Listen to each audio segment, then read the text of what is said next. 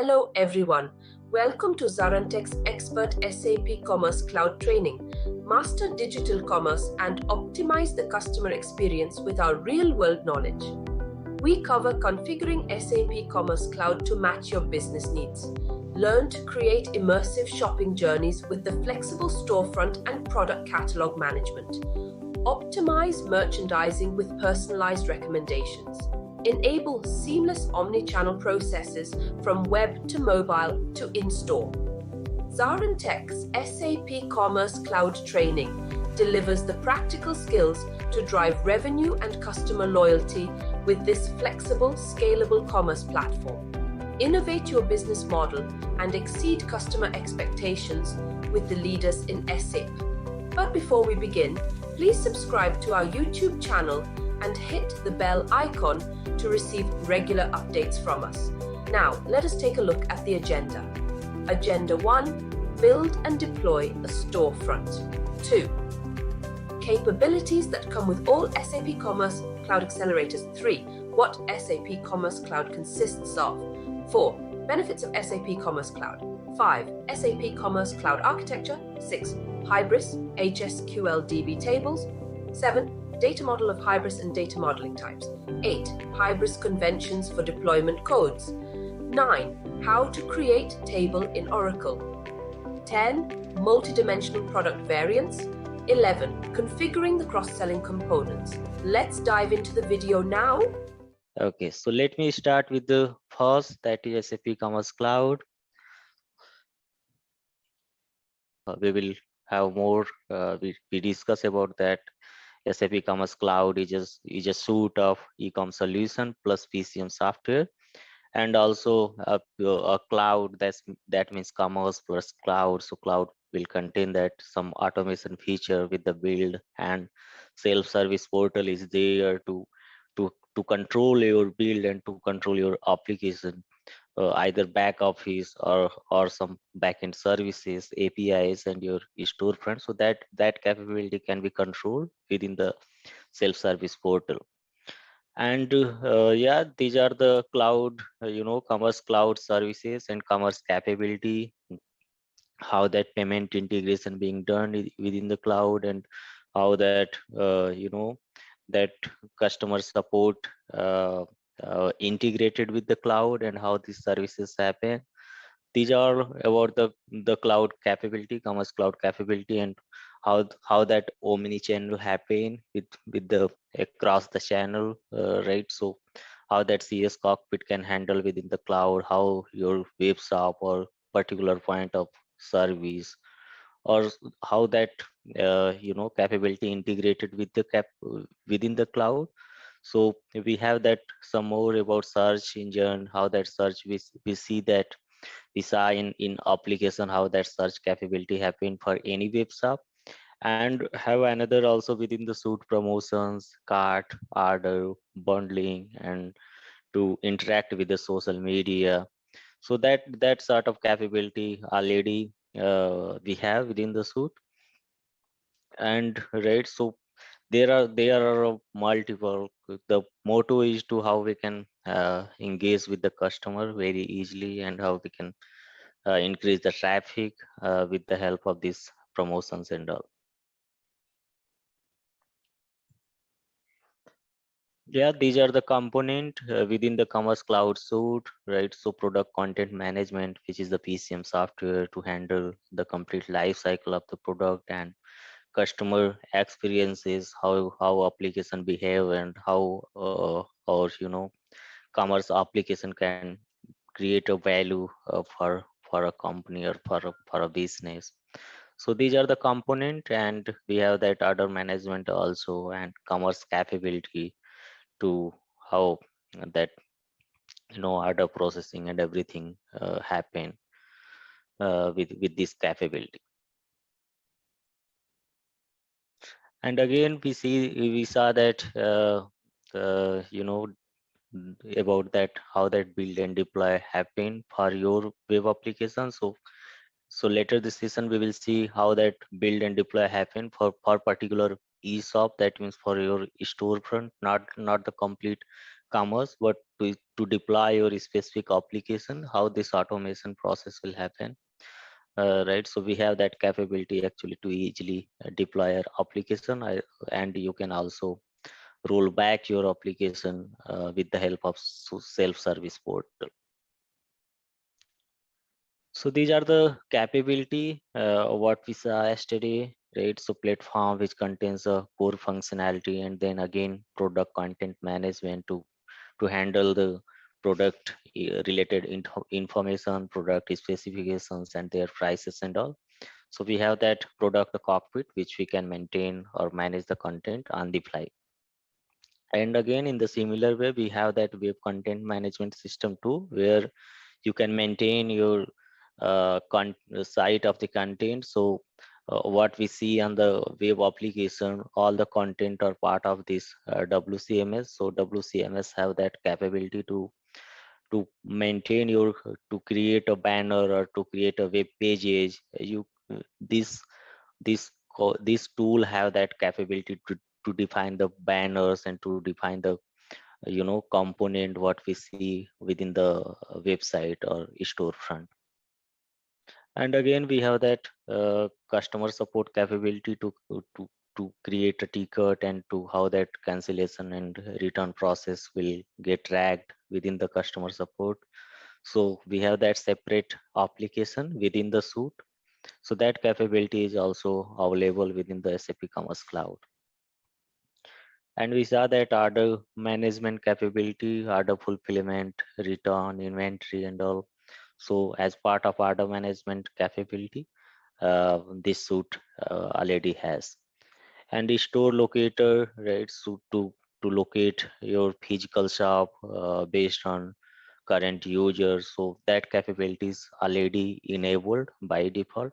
So once we set up our application, and based on that feature, this by default capability enabled. And search and navigation is also available by default in your application. So for the search, that search engine we are calling it Solar Search, which is already embedded with our SAP Commerce Suite. So with the help of that Solar Search, we have that search capability very faster and quicker, right? And navigation is also there, so that any end user can directly navigate to the page. So these features are also there within the suite. And again, we have the payment framework to connect any payment system. We can integrate any payment service with the help of this framework with the minor changes or minor enhancement. So we have that already out of the box available, this feature within the Commerce Suite.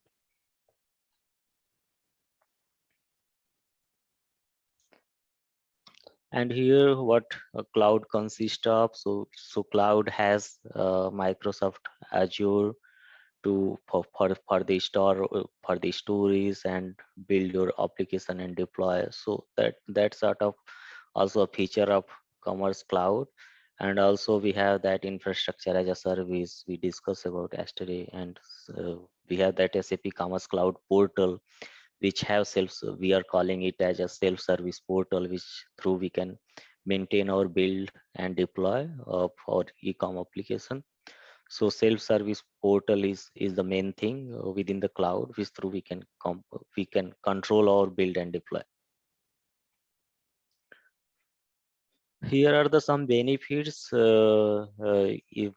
So SAP Commerce Cloud. So this is we are in a CCV2, so that means on a public cloud, so that anybody can access that on a distributed environment manner. And that is scaling also very easily possible within the commerce. And we have that self-service environment, right? Self-service environment means that self-service portal is there to enable to create a different environment based on either development, staging, or prod. So we have that we see that yesterday how we can easily configure our environment. And we have that again, disaster recovery and backup within the cloud. So we can easily enable that feature within the cloud in case of any backup, right? And we already integrated that flexible continuous integration and continuous deployment with the help of Jenkins, already integrated within the suite with the help of Kubernetes and all. So there is nothing to do. So just what we need to understand here, we need to understand how that self-service portal works and how we can, with the help of self-service portal, we can control the complete cloud services. Here are some architecture about that SAP Commerce, right? So how that architecture is about commerce. So you can see here there are three layer which consist as part of architecture. First one is infrastructure and their environment, and again your commerce application. So we can, if we can divide these three layers, infrastructure means where your application being built and being deployed, and environment is specifically what environment that application has, either dev or staging or prod. So we have three environment within the cloud, and this and third layer will be your end user application, where your application being deployed into that specific different environment. So here some glimpses about, so all we are talking about CCB2, that means public cloud. So we have that commerce application. What are the different application? So we can see Spartacus, Data Hub. These are the application, and commerce, your web shop, and right extension factory and all. So that sort of end application, or you can say storefront, which end user or any user can access. And again we have that environment. So as part of environment we have that database server and blob storage to store the media information or binary information, right? So that sort of uh, capability or feature available as part of environment, under environment. And we have infrastructure where how that automation and how that build process happen, and how that logging and recovery being integrated. So these are the as part of infrastructure feature. So this is the basic architecture of the cloud. Okay, so that was the basic architecture, but here, if you see the slide here, we have that how that runtime architecture works, right, with this cloud portal and automation engine, and how your code base so integrated, and how this that automation happen at the runtime. So somewhere with your code repository, and code repository will integrate it with the code builder, right? Then so these all are the part of automation feature. So that these all the touch points are available within the cloud.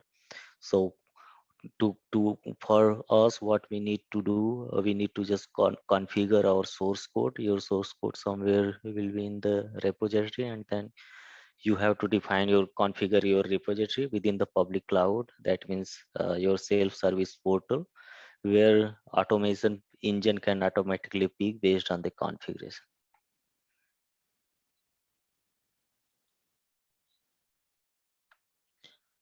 Okay, so here are some we have some insight about that, some more detail about our environment and about infrastructure. So we see that within the cloud we have three environment: development environment, staging environment, and production environment. So we know that development is nothing but it's ongoing work for test and application building, and staging is a replica of prod. So it's a simulation of the prod environment to do all the user testing and all in this environment. And this environment has a standard database, and dev environment also have that standard database. So but in the prod we have premium database. So these are the infrastructure, services we can as part of information we can keep in our head.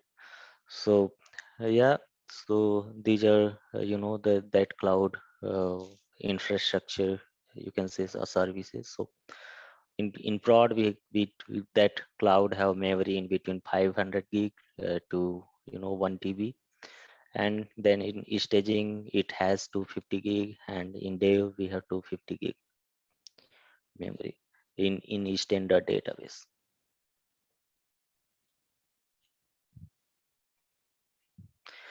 And here how that automation engine works. So if you see the slide, you will find here we have the source code, and this source code is integrated with our self-service portal, which is the cloud. And cloud have right, so there are uh, some automation engine will pick your code and then deploy with the help of Kubernetes.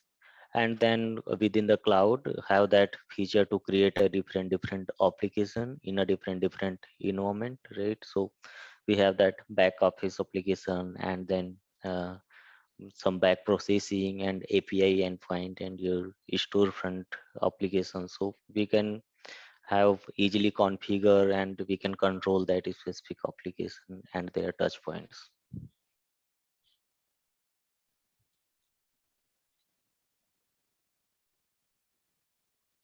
And you can see the some operations at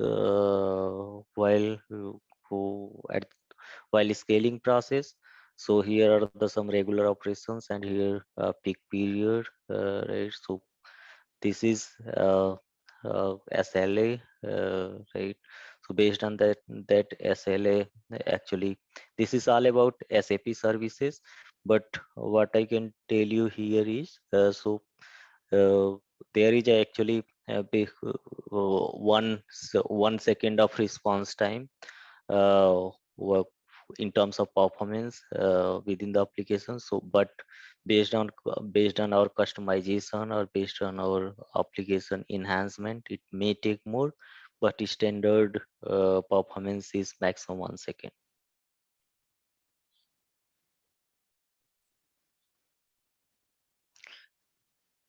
And here we have that what are the differences between scaling versus horizontal scaling. So yeah, so uh, you can dig into more here. What is that? How? What are the impact and what are the pros and cons in terms of virtual scaling, and at what case we can do a virtual scaling, and what are the benefit for the cloud. Actually, SAP is responsible for the support, right? So this is nothing but it's a you know service level agreement. So services what SAPs provide us, because on the we are in the public cloud. So always once you get the license, right, for your business, then there will be a contract, and there are a lot of services we are utilizing from the SAP. So SAPs always sign a contractors to maintain maintain that SLA.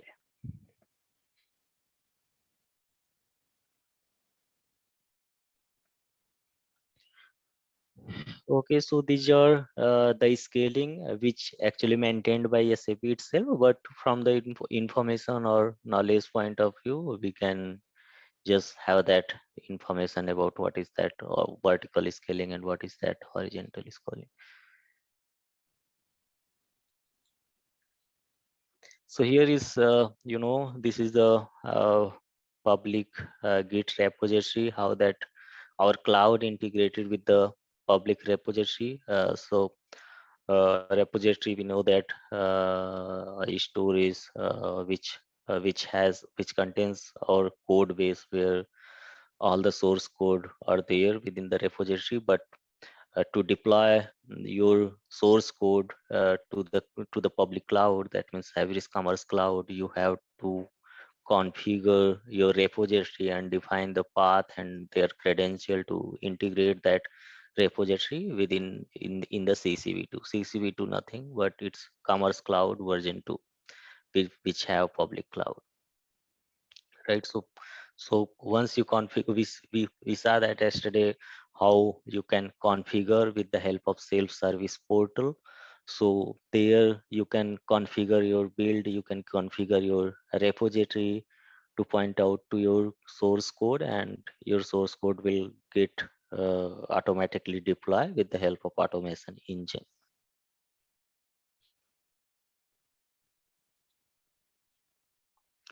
Okay, so here this is this is the actually uh, you can say a main thing which we need to remember. So if you see, I discuss about that there is a manifest.json file which we are deploying over cloud. So this is the actually meta file which we cloud reading this file, and based on this file our source code compiling process will start based on this configuration. So these are the basic manifest files. So you can see some glimpses about this file. So here is the information how we are configuring this file. I will show you actually what are the information we are passing, and how that manifest.json file looks like. So I will show you separately. But in terms of information, you can see we have that user config, and under config we have a different property.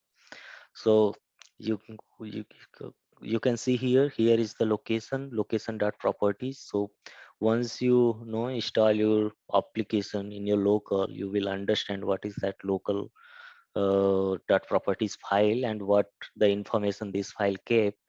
So that actually all the all the parameter which are configurable attribute or values, we are configuring this local dot properties file. And even why we are putting the configurational values within this file is the use of this. If you have deployed your application and somehow you need to operate or change some values without any downtime or without any further build. So with the help of this configuration file, we can directly, we have that tool, we are calling it HAC, that is hybrid administration console. So with the help of that, we can on the fly we can change that value. You will get a more detail what does it mean and what are the information it has. But basically overall you can say this is the main file which through all your code being built, all your information, all your application will be configured within this file. Just let me explain with the more a scenario based. So we have that one application, right, which the same application we have deployed into the different environment, right? So we have that quality environment, and then we have dev environment, and we have that prod environment. But what does how these three environment will be differentiated with the help of single manifest.json file. So you can see here the same. If you see here the example, so this is the common property file, but here persona will contain a specific environment file. So if I have dev environment, then dev environment of dev environment will specifically find and bring the configuration from this location.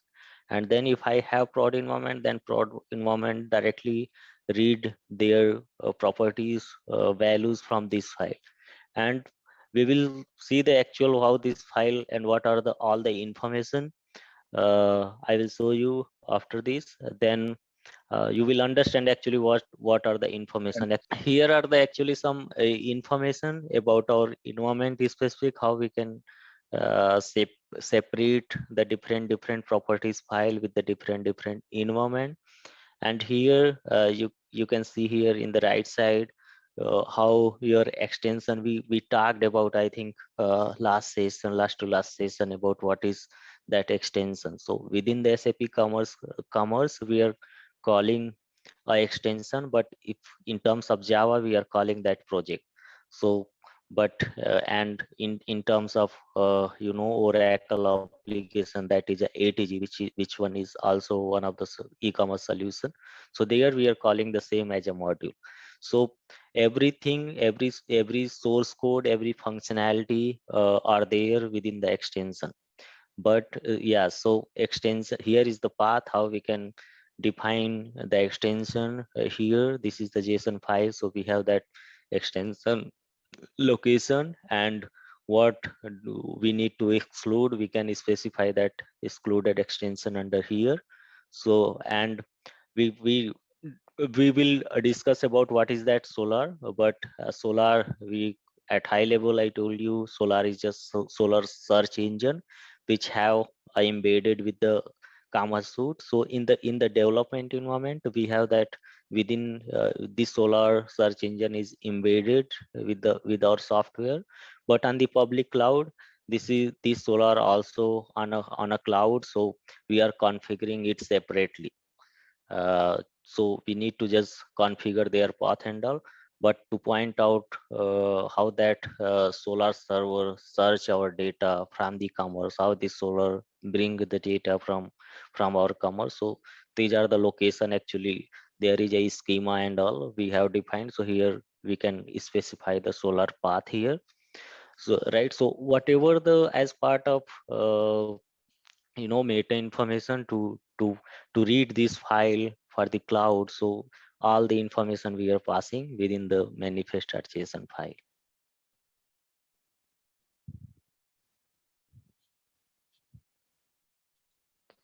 Okay, so here are, in what are the integration options within the SAP Commerce Cloud. So we can see that different feature available to integrate the in either SAP integration within the SAP or any third party integration. So the here are the actually a feature which through we can integrate the system. So we have the epicenter, SAP epicenter, and then SAP Commerce Data Hub. If anybody is from SAP background, that might knows Data Hub is sort of middleware. Before in a let me tell you more about this. Data Hub actually very a big middleware which previously before when Hybris not migrated on the cloud. So previously when Hybris was on a on-premise version, at that moment when our application needed to communicate with SAP, then we are actually configuring the data hub separately and installing the data hub separately to communicate from the backend, either SAP S4HANA or SAP ERP. So data hub playing a role as a middleware to transform the data from one object to another object and pass it to the target system. So there are some source and target communication with the help of data hub. So in the same, but once that commerce moved into the public cloud, this capability already there within the hybrid. So we have to enable. By default this is not enabled, but when we require to integrate any commerce services, we are this feature is available within the public cloud. We can configure easily, or whatever the integration point is, we can, with the help of this feature, we can integrate. And here we have separate integration API, which we actually we have that uh, integration feature. We talked about that actually IaaS services. So with the help of IaaS services, we can directly connect to any system. So this is basically a REST call.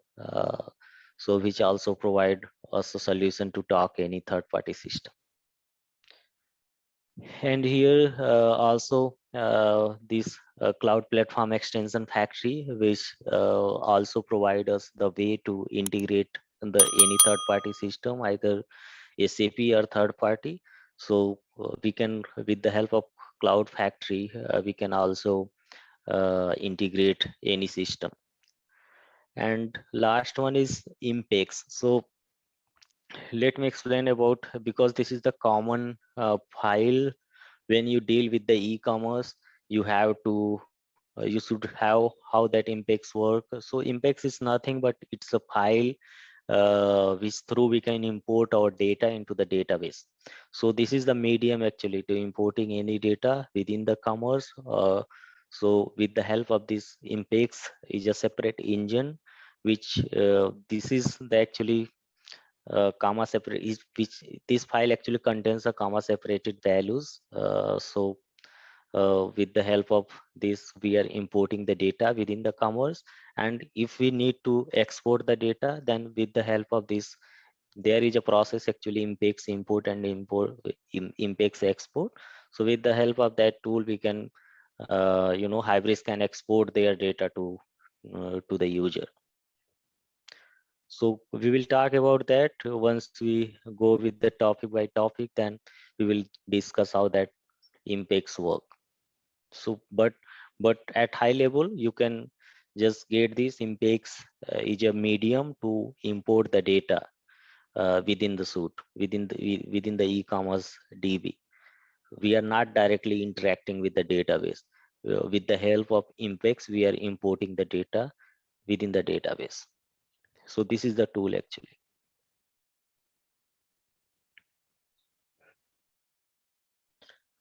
So here are the some diagrammatic solution about integration options. So how you can integrate either REST client or data hub. So their workflow to integrate the third party system. So if if we have we have the actually two way of integration. If you have synchronous, if you want to create a synchronous communication, then you there he in the hybrids we have a two way. One is hot folder. Through the hot folder we are doing a synchronous integration to interact with the system to import the data. And again we have that also RFC call. With the help of RFC we can also build a communication. But to integrate in asynchronous way, then we have that data hub is a solution, and another one is directly interact with the REST services.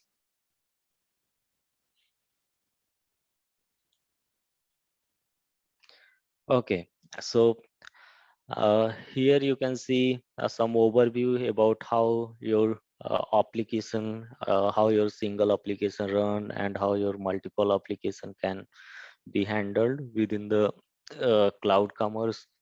So here are the some examples in terms of solution. So let's say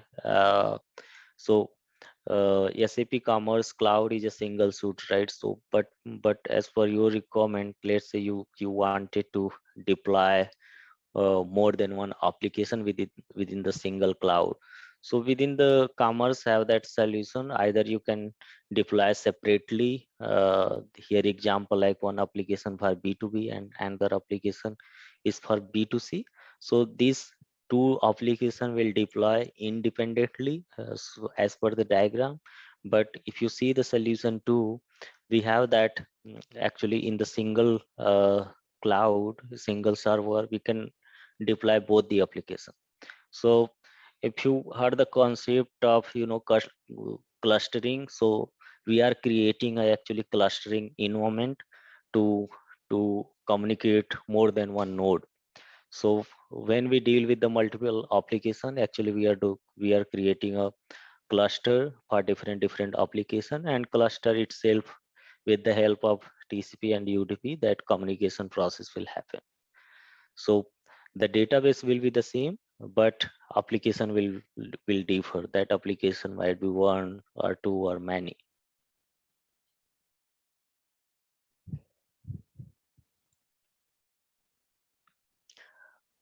Okay, so here performance is a most important thing for any application. So to deploy any application or any businesses, you have to always make sure your application is responding correctly and your response time is faster. So we discuss about that SAP, as per SAP standard or SAP recommendation will be SLA will be 1 second response time.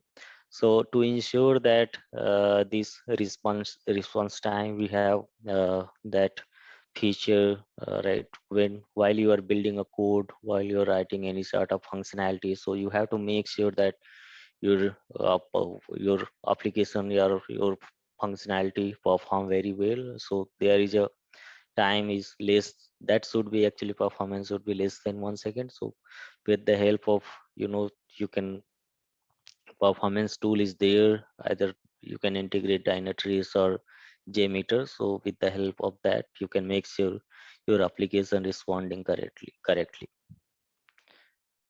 And before go live, you can, these are the some basics. So prior to go live, you have to make sure that your each feature and actually need to meet your application with the performance criteria.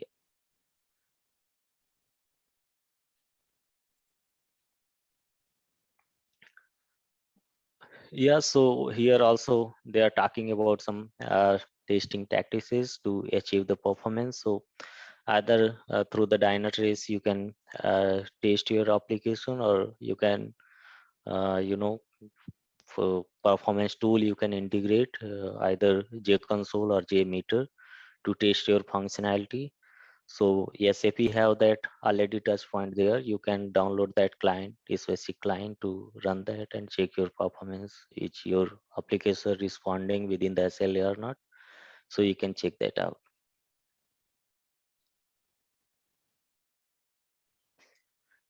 Okay, so here as part of agenda, we see that commerce have that capability to actually troubleshoot the any issue at runtime. So you can very easily, in terms of the issues is related to the infrastructure, then you can directly, we have this HAC within the commerce. We are calling it as hybrid administration console.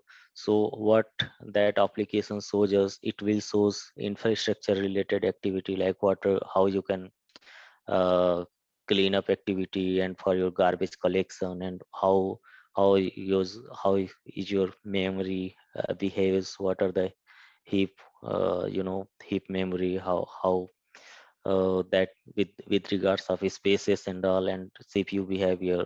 So that sort of monitoring tool are there, so that you can easily troubleshoot your issue in terms of infrastructure. But in case of, if you find if you wanted to debug or troubleshoot any functional issue, then we have that logging we are calling at Kibana log within the commerce. So if cloud provide us a Kibana logging is there. So with the help of that, we can trace that issues, and we can find the root cause in terms of our functional issue.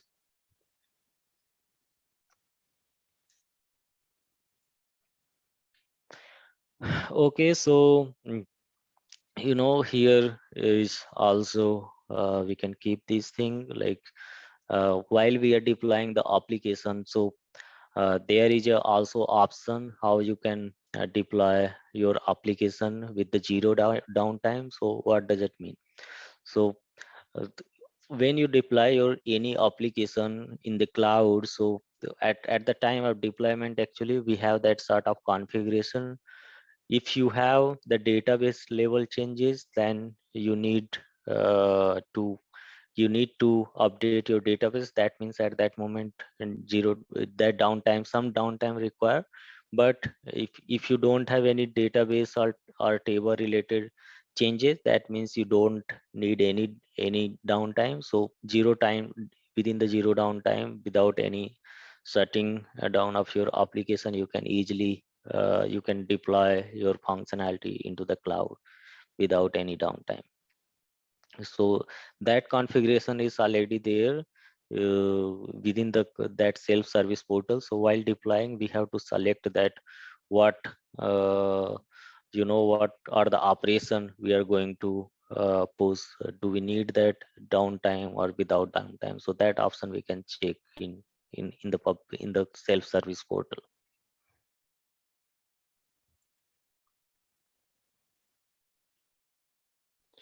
Here are some flow diagram is about that how CCP1 migrated to the CCP2.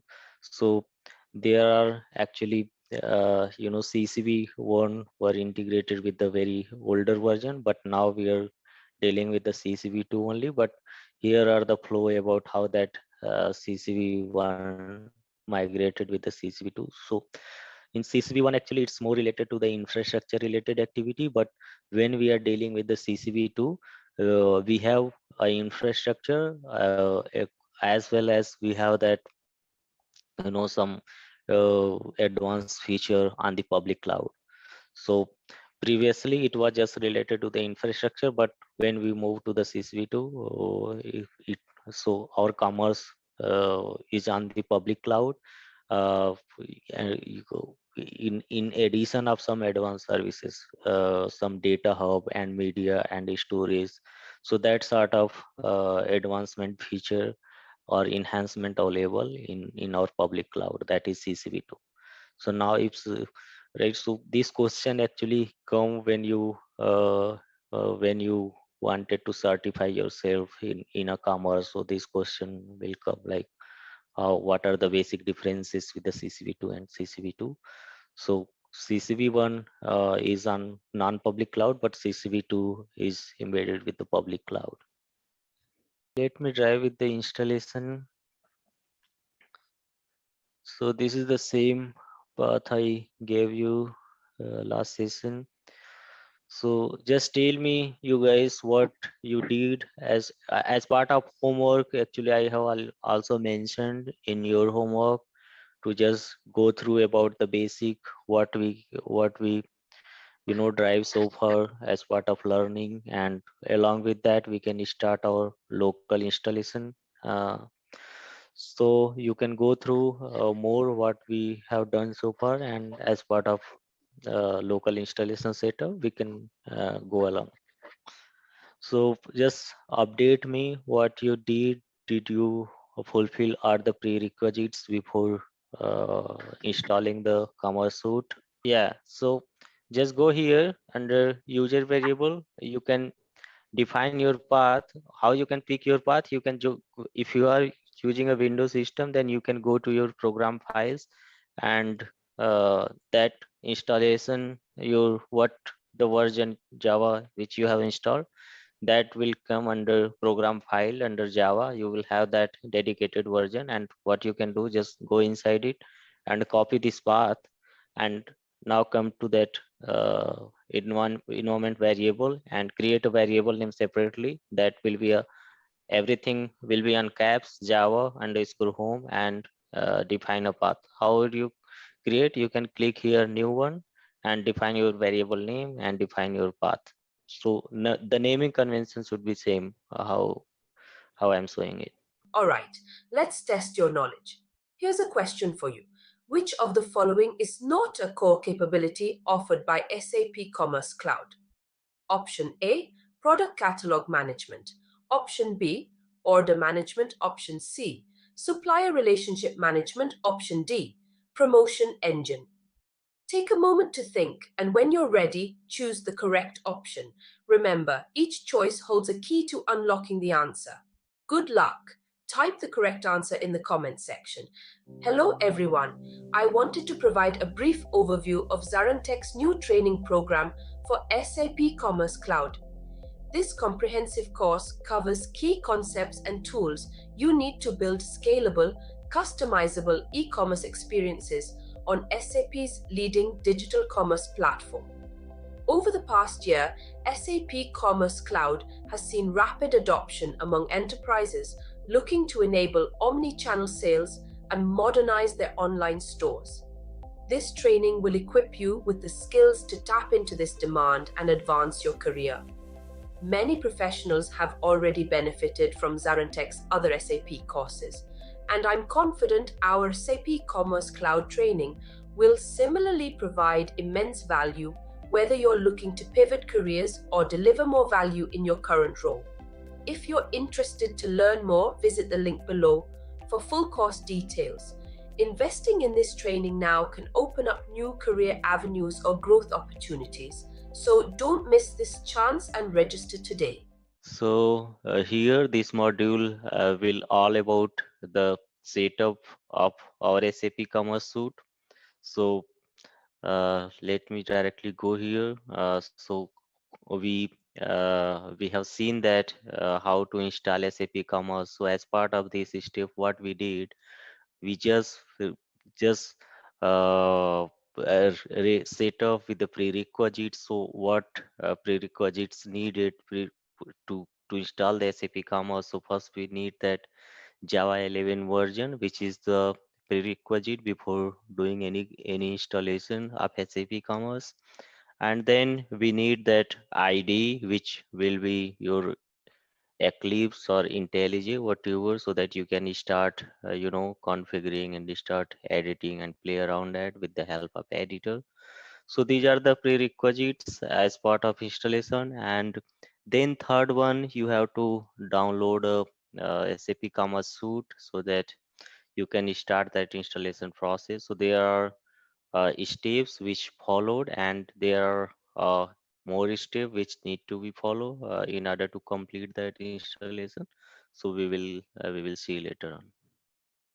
So basically these are the steps what we did as part of installation. So first we did that prerequisites, and then after we started the installation of Commerce Suite. So here are the some steps what we did in order to install the SAP Commerce Suite, as you can see here in the diagram. So first we have downloaded that install Java JDK, so which is already we have completed this step. And then after installation of this JDK, we have pointed to the, we have set up that path of install JDK to our environment path, so that our machine can point to that specific installed version. So with this step number second, we did part of installation. So we install the JDK and we have set it the environment variable path. And third step, what we did then, here you can say these are the prerequisites before doing any sort of installation on Commerce Suite. So here what we did, we downloaded that SAP Commerce, which are suitable based on that prerequisites. If you install that Java 11, then you need 1905 or 2105. So that latest version would work with Java 11. So these steps we did. So this in this step we have a zip file with the Commerce Suite, and what we did as part of installation, we created that separate directory where we can install our Commerce Suite. So first we unzip that into that dedicated directory, and we saw that the naming convention before going to install any suite. So the naming convention should be without any space or without any special character. So that directory should be. And then we unzip this commerce software from zip to unzip. And what we did, we went to the platform directory and perform the end path, right? Where we end is a builder tool, where with the help of end we are executing the that couple of commands in order to install the SAP Commerce Suite. And then you see that after performing the end command, if you realize that there are couple of directory already being generated. So what directory that being generated once you run that end command? So bean is already defined as part of Commerce Suite, but there are some couple of directories under in Hybris folder. So you have realized that there is a config directory, temp directory, data directories, solar. So that sort of directory are being generated once you executed that int command. So here these are the steps. Basically I wanted to highlight what we gonna do as part of installation and what we did. So these are the steps which we have to keep in our head. So as these are the steps we have done, then here we have finished. Let me switch to the practical laboratory. What we did, that will give you the more idea at low level as part of our lab training. So previously we see that some high level overview as part of installation, but now this is gonna be more low level details. What's the activity you guys have performed, and what are the low level inputs you can catch on. So we can in step for in step first. So in order to install the SAP Commerce Suite, so you should have JDK 11. If you are installing this version, either 1905 or 205 or 2011 or so you should, to support this Commerce Suite, you should have JDK 11 version.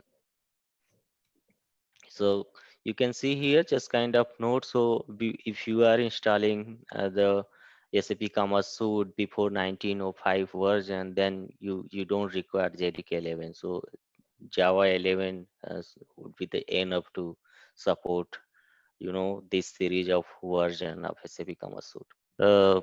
You can see here are the link to download that corresponding JDK here too. Through the link you can download corresponding compatible Java version for your suite. Right. So then after download the Java 11, you need to install your machine, and after the installation, there are a path which you need to set up in your environment variable. So how you can set up? You can just create a Java home variable and copy till your where that your JDK been installed, and you can go like this path. You know that by this path you can go and create a separate variable with the name of Java underscore home. Every letter will be on caps, and then paste the value of it with the JDK 11 where your JDK has been installed in that directory. You can just define the path of that directory, and under path variable you can define a bean path of your installed directory, so that every system can point out to the bin libraries in your JDK installation. And then after how you can set up, this is the GUI overview. Uh, it will help you to understand that how you can gonna set up your path and all. So you can see here, and then after if you have set up your environment variable correctly, then you can check your version whatever you have been installed. So you can perform some set of command to check your JRE version by putting that command java space hyphen version, and then there is a another command to check your compiler version too, because sometime what happens, sometime you used to install JRE but not JDK.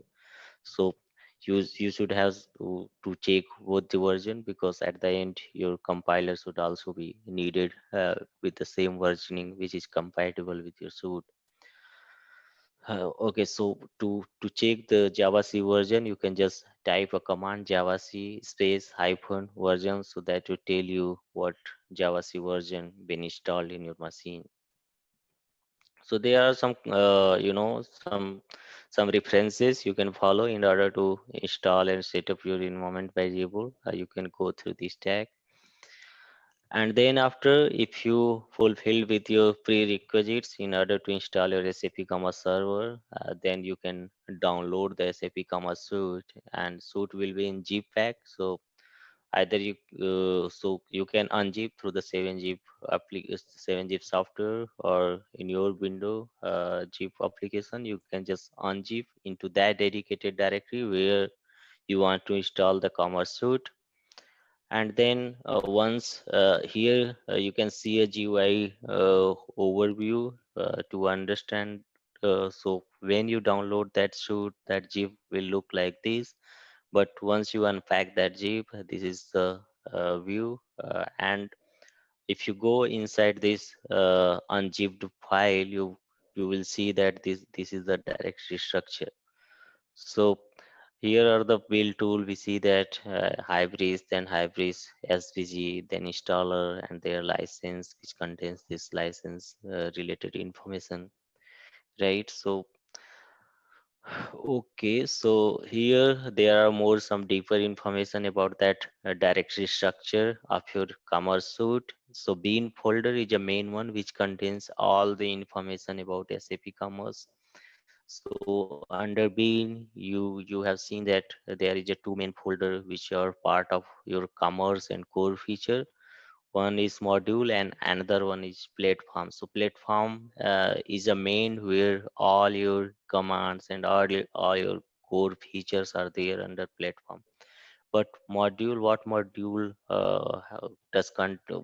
module has contained is like, it will contain all the commerce functionalities and feature as part of extension. So if you see that here, more details, so platform have more related to your drivers and libraries which need to be supported for your commerce.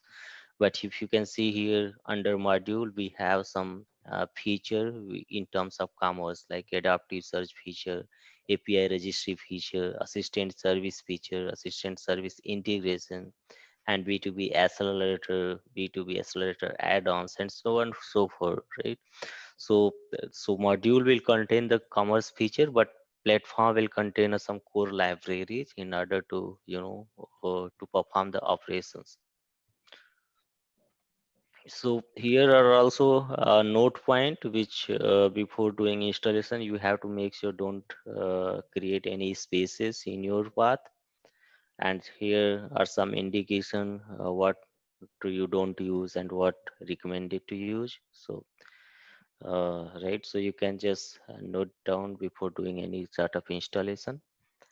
And if you are using a maven, then you can main or end, you can define a path, but hybrids have already embedded with that end tool, so we don't need to do any explicit work as part of end command. So you can just go there into the platform, you can apply. But somehow, if let's say if your end doesn't work in your commerce suite, but so that there is an option also, so that explicitly you can download that end builder tool and you can start performing that by setting the end path. So here are again, to if you don't have a end end builder tool in your commerce, then you can do just, you can explicitly download that int library and define the path in the same way how you have defined for a Java or JDK. So you can just create a int home separate variable and point out into the path and define their library so that it can get executed whenever you apply. To check the end version, it's quite similar to check the Java version. So what you need to type to check the end builder version is to just type a command end space then hyphen then version. So it will tell you what version you have installed. Okay, so here after do the steps, you can start to creating a project directories for your commerce suite. So What we will do today, we will do these remaining commands what we need to apply in order to set up our platform. So here are command. So we will see what command mean in within the suite when we apply. So you can see a build, end, clean all, and then int all. So what's the differences between these two commands? So the int all will do, it will just build your project, right? So it will create your source file into the dart class file. But what end clean all command will do, it will first delete the existing class file and the existing directory, and then it will recreate with the help of end tool. And then after once you perform that end clean all in first time, so system will ask you what is the environment you wanted to configure or run. So default will be the development, but if you want to specify for fraud, you can specify the particular production, but default will be the development only. And then after a successful of the build, once that end command will get built, you will find these 5 folders being generated. So these are the folders which I was talking about. This one is not there when you downloaded that suite, but as part of once you do the installation, so this folder or this directory being created in order to install your commerce server. So let me just explain you about each directory, what each directory does and what information kept on. So config will contain the configuration related data, right? So where you can define your application URL, and where you can define your user and password and some API URL you can configure inside it. So that configuration file will contain to change the configurational values at runtime. And data will contain your data, right? So under data we have a solar which contains data in an index format, so that all what we see the application that serves from this data. And data folder also contains some JDBC data, and media data also. It will contain what we see into our application or site. And log directory is more dedicated for the logging purpose, where all the traces are there under logs. And under role directory, so it is the tracing actually what how that application behave. It contains that information. It will also automatically being generated. And temp directory is nothing but it's whatever the activity being performed as part of deletion or updation, so that temp directory being created. Okay, so I look, so now we can now we see that we saw that the directory structure and command, what each command mean of int all and end clean all. But uh, but we have not installed any commerce, right? So before doing a installation, we need to specify what commerce do we need to install. Either we have a different accelerator, because commerce is all about accelerator. So accelerator makes our work faster.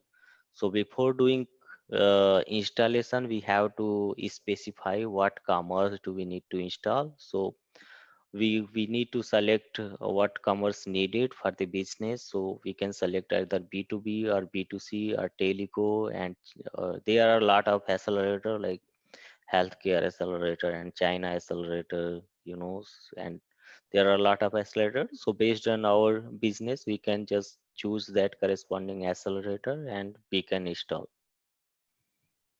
So you can see here how we can install. It is, we have to go under installer directory, and installer directory will contain that all the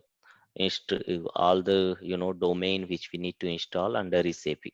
so we have to install the recipe, and we installed that one of them. Okay, so at the time of installation, so this is the upgraded change after 1905. So what we need to define at a installation, we need to define the admin password. So you can see here, this is a default one, admin nimda before 1905 version. So here you can see like 5 series version or 6 series version or 1808 or 1811. So we don't need to set up any explicitly. It is already being set up, admin and nimda.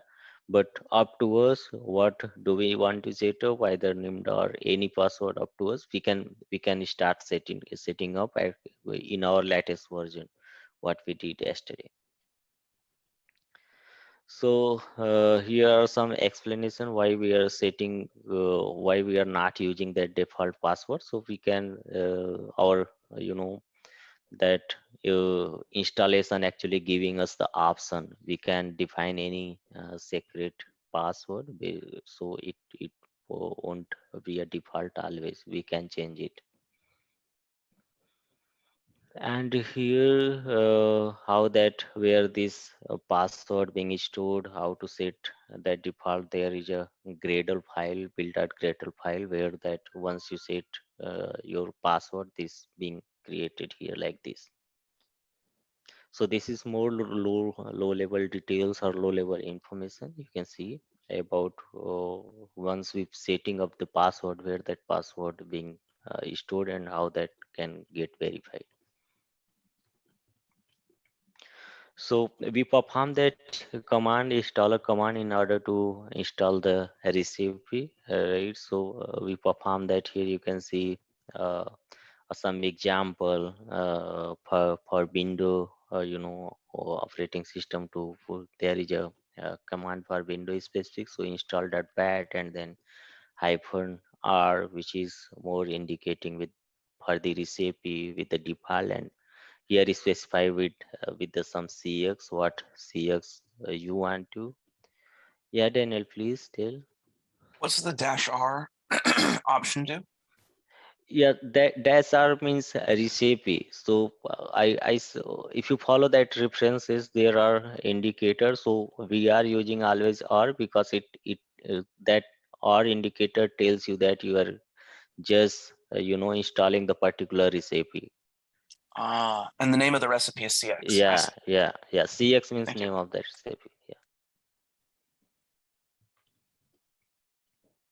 Okay, so once you install that by performing this command, install.bat, then -r, and then space, then you have to specify your recipe name, what the recipe is you want to install, either B2B accelerator or B2C accelerator or China accelerator. So based on that listed recipes, you can just choose that recipes and just execute this command.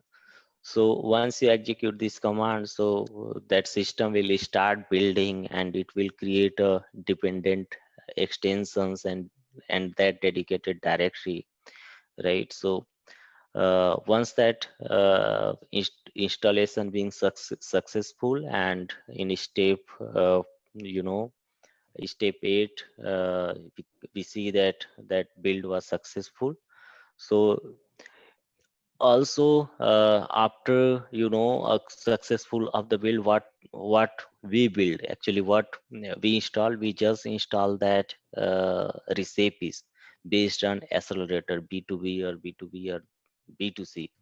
So then after, with the help of int command, we can we can create a, if we wanted to create or customize something, so we can also do by following command. You can see command number 1, int clean all, which will first delete the existing directory and then it will recreate it. That means unnecessary directory or class will get cleaned up, and then after new changes will get built after that. And in step 2, this end just the usual command is just enter, because we don't want to unnecessarily delete the things. But in case of any changes or data model related changes, we are performing the end cleanup. So end all is the usual command. And end customize all is, this is also most important command. We are not uh, as as regular basis we are not using this command, but for the information point of view you can just so what this command does is, okay, so we have that if we are trying to modify any existing libraries or any out of the box functionalities, then we are performing this, executing this command into customize. What this into customize does, it is just overwrite the existing change, override the out of the box file. If we wanted to modify the sum out of the box file, then we can just, there is a some directory structure which we need to follow in order to run this command. And then after this customize, this is the sequence actually. Once that changes will overwrite, and then it will start building up those source file. And at command number 4 we have extgen command. So this command actually help us to generate the specific extension. So extension for our feature, whatever the template we select, so based on that template it will create a specific extension. So later the session we will see more detail about this, what this extgen then extgen does and what module gen will do. But from overall we can just try to understand what each command does. So in uh, fifth number command is module gen. So once we type a int module gen, it will create a set of extensions what needed to be, for your specified domain, either B2B or B2C. So in order to, if you don't want to create a specific extension, but if you want to just create a set of extensions, then you can just go ahead with the module. And here also 6 is deploy, and 8 1 is prod. So this is this is more specific with the, if you are running on-premise system and you wanted to explicitly run the deployment by end builder, then you can, a command is available to perform that, to build, to deploy and deploy into your application explicitly by end command. But these six and seven step we are not generally doing, because there is a we are running in the cloud, so that automatically our system will get it deployed. So you can see here some snaps are there when we are doing that end cleaner. So this will take us some couple of time to build your project, and then build will successful. So once that build is successful, then we will start creating, to initialize your system. So what initialize will do, it will create, it will create actually all the essential data and all your sample data being created in your database as part of commerce feature. So there is a way actually which you can initialize your system with the help of command. And there is a also option from the HSE, we are calling it hybrid administration console. So with the help of that HSE tool, we can also initialize that system. So I will show you how that HSE will look like in order to initialize or update the system. So first we can run through this take.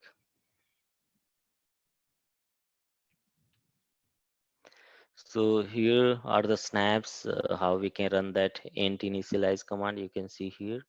So just let me recollect here what we did so far.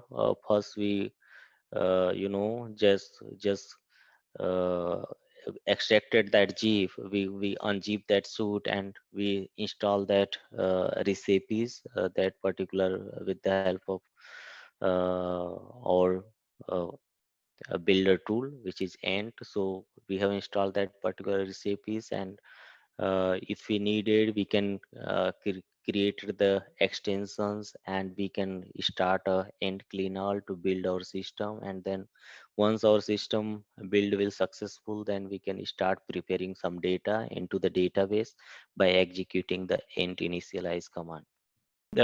Because we are actually creating essential data and some sample data in order to set up your commerce feature or functionality. So it will take a longer, it will take initially around 2 to 4 hours, or it's less than that.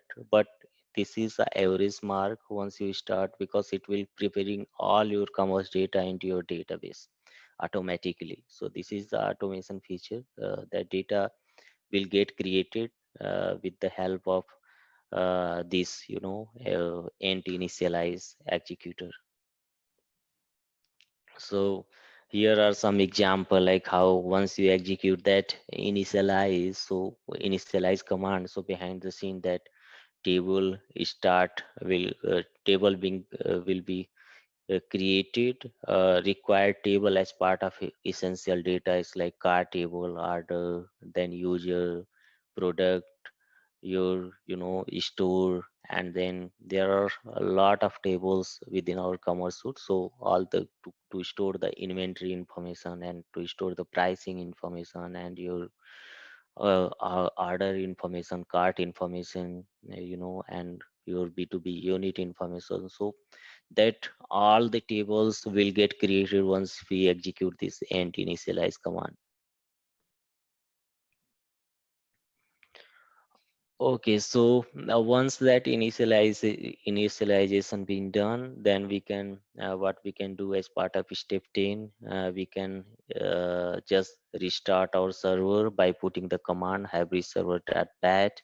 If you are running in Mac or Linux system, you can just execute this hybrid server.sh command to start your server.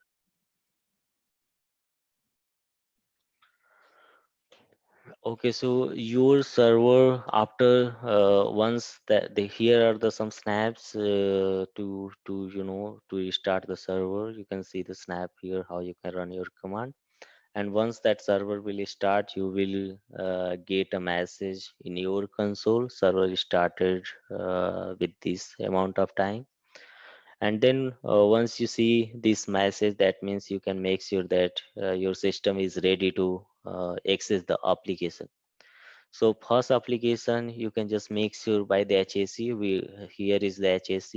We are calling this HAC as a administrator hybrid administration console. So what this tool actually does, so this will use for developer purpose, not for business purpose. So developer can access this tool where we can where we can actually maintain the data, or we can import the data, or we can export the data, and we can do some garbage collection, and we can also update some configurable value with the help of this tool. So that is why this tool is more specific with the developer purpose, not business purpose.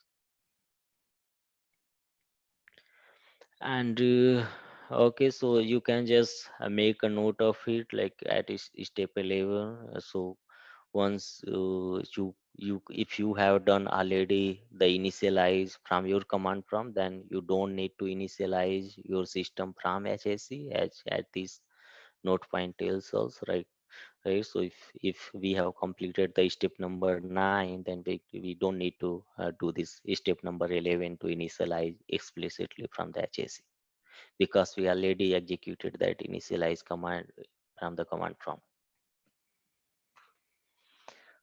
Okay, so how you can access that hybrid administration console is, so this is the URL. Once your server is ready, your server has started, and then you can just type this URL to access the HAC. So once you open the HAC, you will see if you have not initialized your system, then first window will tell you to initialize your system to create some essential data in order to access your application or in order to access your commerce site. Right, so it will also take around between 1 to 3 hours, depend on your CPU cores. Okay, so in between initialization process, so there are some you know uh, points which you need to take care. So otherwise your data being corrupted if you are doing any kind of activities at that moment. So just make sure that at the time of initialization, if you did the initialization from the HAC, or then you don't need to close your browser and don't you need to close any command which are already being running, and make sure that your system not going into the restart mode or sleep mode. Otherwise you will face a data corruption issue.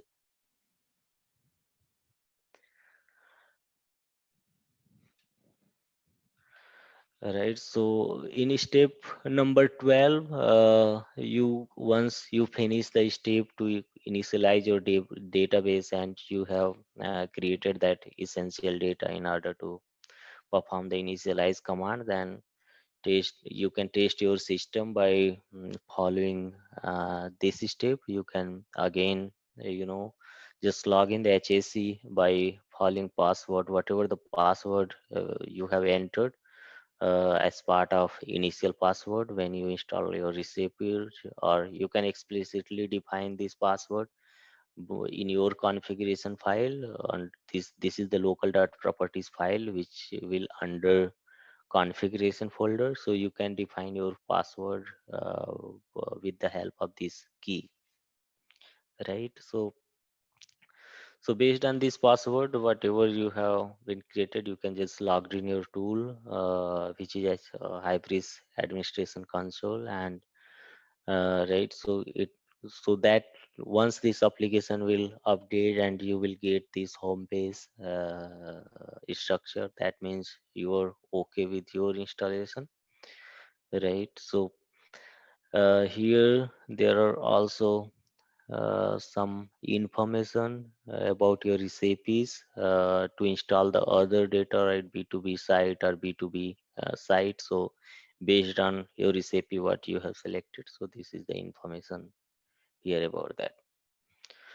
Okay, so here this is a more specific to the application. So here is the some example about your B2C site. So if you have chosen your accelerated B2C, that means all the existing commerce functionality or commerce template been be will be bring from the accelerator.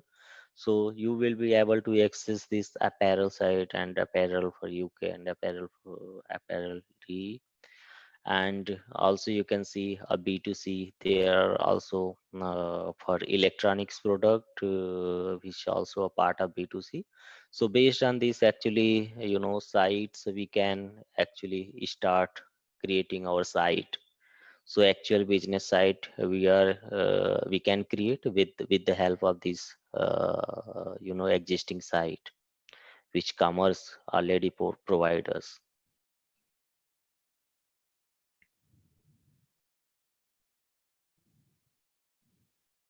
So here, how we see that about B2C, we can have a similar example for B2B. So B2B have also a separate storefront for your application. Like here is the template or application which is called Power Tool application, which is also a part of B2B accelerator domain. So there are some same configuration and same set of installation we need to perform to pull this site. So so far we discuss about how we can install and how we can initialize our system, and what is the tool to initialize, that is HAC. But more, let me just scroll down and we can see here, this is also very important and capable of our data maintenance and management perspective. So this is, we are calling it as a back office. So all the back office work can be done with the help of this tool, right? So back office means we can interpret any kind of data from the back office. We can manage any product data, and we can do catalog restructuring. We can define the category. We can define the catalog from the back office. So this tool is more specific with the back office work, right? So you will have the similar tool once you're done with the installation.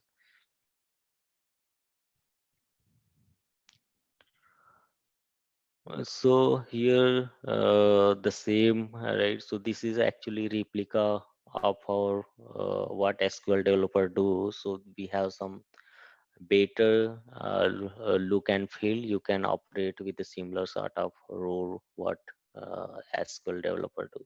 So you will have a better GUI to perform that activity. So that sort of clue how that back office work. So this is very capable tool actually to perform all the activity whatever running the application for end user. So here, what this SQL developer tool will do, it connect to the DB, and we can see all the tables here. So all the database, all the data we can see here under back office. That's why we are calling it as for the back office purpose work. And we can see the record, all the records, all the data we can see for specific tables. And we can also interpret data, right? We can insert the record, we can update the existing record, or we can also delete existing record from this tool. We are calling it as a back office cockpit. So what this tool actually will do, it connect to the database, and it also we can see each record of the database. We can see whatever the tables are there into the database is stored in binary format. So we can see in the same data we can see here in the back office, right? So here is the question, like, can we see the tables which are not there by default in the back office? So back office also have that capability to see that see that table also, which are not useful, but we can see also that tables. We have that. We are calling it, once you will access this tool, you will see and you will explore more. There is called this attribute system, which we can all the information, all the record we can see under system table.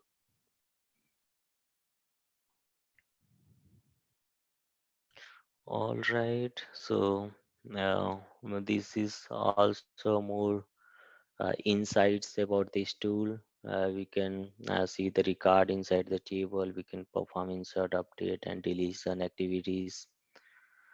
Okay, so we just understand that about back office work. But if you heard that I explained you about that PCM.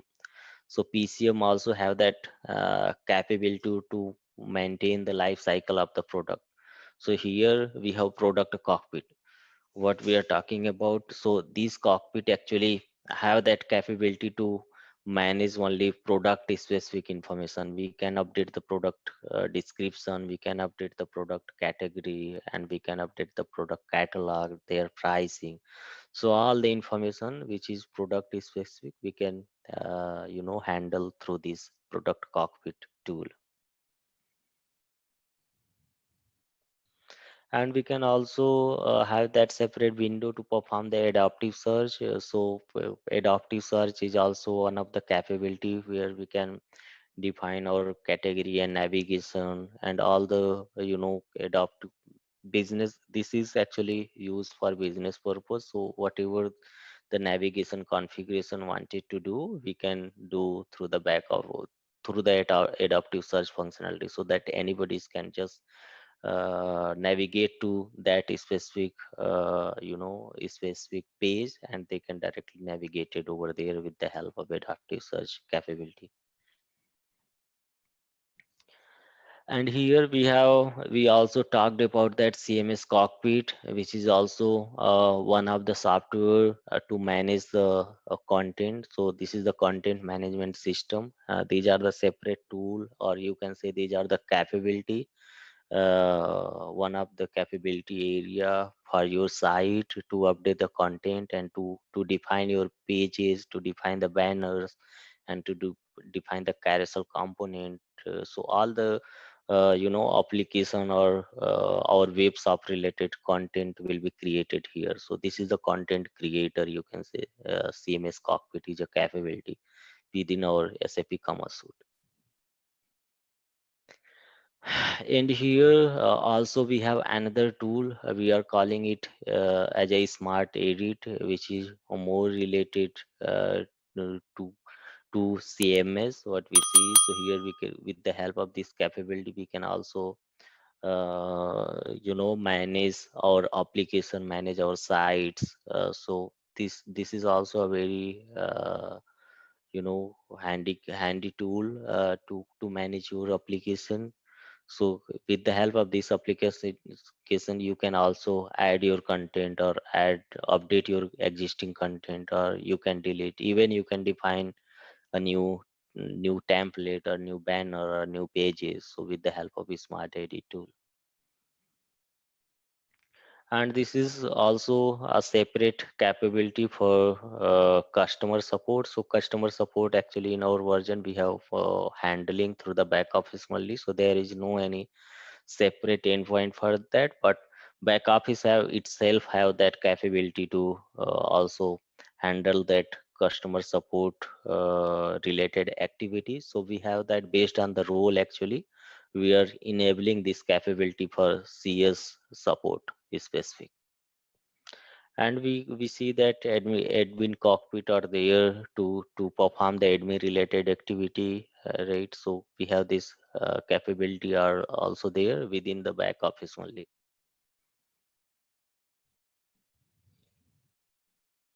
Yeah, so these are the application. So once you land with your application, so you start accessing and you start logged in your application. So if we have installed that B2B accelerator, then we will be able to log in feature with the existing application. So with the as soon as we log in, the same information we will see here within the back office, and even we can change the credential and some user specific information as part of back office work. You can see here some snaps and glimpses about that your B2B application, how that B2B application looks like, and how you can define on top of that your business specific changes you can do here. Yeah, so I think almost we have covered here. This is all about cron job. So this will, once we move to that specific session, we will more talk about what is that cron job and how we can create a task. What is the cron task, cron job task, and what is that cron expression. We will talk about more on that.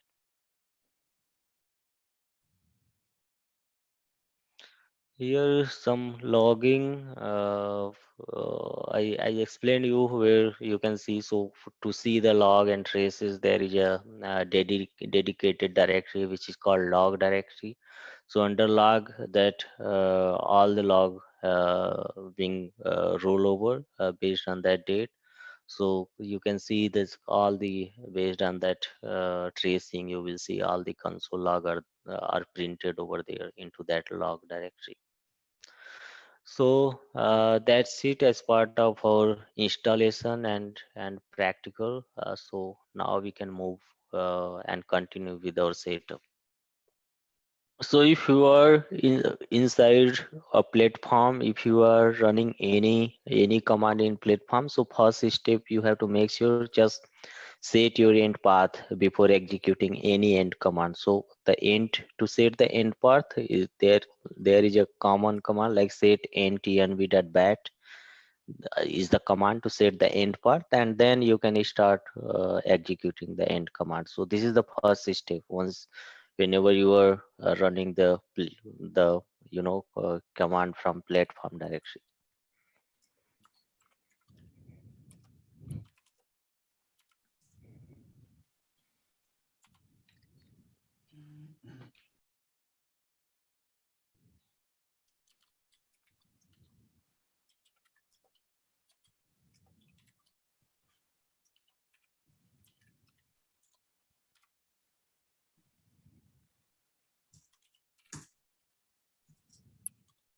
Alright, let's test your knowledge. Here's a question for you. What programming language is used to customize the storefront in SAP Commerce Cloud? Option A, JavaScript. Option B, ABAP. Option C, Python. Option D, Java. Take a moment to think, and when you're ready, choose the correct option. Remember, each choice holds a key to unlocking the answer. Good luck. Type the correct answer in the comment section. Hello everyone. I wanted to provide a brief overview of ZaranTech's new training program for SAP Commerce Cloud. This comprehensive course covers key concepts and tools you need to build scalable, customizable e-commerce experiences on SAP's leading digital commerce platform. Over the past year, SAP Commerce Cloud has seen rapid adoption among enterprises looking to enable omni-channel sales and modernize their online stores. This training will equip you with the skills to tap into this demand and advance your career. Many professionals have already benefited from ZaranTech's other SAP courses, and I'm confident our SAP Commerce Cloud training will similarly provide immense value whether you're looking to pivot careers or deliver more value in your current role. If you're interested to learn more, visit the link below for full course details. Investing in this training now can open up new career avenues or growth opportunities, so don't miss this chance and register today. Okay, so now I'm just moving back with the module 2, which is which is I can say, which is a more a basic part when you start a learning from SAP Commerce. So this is the actually topic where you can start how that business data being modeled, how you can design the data within the SAP Commerce. So this topic will help you, and after this you will find that how you can model your data, how you can restructure your data into the database. So let me just move ahead. So today we're gonna learn about the data model. We are also calling this within the hybrid data modeling. So let me just explain about this. What is that data model, and what is the role data model playing within the SAP Commerce suite. So data model, within the SAP Commerce or any software or any application, it's all about data. So based on how you are modeling your data, how you are designing your data, what are the ways to organize your data. So that all about. So in SAP Commerce provide us a very easy solution to just how you can model a data. There are separate hierarchy and structure are already been defined, so we have to just understand the template, how we can follow, how we can use that data model to define our data, business data. So first thing I wanted to highlight, so in SAP Commerce we are not directly interacting with the database. You don't need to understand, or you don't need to write any SQL sort of queries or any SQL statement. We are not directly interacting with the database. We are interacting with the SAP Commerce data model. So there is a separate type system where we are interacting through that into the database. Right, so this is the basic about our database model. So let me just move with the agenda. What are the agenda for today's session we're gonna learn?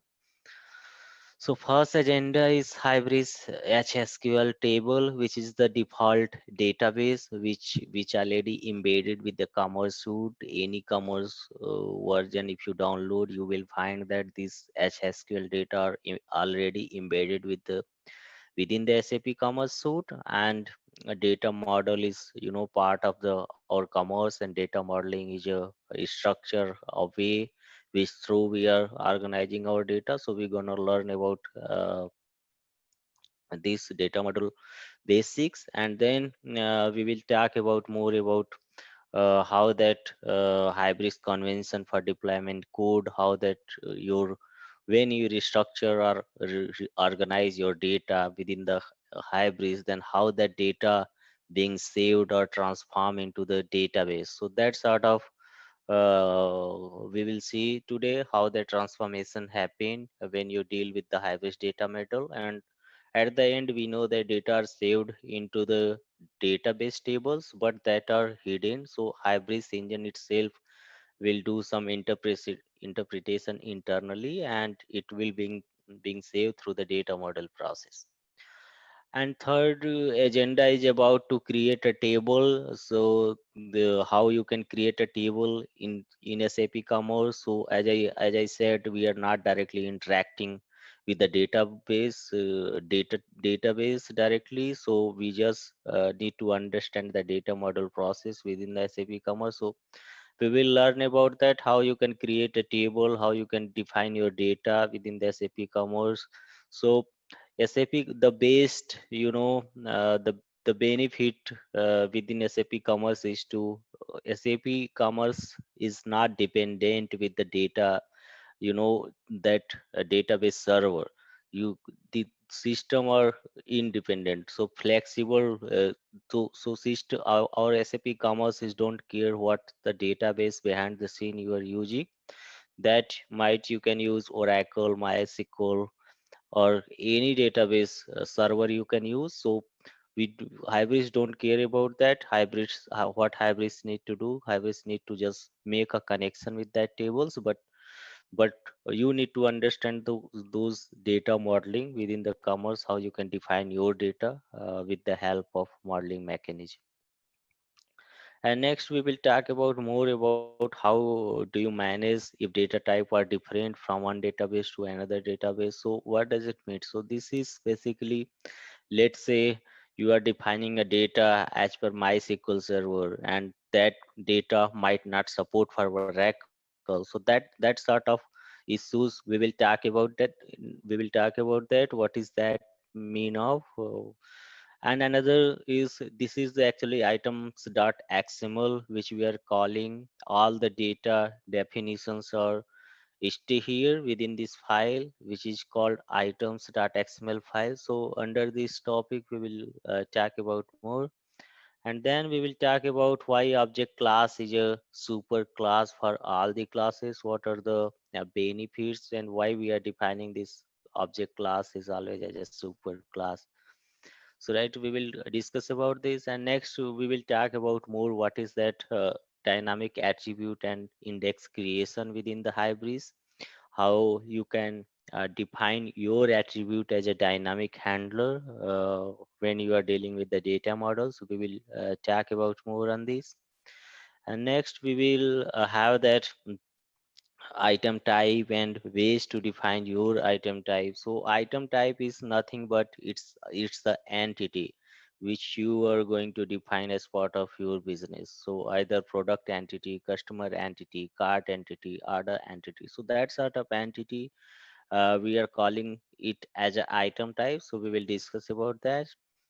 And there is also a multiple modeling process, how you can store a collection of data within the database. So how you can model with your collection of data in SAP Commerce. So we will discuss about that, how we can reorganize our data if data is collection type. So that, and another one, there is a redeclare also data modeling, modifier, which through how we can redeclare, what does it mean of this redeclare. attribute within the items.xml file. So we will learn about this. And last but not the least, so it is about hybrid database internal. What are the internal tables? What are the predefined tables which we are not using, system itself using for on purposes? So we will learn about this some what are the system tables and how we can utilize these tables. So we will we will learn more about this. So let me start with first one. What is that SAP HSQL tables and what are the data models basic? What are the type system? So let me move to the next slide. Okay, so here is one of the basic uh, that is HSQL, as I said, which this database is embedded with our SAP Commerce Suite. So when you download any SAP Commerce Suite, so this database is embedded with that. So you realize that in your installation, you don't need to do any sort of activity related to the database server or any connectivity. Why is it so? Because this database already integrated with your suite. So what you need to do, you have to just take care about your activity and take care about your accelerator and functional work. So you don't need to explicitly define your any external server and make a connectivity with commerce. So this our suite itself take care about that. So there are steps. There is also way you might can extra explicitly download it your SQL server or any HSQL database, and you can start integrating with that. So here is the steps about that. So for this example, so if you have downloaded HSQL explicitly, then you have to just download that connection jar, how you can connect your commerce system with that SSQL database server. And then you can just install this HSQL server, and you need to download this driver file to connect to make the connection between your e-commerce to the database. And then you have to, after downloading this SSQL driver, you have to place it to the dedicated directory. So there is a separate database driver library which is under platform. So you have to place it that SSQL driver into that dedicated lib, so that our hybrids can automatically make that connection with the help of this driver file. And then here is some about how you can deal with the more GUI based your database activity. So as I said, we are not directly interacting. Hybrids itself have that process. So but there is a more in a detail if you want. So system is also open to you can directly deal, but SAP not recommend you to directly interact with the database. You have to always interact with your commerce. And you can simply click on SQL client if you are on GUI mode. So you have to type a client ID and their secrets, and you can also, if you want, and then you can see the tables and how that table are being defined into that database. So you can, so system is not restrict you, but SAP recommend you to just deal with the commerce, not with directly to the database activities. And here more next is about our data model. So this one this is the basic concept which you need to understand. So we know that all for every business it's all about data and all about the way how you are organizing your data. So in order to do so, you have to understand that how the data model process is within the SAP Commerce. So here is a very good mapping with some low level diagram. You can just try to understand here. So in hybrid data model, if you are going to develop your data within the SAP Commerce, then how you gonna do that? So you can see here we have a different mapping column. Here is a column for Hybris, and next Java, and here is the DBMS. So let's say example for if you are going to create a one entity, then how this is about your terminology, how you can call that terminology in terms of different system. So if in case of Hybris, at every entity we are calling that as an item type, but in Java, in Java terminology, we are calling that entity as a class, Java classes, right? But with the same entity, if we can talk about in terms of database, then that entity will we are calling as a table, right? So that sort of mapping which through we can understand the terminology, what terminology we are using for any entity. So in we see that for an entity in database, we are always calling a table, and in Java term we are calling it as a Java class. And in the Hybris, you have to remember always we are calling it as a item type. And item type, and here is the next attribute. So in Hybris term we are calling it as an attribute, whatever the property of that entity, we are calling it attribute within the Hybris. And in Java we have a class member or class member variable, or variable we are calling it within the Java for a class, right? But if we in the database term we are calling it as a column, right? And so we understand that about tables and column, and we understand what is that item type and attribute. So now there we also need to understand the terminology, what terminology we are using for a record. So once you insert that record, what we are calling those records. So in Hybris term we are calling it as an instance, and in Java we are calling it as object, and in database we are calling it as a row, right? And here are also some couple of terminology which you need to remember. Here we have a service layer classes.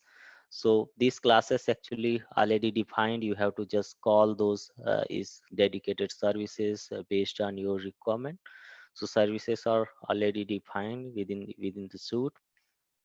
And the services in Java term we are calling it as a methods, and in database we have that functions, right?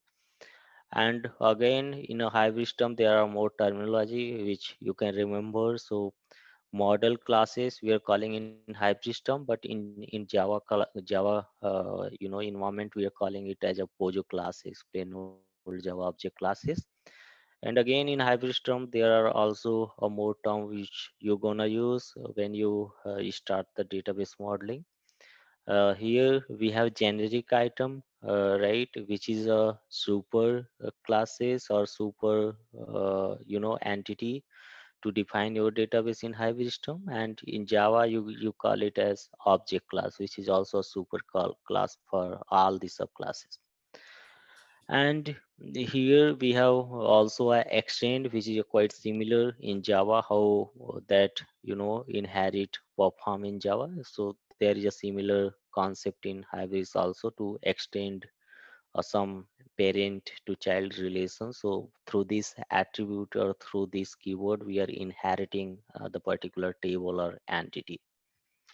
And we have also atomic type. We call it as atomic type for predefined data, right? So all, and in Java we are calling it as a primitive. So what are the primitive? Like primitive already been defined within the SAP Commerce, right? Integer or double or string.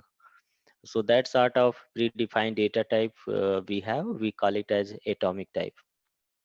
And again we have that deployment table we are calling, this is the also a term when you deal with the data modeling, you have to use this data deployment table. So with the help of this deployment keyword, we can declare the separate table name. We can define a table for our entity, so we can specify with the help of this tag we can define our table name.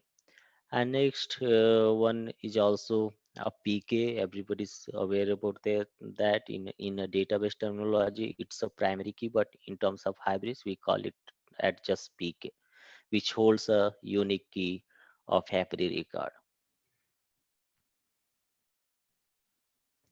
Okay, so let me move to the next slide. So here, more about data modeling. What is that data modeling is, and how that mapping being done with the in terms of database. So data modeling is a process of creating a database structure and analyzing it for meeting the project requirements. So whenever you define or you start building your application or your e-commerce site, so you have to organize your business data with the help of data modeling.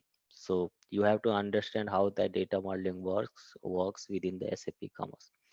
And hybrid service layer provides all the services for handling the database handling, right? So all the services are there to handle that life cycle of the data. So so what kind of services hybrids provide us, right, to deal with the life cycle of the data, like either you can update your data or you can create your new record or you can delete the record. So all the crude operation being handled from the service layer job. Not you don't need to directly interact with the database. You have to interact within the service layer to call the different services to modify or play with your data.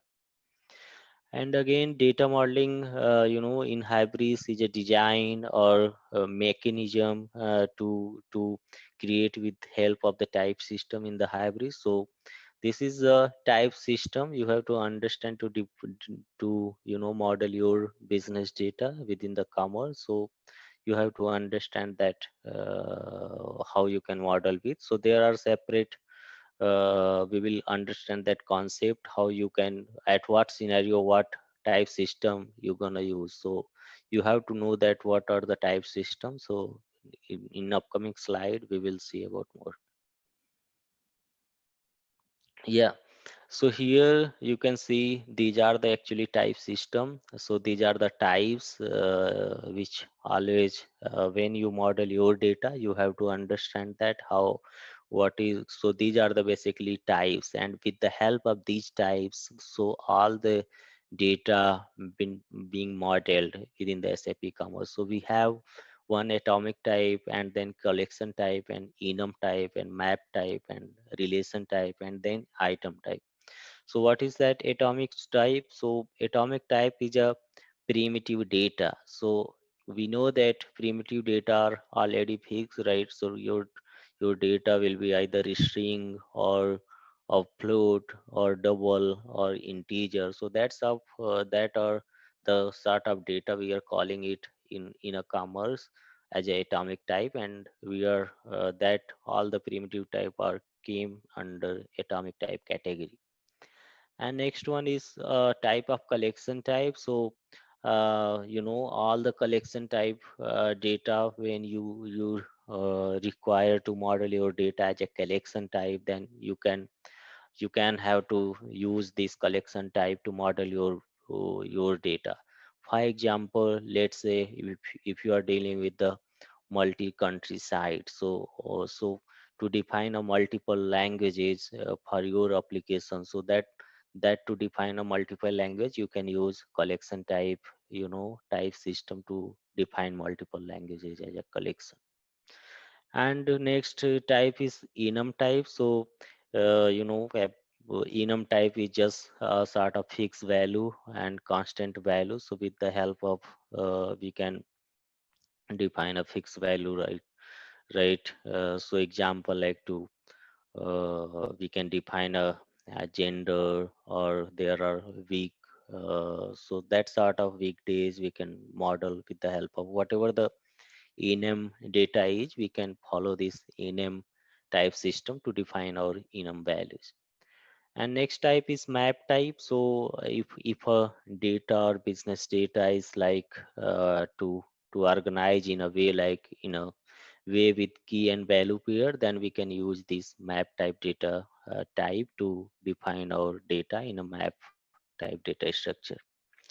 And then we have another type, it's called relation type. So if we found that a data which makes a relation, then we can use this type system to to build the relation between our data. So for example, let's say you have a product data, then product have some category, right? So that to build the relation between product to category, which come under a relation type. And another one is item type, which is also one of the type of type system. And in item type, we are defining our entity. So if you have right to define your customer or to define your addresses, so these are the item type. With the help of this item type, we can define our entity, right?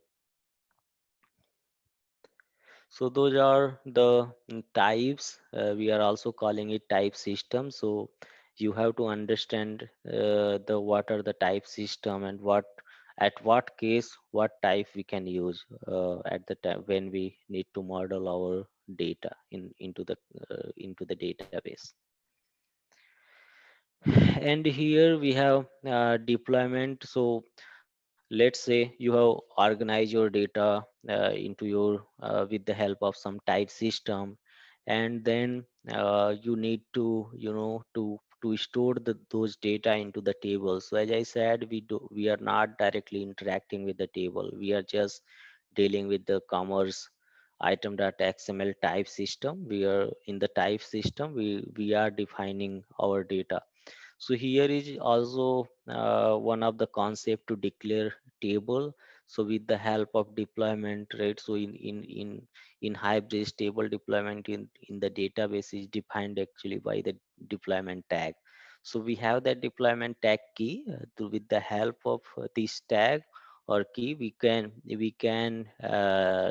define our table name. What table would you prefer? Based on this deployment tag, you can define your table name. And if I add a deployment tag to the item type definition, then it create a separate table. So if you are defining a so there is, if you are not defining, then that will store into the somewhere super class or super entity.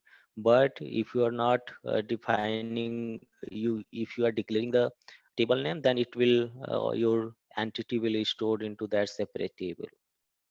And if you don't, right, as I said, if you don't add any deployment tag, then it will go to the super entity, which is item type entity or parent table. And hybrid support update existing table and create on table too, right? So so it's up to the data at what case we are designing. So we have that flexibility, either we can update the existing table or we can create a new table. So to define the new table, so here is the syntax which you can use when we are dealing with the modeling, right? To define the table within the commerce, we are using the deployment tag and defining the table name. And here we are defining a type code.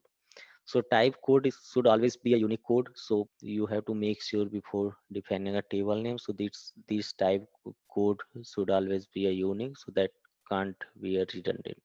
Otherwise, your system will throw an error to create a table. And in next slide, we have another naming convention which you have to follow when you deploy your extension. So we have a separate extension, right? So it's common extension, print extension, or process engine extension, legacy, spring extension, b2c commerce extension. So this is the actually deployment code or type code. We can follow this based on the extension. We can follow this type code to define our type. While declaring the table, we can define this code. And here some concept about how that type system working and how you can define your database. table. So here we understand that what is that extension. So in SAP Commerce, all the each extension have their own functionality, right? So you are always deal with the extension in SAP Commerce. But in the same extension in Java term, we are calling it as a project. We learn that. So we always use the extension in SAP Commerce. So you have to understand that these actually as part of data modeling. So where you can model your data at what file, right? So in SAP Commerce, each extension will contain your item.xml file where you can define your data. So what does it mean? That means each extension have that capability, to define that particular business logic or business data for your dedicated extension. So that's why each extension contain that item.xml file you can where you can define your data model. And there then after defining your data model, there is a transformation engine will work, how your data being created into the table, how the data can be stored into the database table. So that sort of engine will start work. And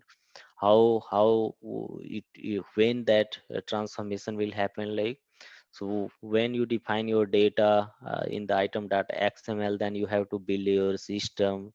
And then after you have to initialize your system.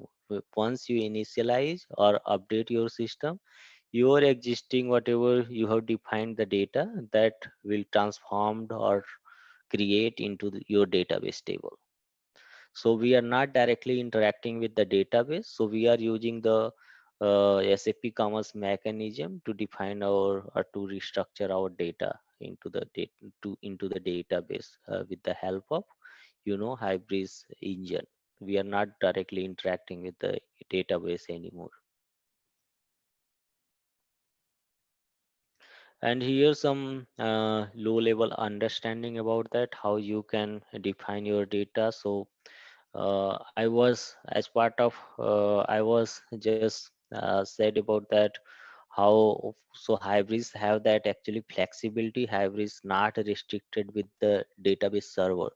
So our hybrids commerce itself determine that it's not depend with the server. So if you are defining any data that in backend, that doesn't matter your database server is Oracle or SQL or MySQL. So that doesn't matter. So Hybris engine have that flexibility to deal with those backend servers. So you need to just define your data. And if you want to make to define additional property with the specific your database, hybrids have that opportunity to declare your data with a specific server, but it's not restricted. So I said we are not directly interacting, to design our table or to define our database into directly database. So we are always dealing with our SAP Commerce system, where we have logic, where we have mechanism. It's called item.xml file, which always be under each extension. So there we can directly just we need to understand the type system, and with the help of type system we can start declaring our data. So let's say if you can talk here, if you are defining a, let's say, customer data, then you have to define just customer item type into your item.xml. And then once you build your system, you can just build your once you do install to build your system and restart your server. And then once you update your system, so Hybris engine implicitly will start creating those table into the database. So you don't need to do anything explicitly. So Hybris server itself do that job. We know that database server is needed, right? So either SQL server or MySQL server or any database or Oracle. So any database you needed to store the data. But what Hybris Commerce does is you don't need to explicitly write a query to create a database table and to insert the record. So that sort of explicitly work we are not doing. So hybrids have that capability to deal with the just prefer your natural language to define your data in form of in terms of hybrid type system. And hybrids have that capability to interact with those database server implicitly. You don't need to define externally. Okay, so here we are understanding the feature about database. So here here is the some logic. So or when you deal with the database model, I will show you actually after gone through it. Just try to catch the definition of type system. Then I will show you where this data we are defining in order to define the tables. Okay, so okay. So here you can see multi-database support. We have that. So hybrid system have that multi-database support, right? So that hybrids don't care about that what database server you are using, either Oracle, SQL Server, or any HANA database or any. So hybrids have that flexibility to deal with the multi-database. And another property also we have at attribute level, like we are calling it as a dynamic handler. So with the help of dynamic handler, actually we are interpreting those values at runtime. We are not storing those. If you are making some attribute as a dynamic, then that means this attribute can't we no need to store into the database, and that attribute uh, won't store into the table, but we can handle that dynamically. So right, so let's say uh, if we wanted to calculate the customer age based on his date of birth, right? So if I wanted to calculate the age based on customer date of birth, then we can just declare their age attribute as a dynamic attribute handler, and I can handle their age at runtime with the help of their date of birth. So we don't need to I don't need to store his age into the specific table. And we have similar dynamic enum. So dynamic enum also we are here with the help of dynamic enum we can change that enum values at runtime, so these enum being stored into the database table. And hybrids also have that multi-tenant support, right? So with the help of multi-tenant capability, we can have that currency support and currency format and data format, right? So with the help of that multi-tenant. And here is the actually some low level definition about that query. So we are not dealing with to creating this or to writing this query explicitly, but how that when you create a particular entity, so what is the flow, so you can just understand.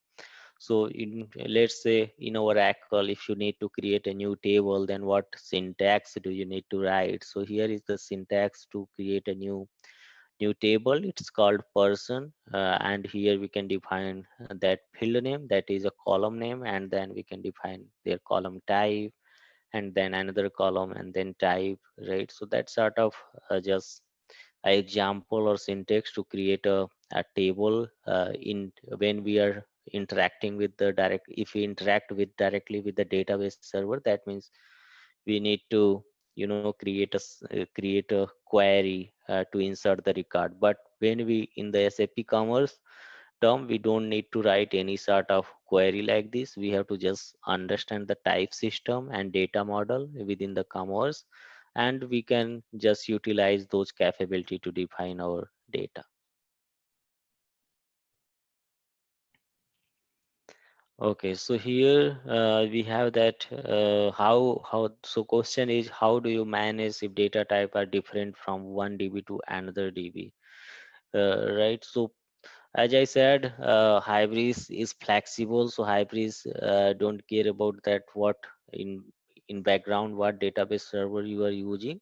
So have Hybris itself have that capability to deal with the table. So Hybris have that engine, so there is a actually item.xml file which will contain that logic and to define that schema structure and all in this item.xml file.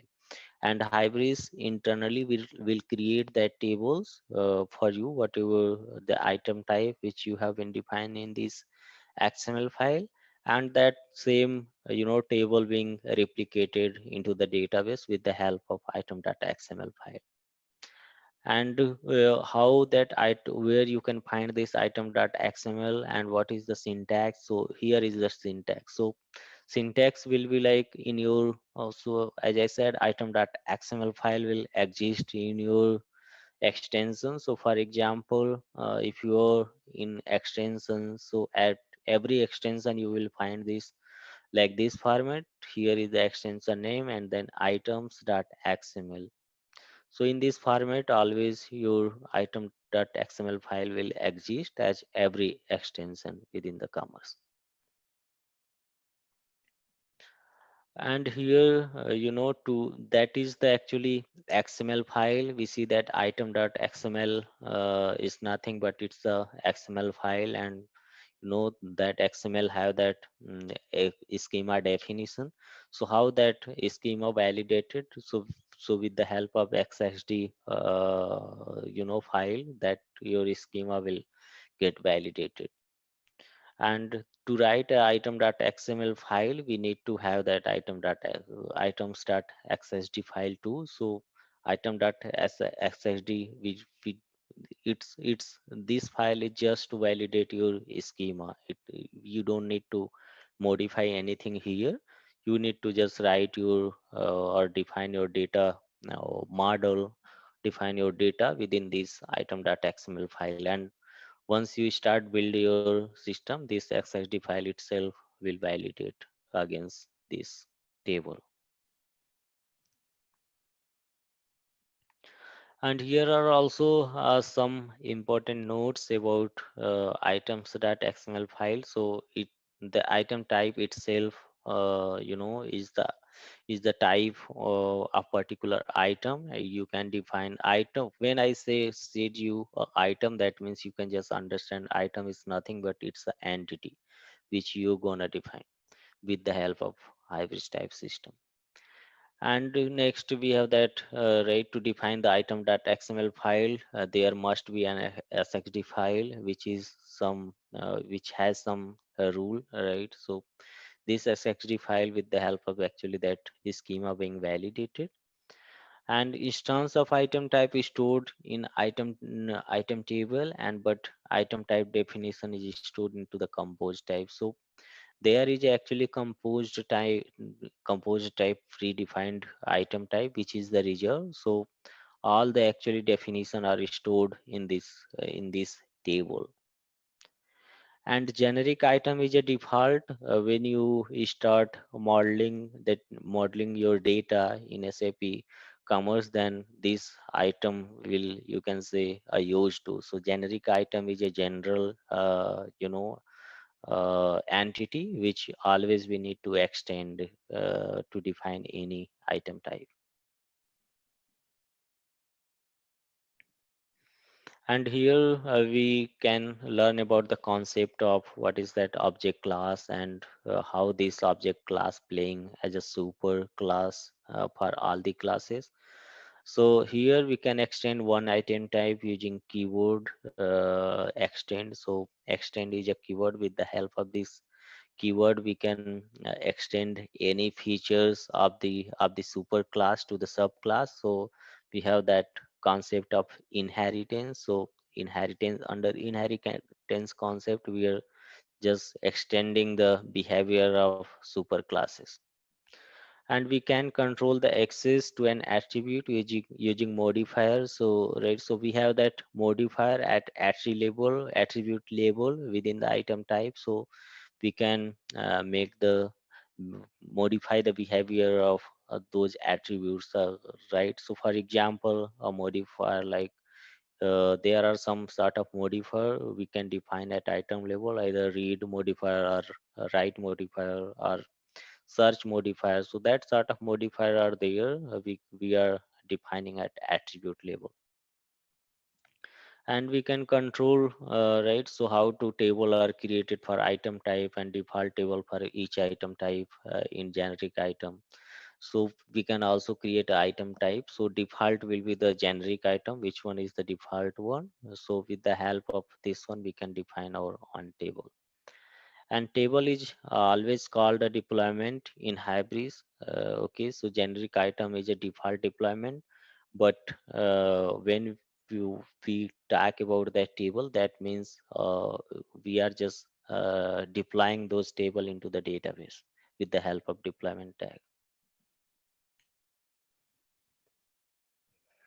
And here some example about that, how your item type looks like in hybrid database model. So if you can see here, we have that item type, we have that different item types in SAP Commerce. So first one is item, which is the super type.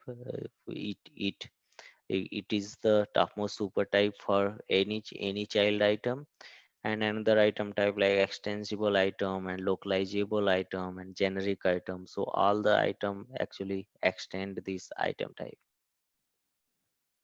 And here how you can define your item type. For example, if you wanted to here is example to define your item type. So here is the syntax. So first you have to write item type as a tag and then define their code. So here example for user right. So if you are defining a user right item type for your user, then you have to declare or follow the format like this. You have to define the code, and then you have to extend the generic item, and then there is a modifier, it's called auto create true. So there is a separate concept we will learn into the upcoming slides. So auto create and generate is two modifier. With the help of these two modifier, our item code is replicated into the hybrid, into the database table. And here we can see here deployment tag is there. So with the help of this deployment, we are defining or specifying the table name. And here that item type is mapped with the database table, and item type is associated also with the database table name. And to define this code, actually there are ranges which lies between these, like ranges from 0 to 32767, and some ranges are reserved and some ranges are open to define for our database codes. And here the same example also here, so you can go through that. So you will find that how you can define your code, and what are the attribute and what are the modifiers, how we can declaring our modifiers at attribute level. And here about that, to more about how you can define your item type, right? So there are sort of more um, uh, explanation about your attribute when you deal with your type system definition. So you can also define the indexes. So if you deal with the indexes, right? So indexes actually help us to search those data into the database, but have that capability within SAP Commerce too. So we are directly dealing with the item.xml file, where all the indexes we are defining for the table.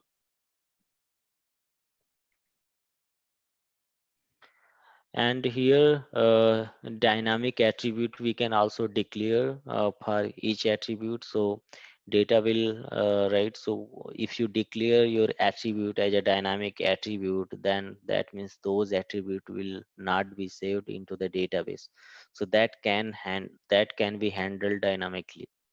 And the custom logic is to write so retain once and use all the time whenever that attribute is required. So Here is the example. I gave you the example for dynamic attribute handler previously for age, and here also some explanation about example, like if you are trying to calculate the tax value for your taxation, so you can make that attribute as a dynamic and you can calculate this tax value at runtime. So you don't need to save this attribute into the database, but you can just calculate it at runtime. Okay, so here is just explanation about the modifier.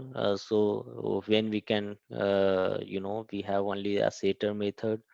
When we have getter method, so here is the example for that modifier. So modifier will be like read. That means this allow you to just generate the getter method, and write is right equal to true. That means it will set some attribute to that class or to that entity.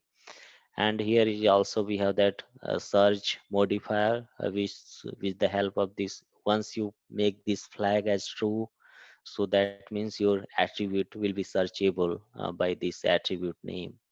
And optional, we have also a modifier. With the help of this, you can make your attribute mandatory or optional. So these indicators will make your attribute or mandatory or optional. And here we have also a modifier. It's called initial. So if you are making this flag as true, that means your initial values will be defined at a time of system initialization. And you can also define a uniqueness with the help of this modifier for your attribute. If you declare your attribute as unique equal to true, that means your attribute values always should be unique. And here you can define your some custom property too for your particular attribute. So let's say your property is like hidden for UI. So if you are writing some custom property which makes that attribute for the UI as a hidden, then you can also set by default values as a true. So we have that custom property field too, which through we can define some custom property for your particular attribute. And here is also a mean of this read and write modifier. So I just said like read, if you make it read equal to true, that means you will get some values from the code. So that will more often invoke with the getter method. And if you are making your attribute as right equal to true, that means you're creating a setter method.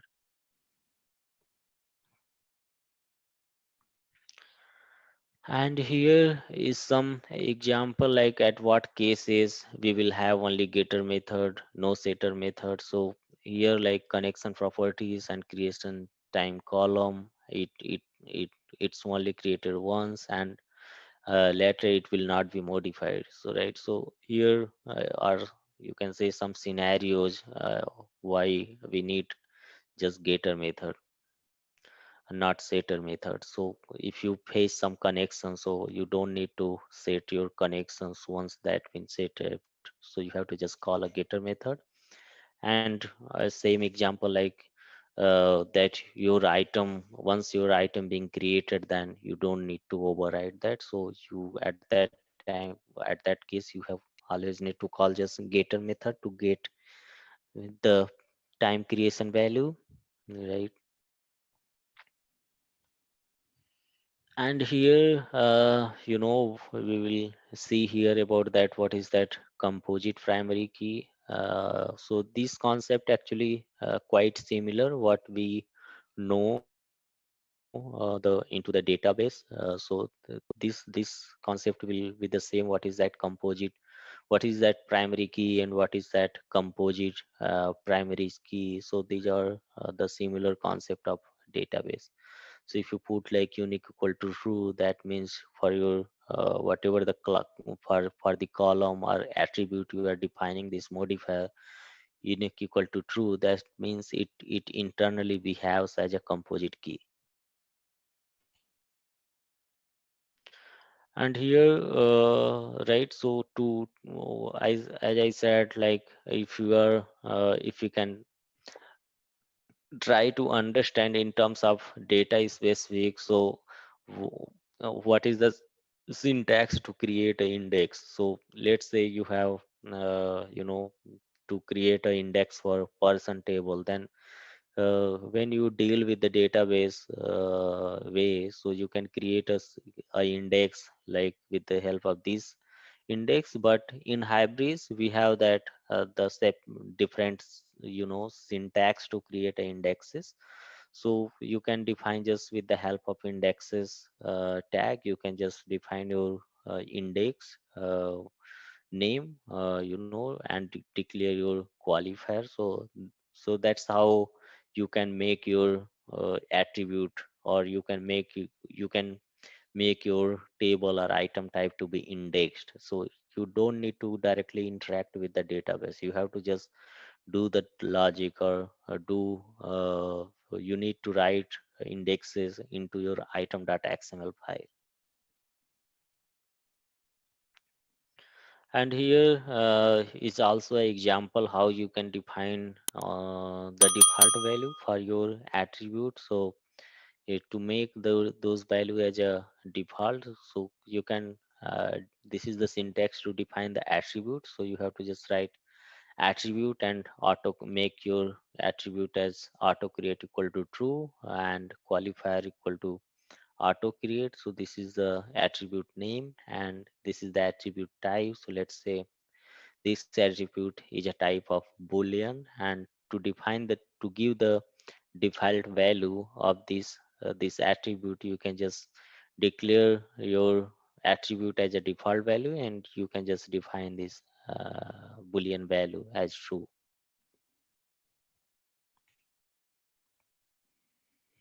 And here some right, so some explanation about your item type. So item type, as I said, item type is nothing but it's an entity which you need to define as part of your data modeling. So to define the item type, these are the characteristics which you need to know. First, you need to define your code, item type code, and there is also characteristic to extend those existing existing item type. If you wanted to extend some feature from your super type, then you can just use this keyword extend. And Jalo class, we have also a concept. So with the help of Jalo classes, actually, that system we are not interpreting these Jalo classes, because our with the help of Jalo classes, our system interpreting this data to the database.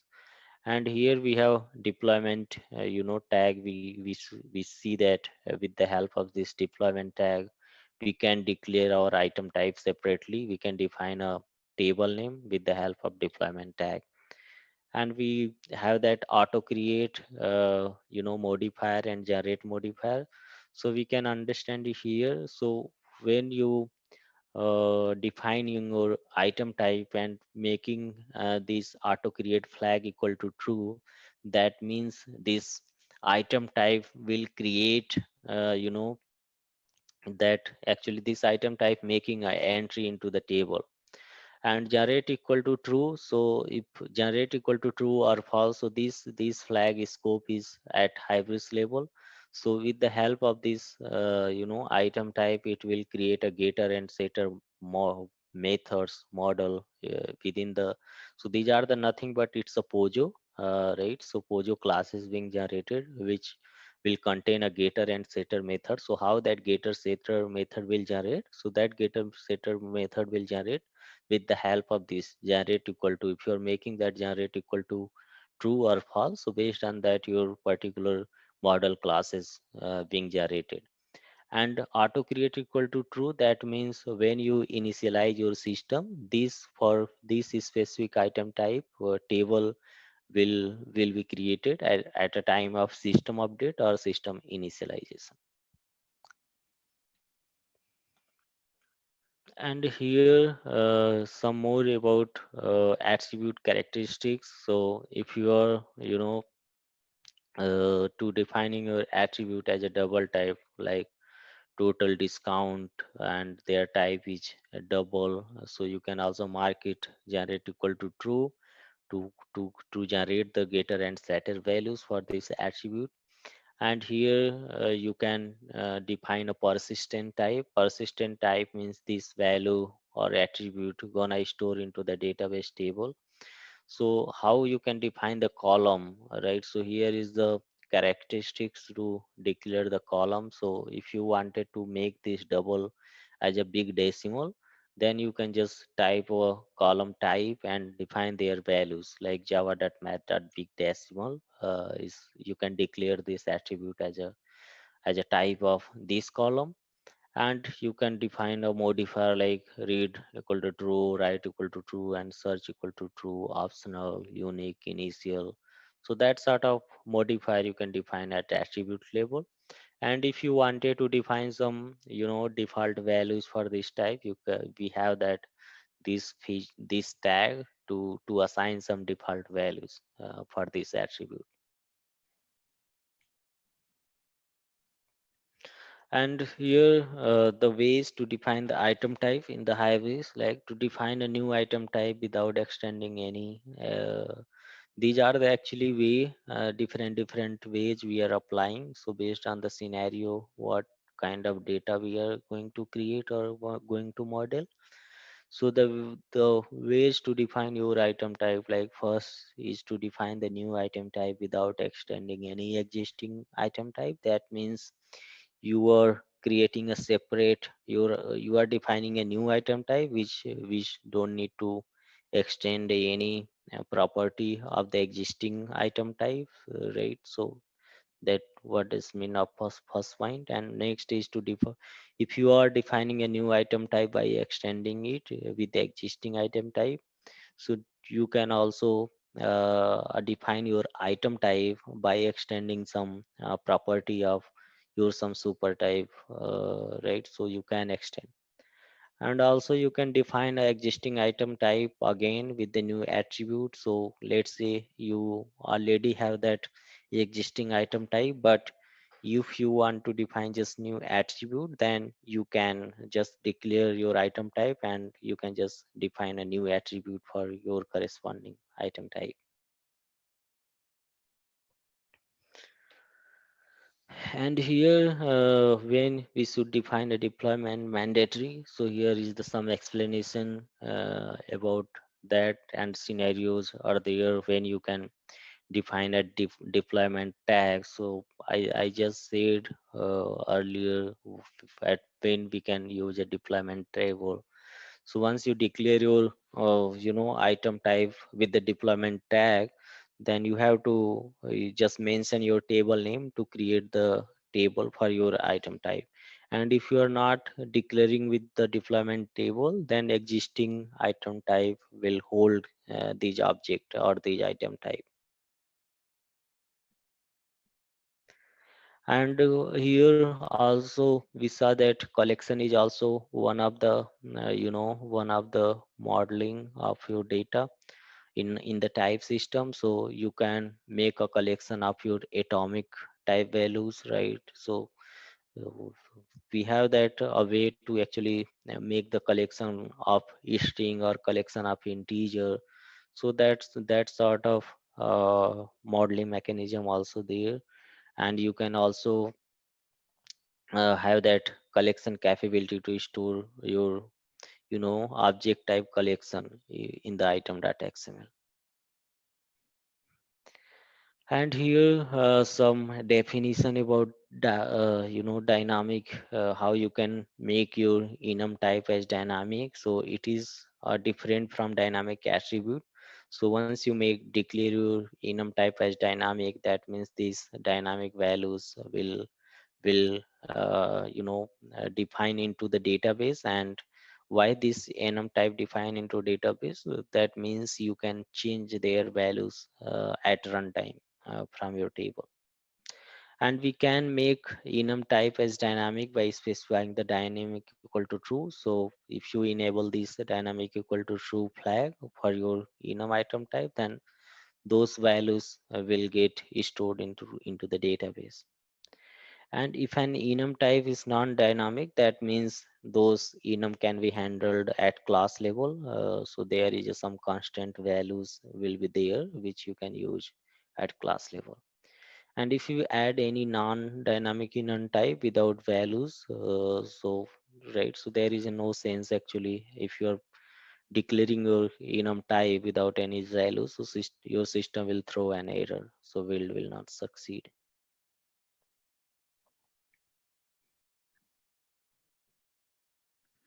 And here is also some more definition about your dynamic enum. So if right, so uh, here is like, so if you want to add a new values at runtime, then you can just make a dynamic equal to true for your enum type. And if you can change the flag type anytime but enforce a system update, so whenever you change the values of your dynamic type values, then you have to just make your system update to sync those enums with your database. And if dynamic equal to false, that means service layer generate a real Java enum classes, so that will be fixed at fixed values will be generated at at at class level, not a table level. And if dynamic equal to true, it's generate a enum which can be used with the fixed values and can add at runtime. And now we have also relation type, one of the also modeling type. When you so when you need to define a relation between two entities or two items, then you have to use this relation type modeling. So as I said you about example, like if you are building a relation between product and category or customer to addresses, so that sort of relation you can create with the help of relation type. So here is the syntax how you can define your relation. So you have to just declare with the relation tag, and you can define your relation code, and you have to define their to just define source element and target element, and you have to define their cardinality, what kind of a relation you wanted to make, either one to. So in hybrids, we have hybrids support only two kind of relation. One is one to many and another one is many to many. So this attribute or this relation type will will capable to handle two type of relation. One is for one to many and another one is for many to many. And many to one, and also handled within the item type, so there is no need to define that one separately under relation. Here is also some advantages and disadvantages about collection and relation. So there is some sort of when at what cases if you use the collection, and what cases you can relation, and what are the pros and cons if you use the collection and if you use the relation. So here the advantage to use the collection is like retrieval process will be faster. If you want to retrieve or search that collection value, so it will be quite faster. You don't need to define any join. But there is no chance of data if in a relation, like there is no chance of data in transactional. So data flow will be bi-directional, but may join can you need to apply. And disadvantage of collection type is like if collection size is more than like huge, then that create some truncation problem. So it's unidirectional and it's not searchable if record is too huge. And also because it's collection is just a comma separated pk, so how that hybrid store those values and handling. And also have some cons, disadvantage for relation, like slow retrieval when you deal with more than 2 tables. And here is just some recommendation about when you can use a collection and when you can use a relation. So when you are sure that our current and future requirement and we will not have many rows or many record, then we can go with the collection. And if you know that the size is bigger and data is huge, SAP recommend us to use a relation. And here also some definition about redeclare in item type. So let's say your item type is already defined, but somehow you need to, you know, define or change your existing attribute or existing property. So hybrids also provide us that capability to change the existing item type. So we have to just use that redeclare attribute, which help us to actually modify the existing attribute. So if we make the attribute as redeclare, then their property we can change. If we can declare that, we can define this redeclare for that attribute. And here also some concept about our data modeling. So here is some how that data modeling works internally. So Hybris creates a table, right? So whenever you do the system update or system init, so actually it loads your data item.xml file, and it's create a tables into the database. With so there is a item.xml file, and that item.xml file actually loaded when we do a init or system update.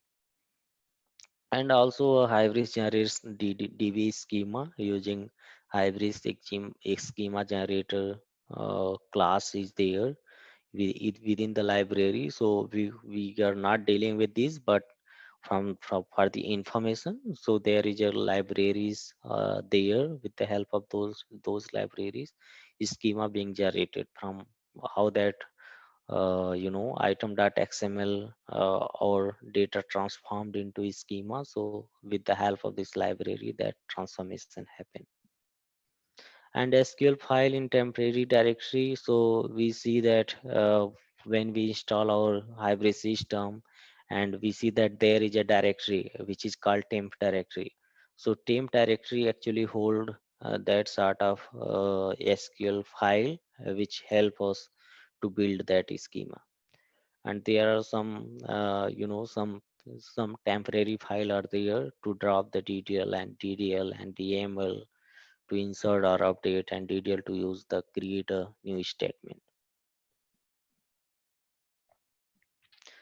And here also different table types are there within the SAP Commerce. So we need to know that what are the table types within our commerce system. So we have that item type tables and localized values table and generic audit table and property tables and system tables. So we have total 5 types of table. So for our what we are using as part of modeling, it always goes with the item type tables. And if we have some item type with the localized, then it will go with the localized value table. And this generic audit table and property table and system table will be used by our commerce system. So we are not interacting with these table, but for our information, we have that 5 type of tables. One is item type table and localized values table and generic audit table and property table and system tables.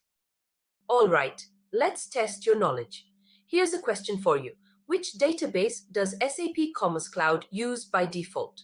Option A, SAP HANA. Option B, Oracle. Option C, MongoDB. Option D, MySQL. Take a moment to think, and when you're ready, choose the correct option. Remember, each choice holds a key to unlocking the answer. Good luck. Type the correct answer in the comment section. Hello everyone. I wanted to provide a brief overview of ZaranTech's new training program for SAP Commerce Cloud. This comprehensive course covers key concepts and tools you need to build scalable, customizable e-commerce experiences on SAP's leading digital commerce platform. Over the past year, SAP Commerce Cloud has seen rapid adoption among enterprises looking to enable omni-channel sales and modernize their online stores. This training will equip you with the skills to tap into this demand and advance your career.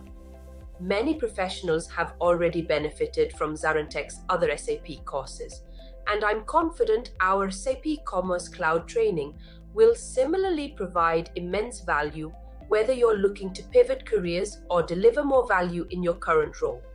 If you're interested to learn more, visit the link below for full course details.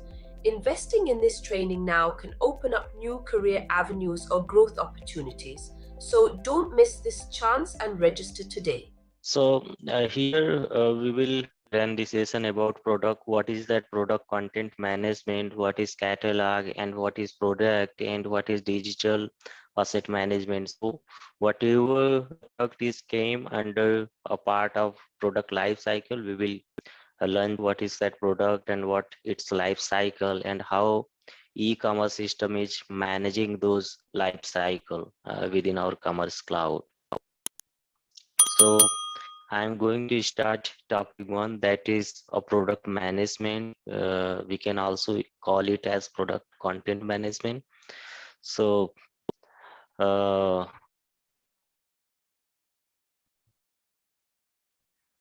okay, so here basic agenda is, product is we know that product we have a different products, so based on businesses. So some product have base product and another one is variant product, and other is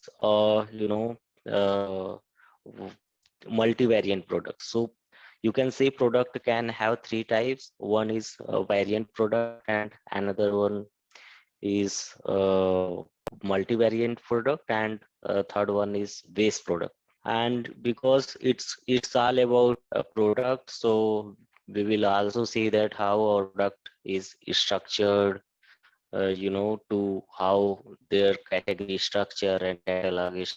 We will talk about that.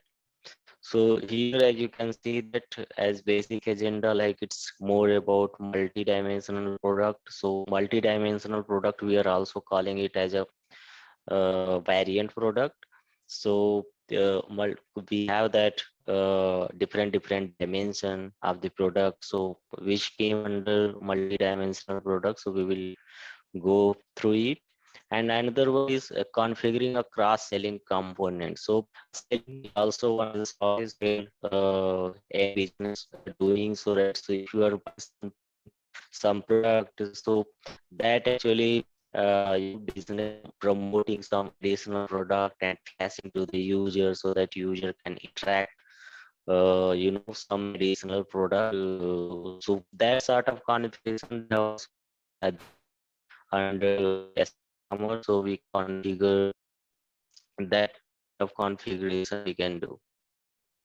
Example, let's say you have a product like electronic product, one of the electronic product that is iPhone, and iPhone is just a product but without any variant. But once you add the variant, then how you can map with the scenario. So iPhone may have a different models, either iPhone 5, 6, 7, 8, right? So that we call it as variant product.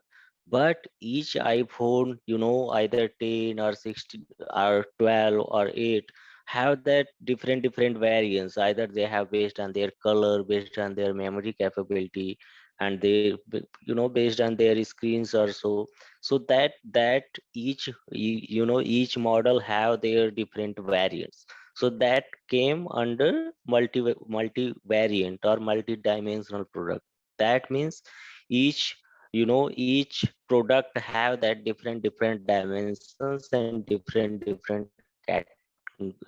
capability to sell into the web shop. Let's say you just get a product that is t-shirt. So t-shirt is a just base product, right? So once you make that t-shirt with variant product, that means you are assigning some values, variant value into that product. So once you assign some values into that product, so that will just came under this. It's called variant product.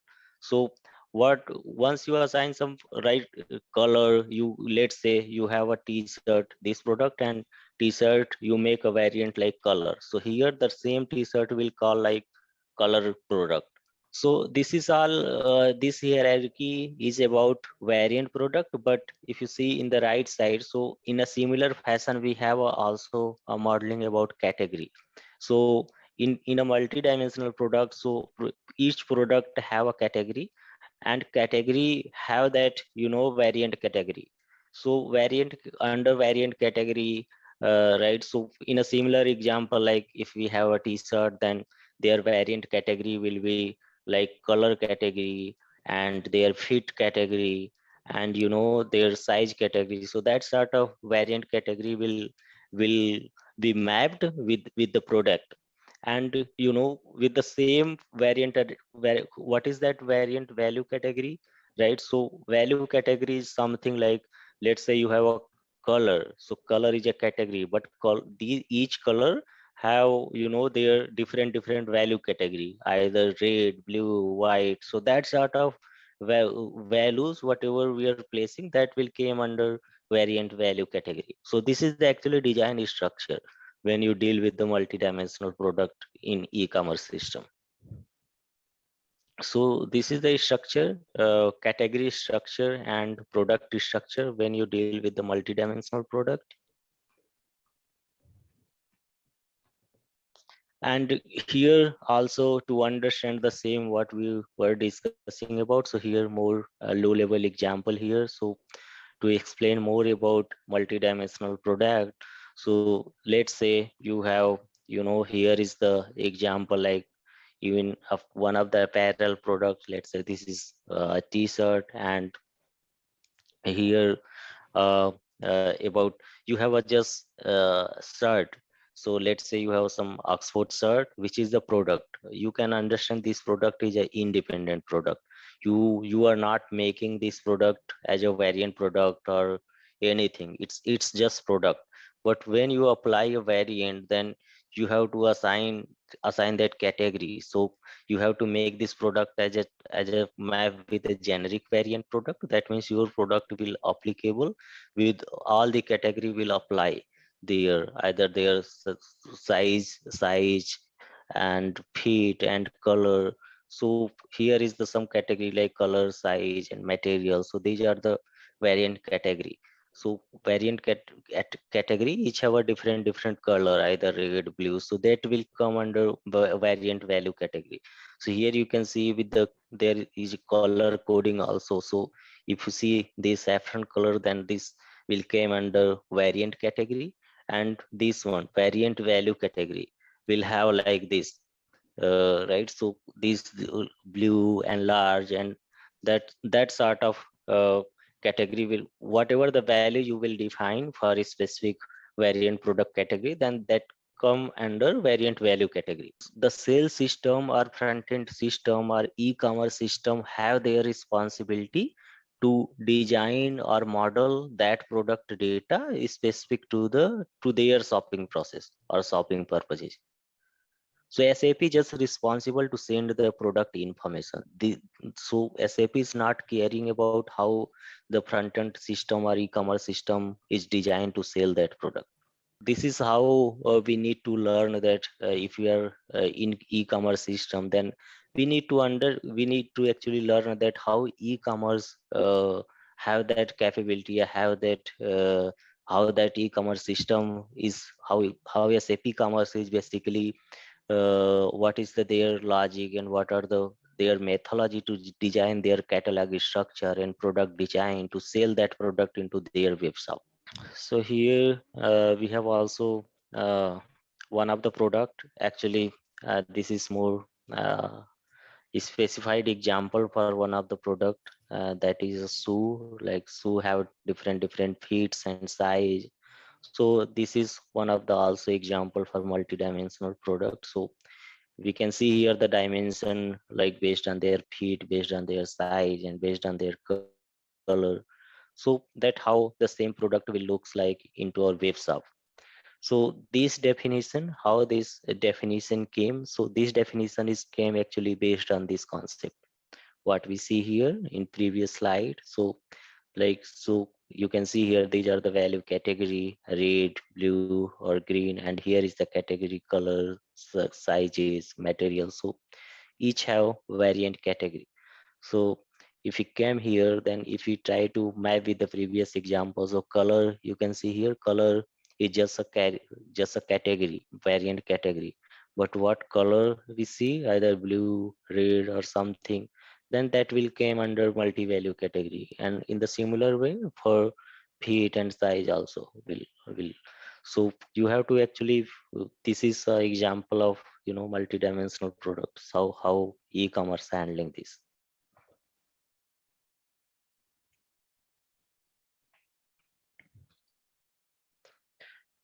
And here it's more related to the cockpit. So we know that, and earlier session I explained you what.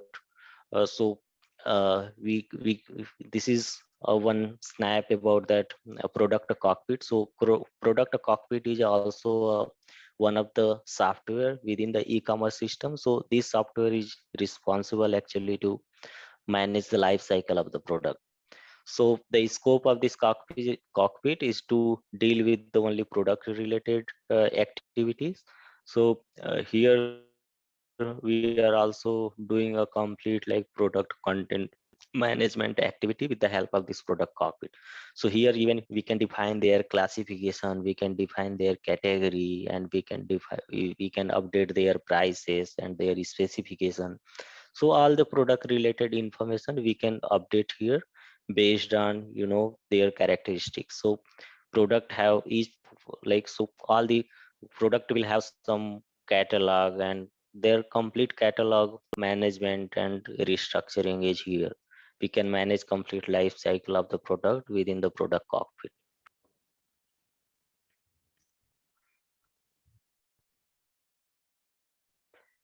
And this is also right, so how you can, with the help of product cockpit, if you want to assign any category or you want to update any category, so here how you can do. So you have to just go to your product cockpit. What I was saying, like, I'm one of the cockpit in our e-commerce system. So this is the back, we are calling it as a back office cockpit, and this cockpit is used for more back end related work. So all the back office related you know, operations we are handling here.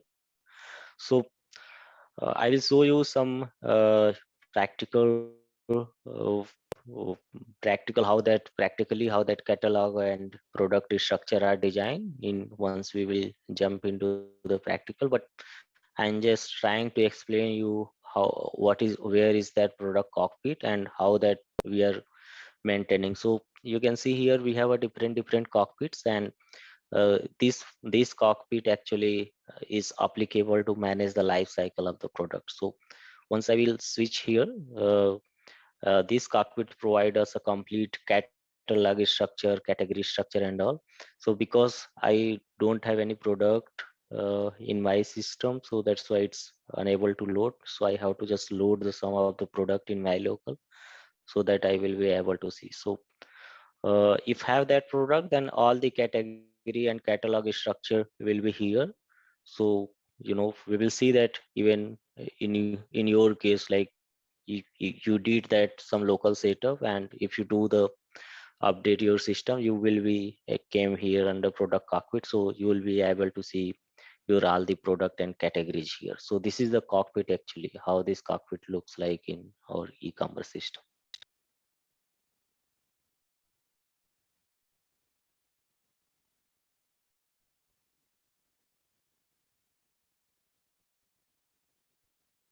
So this is nothing, it's a workflow. So as part of just to approve the product or to check the product, so that kind of activities there. Okay, so here also what we see in this slide, so we can see here this is a one of the example under product cockpit. So this cockpit, so what here that example telling us about is that like they came under one of the catalog, and each catalog have some list of product, and they have opened some one product, and they are trying to actually update the category of one of the products. So it's quite easy in this cockpit. You can came here under your category section, and you will find whatever the category been assigned, that category you can update based on your requirement or your functionality. You can update the category, either any, if you want to update like any fit related category or size related category. You have your custom category, so you can easily just here you can configure it, and you can publish it. So as soon as you will publish, so same information will get applied into your online store.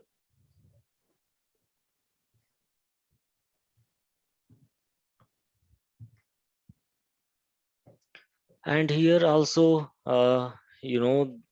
scenario about cross selling. So this is, I was just explaining you what is that cross selling component and when this component will enable. So you can see here, so cross selling is just about promoting a sales against if you are buying something and adding into the cart, and then some additional that product will flash to promote, just to promote the sales. So for this example, so let's say somebody has selected the camera. So this is also one of the electronic products. So here I'm, let's say, in a PDB page. So this, once customer will came here, then that this cross sell product also will flash here. So just to promote the sale, a user can interact with also with the different color and different variants. So this is the one of the component which mapped with the this that under our description page, so where we are showing all the description about that. So that along with description component, so this cross sell component is embedded with, and you can configure this to make your cross selling component. You can easily define, you don't need to any code changes or any deployment. So you can, for your business, you can easily configure through within the SAP Commerce. So we have that smart edit, we are calling it smart edit cockpit, which is also one of the software within the Commerce suite. So through that we can easily configure this component to just selling or cross selling related activity.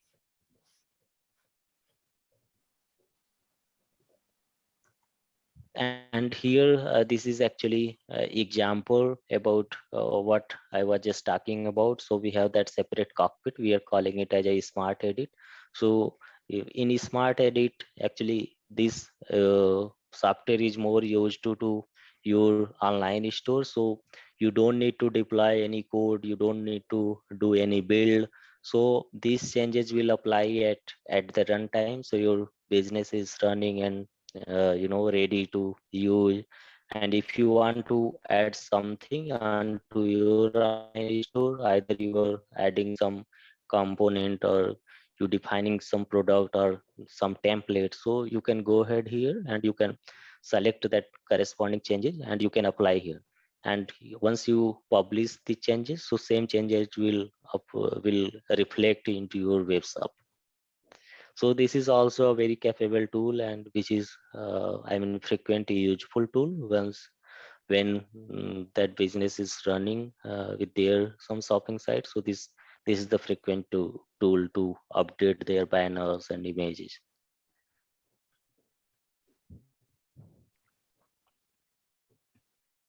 And here also it, right, so just how you can make your cross selling component. So there is your smart edit. Under smart edit you can just select any product, and for that description page you can make some condition, and you have to just enable those product for cross selling. So whatever the product you will include under cross selling, so the same product, once you buy that product, this same group of product will reflect there into your online store.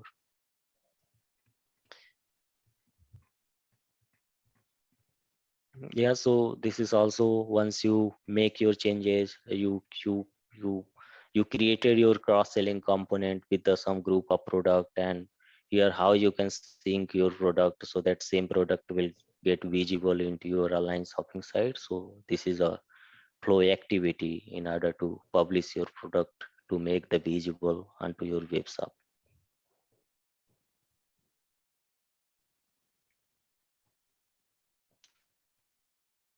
Okay, so here it's about, we understand that cross selling. So in cross selling there is also a similar configuration for upselling. So this is also one of uh, the functionality which through we can promote the sales. So there is in low level there is also a defined architecture and defined model is there. We have to just pass the references. So how we are including in cross selling as part of group of product under cross selling component. So in the similar way, we have that upselling component to promote the sale.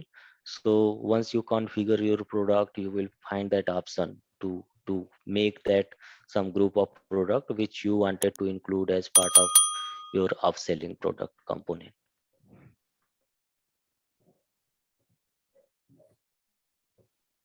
Actually there are three sales process. One, whenever customer buy any product, so to promote the sale, actually we are doing this activity, cross selling, upselling, and there is also one which is called guided selling. So this is more related to just promote the sale in our e-commerce, hybrid e-commerce system. Business or marketer, even marketing people also do. So there is actually part of user management who can do. So it's up to the business how they wanted to do. But within the e-commerce system we have that user management, so one can apply the changes, and one need to check that or review those changes, and another somebody has to approve that changes. So once that changes will get approved, then same changes will reflect into our website. So this is also one of the snap about how you can find your product references. So this is modeling, like one product will hold a different product references. So to find that references, so you need to go here under type system. So under type system you have to type of product references. So product reference is nothing but it's one of the table which hold those values of reference product. So this right, so this is a table name actually which is designed to hold the reference of the product.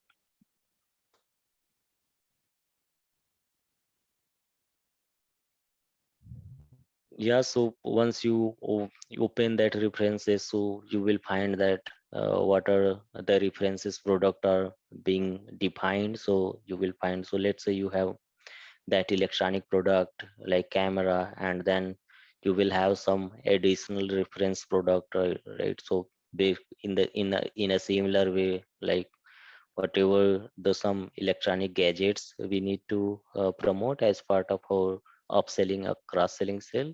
So to achieve those logic, so we are using these product references, when we defining actually that cross selling or upselling process. So these references actually gives that product information. So in that, once we go into our product description page, so additional reference product will get visible over there into our website.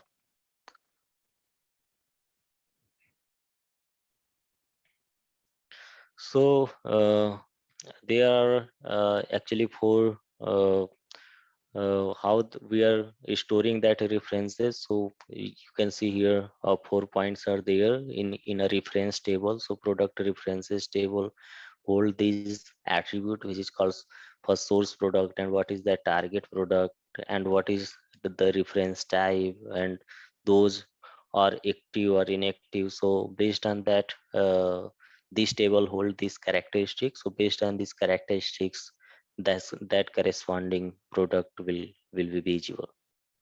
So you can see here in the example, like let's say you have selected some product, and this product will call just in reference product, which is a source product. And whatever the reference product we have added, it's called reference product, and this is a some group of item.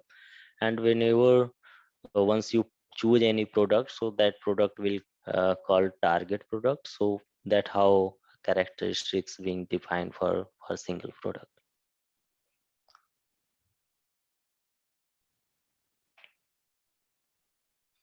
Yeah, so this is also actually this is deprecated today in our new extension, what we see. But information is same information will be available into our back office. So this is a we are calling it HMC, which is hybrid management console. So this tool or cockpit also giving us option to update that product related information. So this is also one of the snap how you can maintain the product references and how you can define their characteristics here.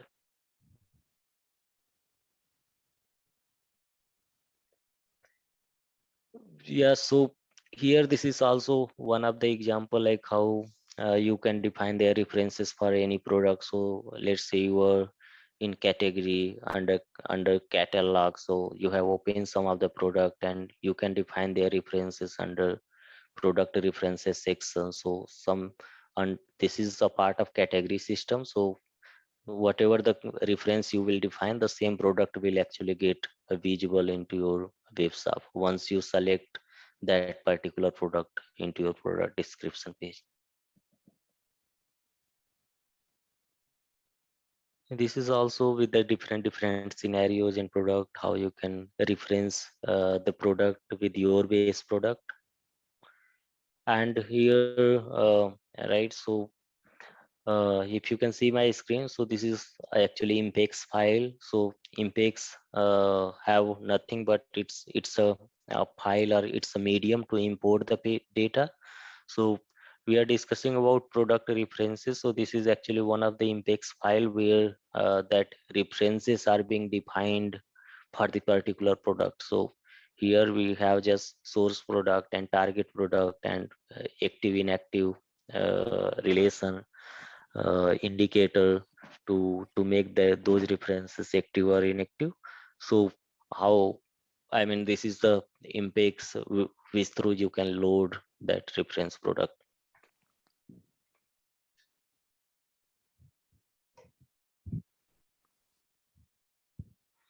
And this is right. So once your product just imported into the database, so this is the table view once that product imported. So how that uh, reference product being stored against your base product. So you can see here, this is a just reference type, and this is the source in a table. Actually it's stored in a form of PK.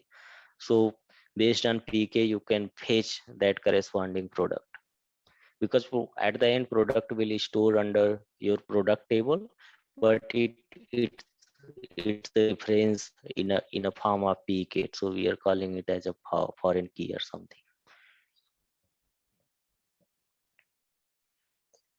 Okay, so here we can more learn about that, what is that configurable product and what are the information which we can configure, right? So you can right, so we can learn here how we can come configuring that product within the within our SAP Commerce system. So let's say actually there is a when you deal with the product data.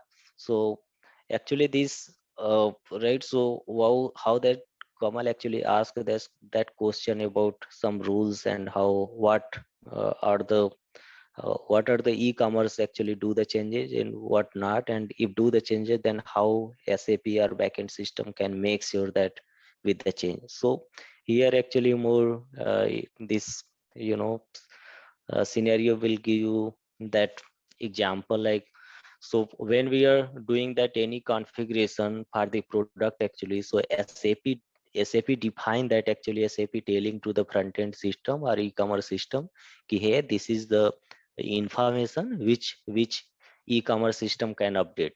So there is a actually SAP give us the indicator what information can any system update and what not. So they like so as like there is a product description or their category information or something, so that actually like their product is stock or something, so that can actually handled by SAP, and SAP or backend system restrict with, and there is actually rules which backend system has to tell what what changes actually front end can do. So based on that rules, hybrid system making sure that to that particular change can be applied from the e-commerce side. So in this configurable product, we are calling like based on that scope, right? So what are the information hybrid system can update? So uh, usually we are what we are doing that as part of configuration, like we can update the product category, we can update the product, we can define their catalog structure and their classification attributes. So that sort of, and their product descriptions and some specifications. So that sort of information e-commerce system can update as part of configurable product. So even hybrid system also can configure the bundle. So that bundling is a different concept, but this is also came under or configurable scenario. So where we are selling a group of product into the single bundle.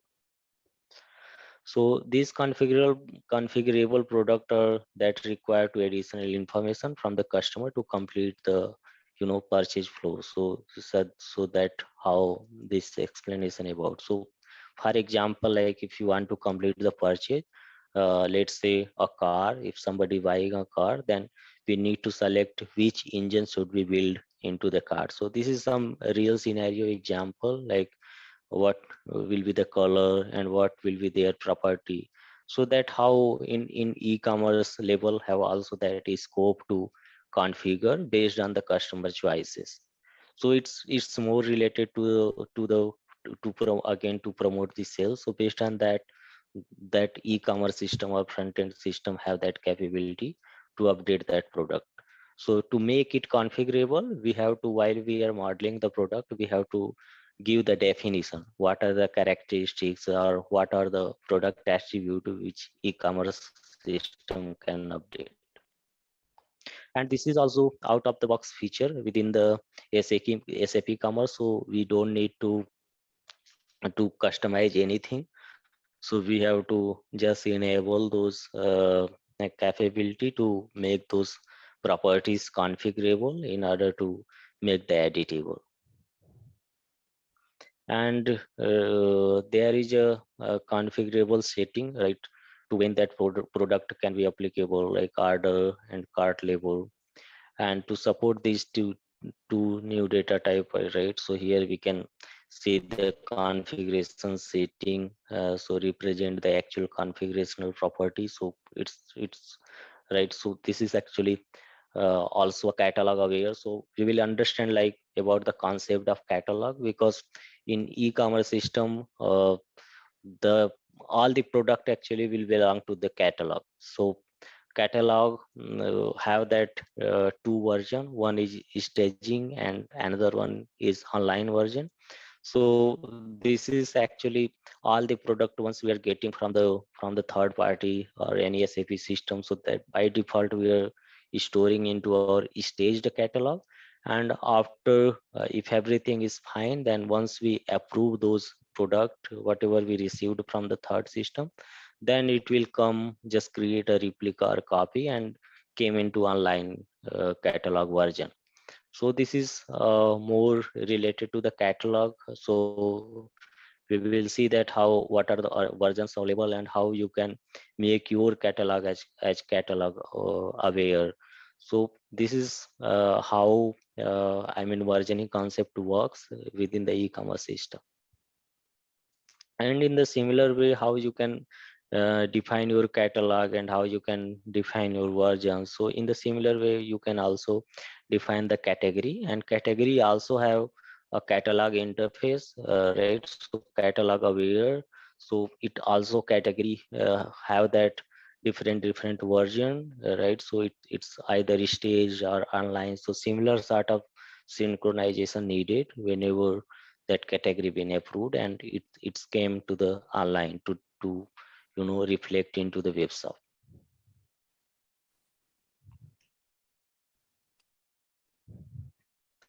So this is more uh, about some diagram level example. We can see how that configurational product works. So here is the if you define a like product camera and you are making those you are trying to as part of to promoting to the customer, and if you are changing any updating the configuration, right, to assigning any additional category, or you are assigning some feature on that to just to promote the sales. So and you are updating sort of color, so that sort of configuration we can do as part of configurational concept. And in the similar way, you can also update the category feature too. So that you have to update the category information, you have to also make category with the configurable.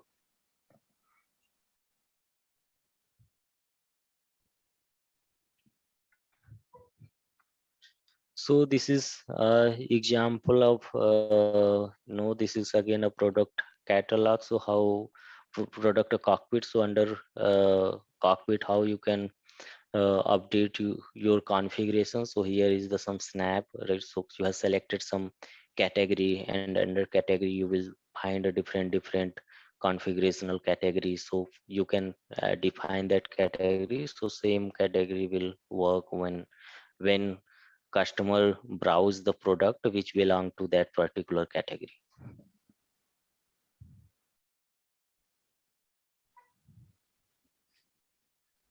This is also back office view of how you can update your category and how you can define the configurational product. So you will if you open some categories, you will be able to find those category as a configurational category.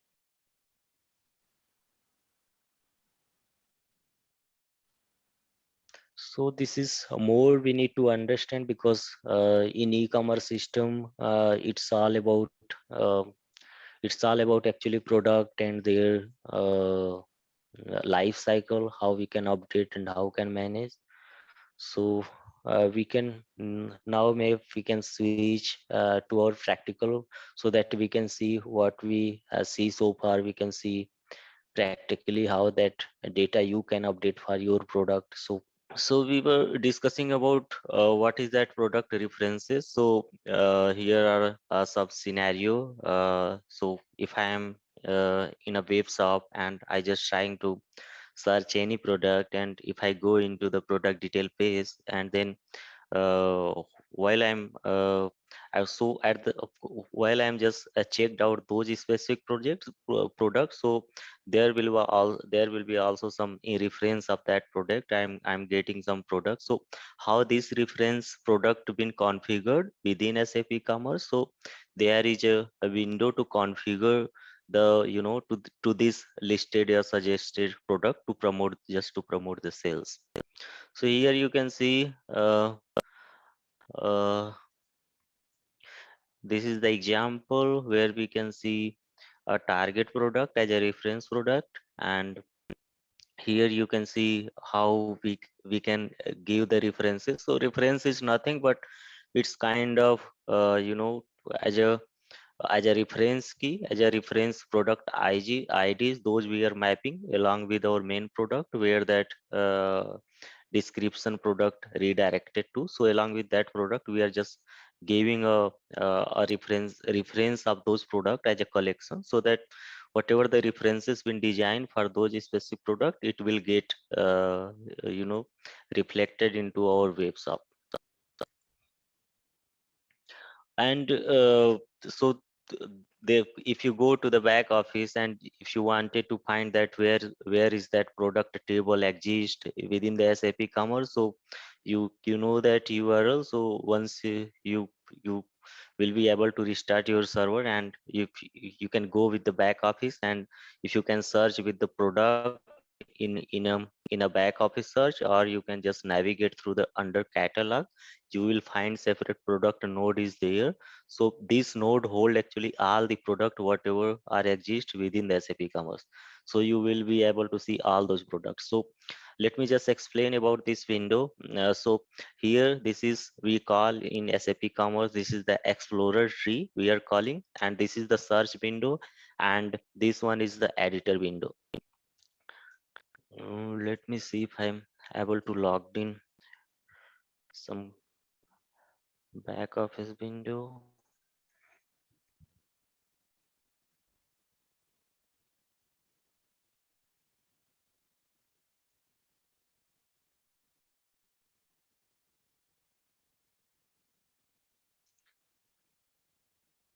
Okay, so once we will jump into laboratory session, then I will explain you more, but more or less you can understand like there is a three part in any cockpit. One is navigation part, that is we also calling as explorer part, and there, and another one is a search page, or you can say search area, and another one is a editor area. So navigation through the in the navigation section, you can just go through with your specific nodes or specific functionality by navigating those, or by searching those. And in search area, you can just whatever the item do you like to search, you can just type it there. So there is also advanced capability to have that to search by different combinations. So that is we are calling it as advanced search. And we have that separate editor area within the within the back office, so that you can apply the some modification on top of your item. So that's sort of area about back office. So this is a window about, so we are actually browsing through the product references. So if you can see here what this slide tells us, that user logged in a back office, and under catalog they just clicked on product, and after clicking on product, so there are couple of product being whatever the list of product is there, they just uh, go into by one by clicking on one specific product, and here that editor window open. So in the editor, we can see all the product information which are there for a specific product. So we are just driving through the product references. So under category section, you will find find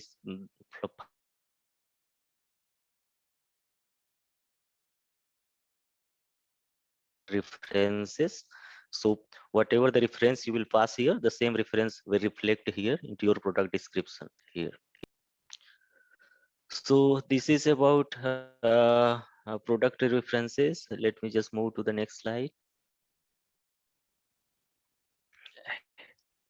And also this is the same slide about with the different products. So you can see here how to pass that product references. You can just add here, this is about just to show two reference product. So same product will be visible in product description page.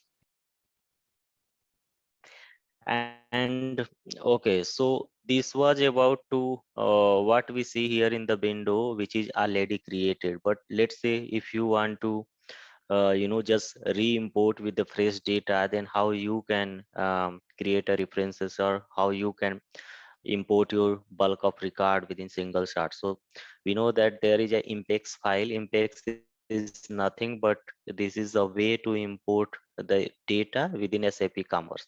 So here is the example, what is the information you need to pass in order to import the product reference data.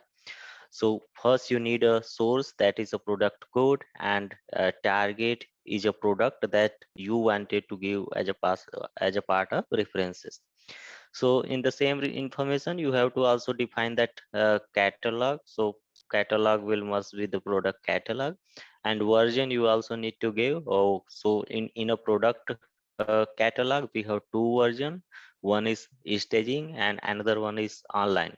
So whatever the changes we are applying as part of editor or updation, we always doing the change in a stage version, and once that changes are finalized, then we are publishing into the online. So the online means whatever the product is visible on our web store, the same product is get fetched from the online version. So make sure that whenever you are doing any kind of update or some modification, so you have to make sure that you always need to be apply on stage version. So once you browse any product, so there will be also a versioning information is there, so that you can make sure you are performing a edit on right version. Otherwise, let's say if you are directly performing into online version, and that the same modification will get reflected into your web shop, so that's not a good practice. So we have to perform a workflow.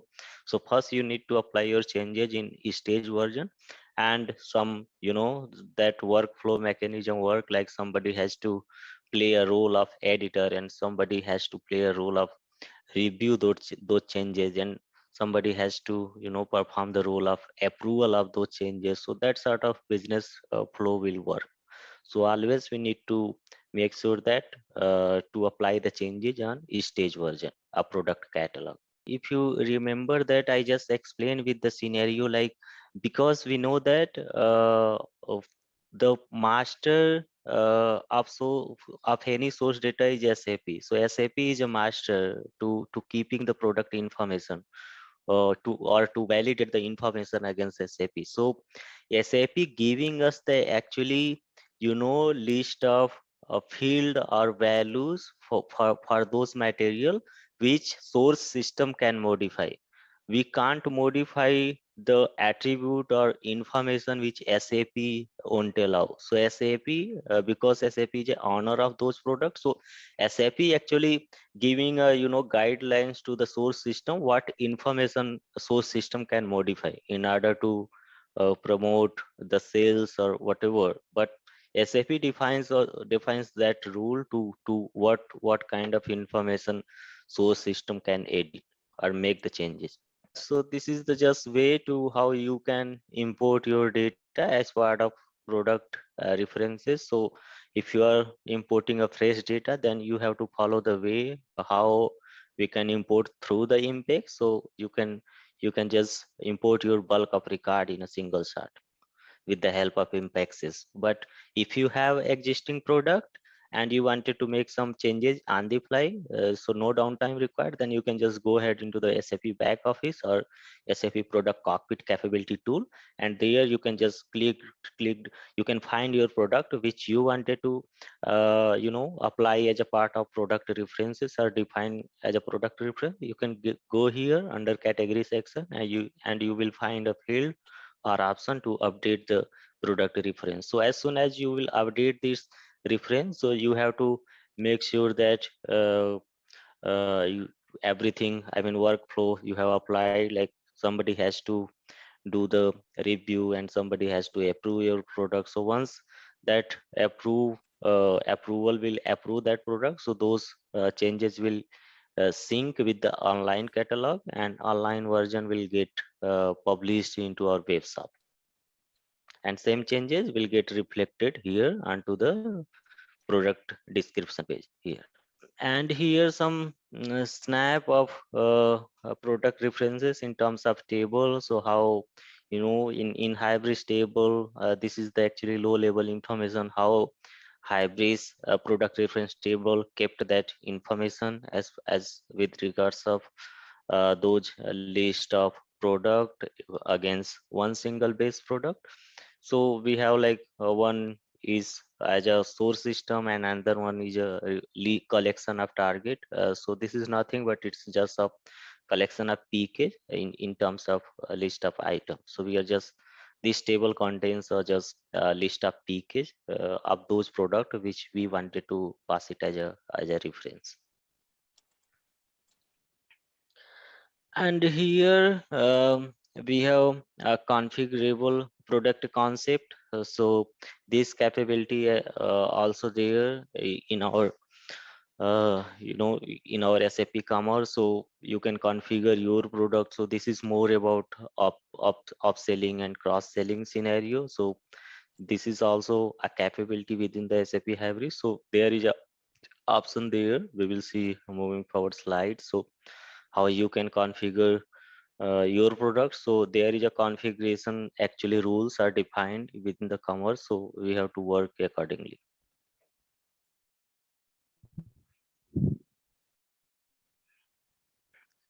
So here some example is there. uh, so in terms of modeling, so what are the product, what are the category which you are trying to make as a configurable, and then which you include into that configurable product category, then only those category or those product will applicable to make that configurational parameters. So there are some sort of changes you can configure on the fly. So based on these configuration rule, you can make a changes. So let's say an example, like if you are trying to configure a product for a single category, then how you can do that. So there is a category node is there. So again you have to go to your back office, and under catalog section we have a category. So once you click here, you will be able to see all the category which are which are applicable for your catalog. So you can just go into any specific category. So once you will open that category, you will see that option how you can configure your category. So separate option is there within the back office. So once you open that category, you will see under general section, you will find that configurational setting. So under configurational setting, you can apply your changes, what kind of configuration you wanted to give.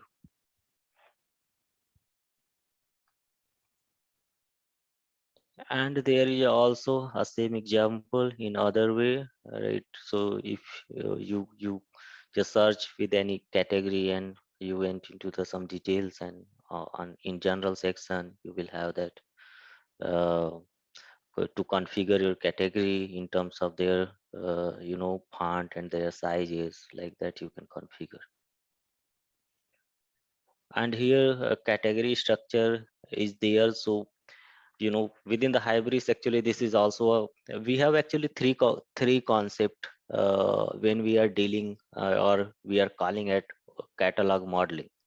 So in SAP Commerce, so when we are dealing with the product modeling, so three things we need to know. First is your category structure, how you can define your category, and another one is product modeling, how you can define your product structure. That means your product or your business is dealing with multi-dimensional. That means if your business is in multi-dimensional, then that means you have to model your product as a multi-variant. So variant capability you have to enable, right? And another thing is about your catalog structure, how you are designing your catalog. So based on those concepts, your actual, we are calling it it's a product being modeled for your business.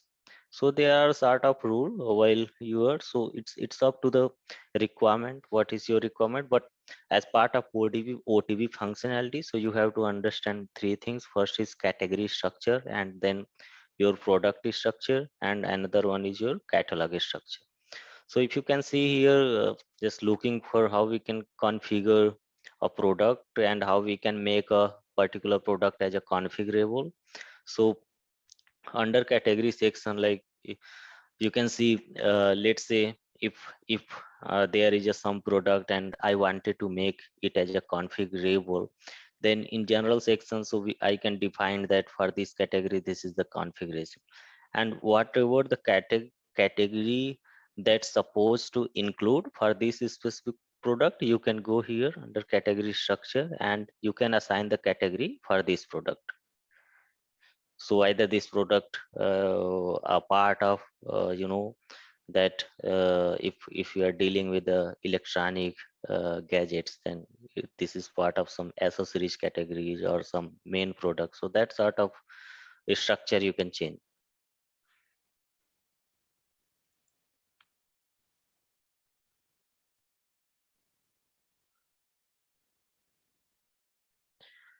Yeah, so here this is once that you can configure your product and you can you, the same product will be visible in your product description page. So this is actually uh, uh, once you will browse with your site, so you will actually understand that what is this mean of.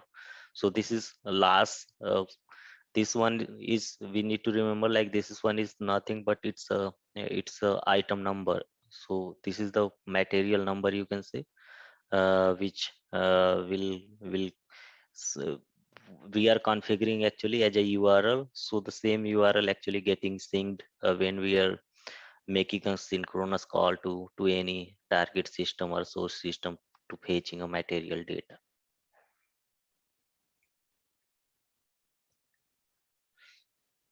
So here also you can see right, so based we see that how we have configured that category. So this is actually nothing but it's a configurational parameter what we have gave as part of category. So I'm just, let's say if I am like this category power hard, then there is a whatever the defined configurational parameter there, so that based on this I will be able to add those product what I have specified from the backend.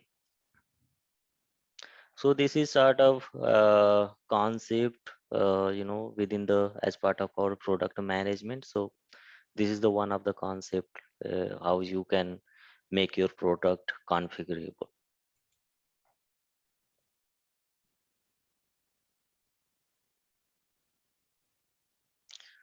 So this is the same product you can see here. So one of the product which we make as a configurable, so it's added into the into the cart. And if you again wanted to change the configurational, because I make this product as a configurational, so that means I can apply the changes based on those criteria as part of configurational. So I did the configure I make the configurational parameter for text and font size and font type. So I can, if I wanted to just click on change configuration, then I have a right to update this configurational, because I make this product as a configurable. I was just explaining that what are the config, what we make, what are the attribute, as a business people can make it as a configurable, so that on when I'm browsing this product or when I'm check out this product, so I make and update this configurational parameter in at the time of my checkout journey. So here I can also, like this is the also a description page, not description page, but it's a card summary page where I can also update this configuration in this page also. This is the card page.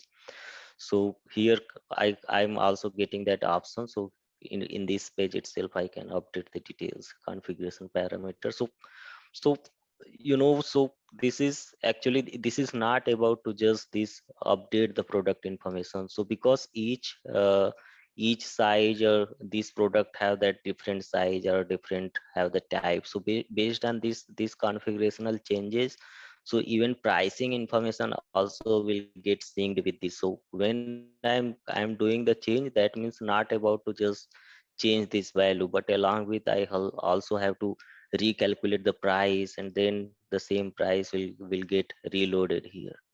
So when you deal with such scenario, you have to take care everything.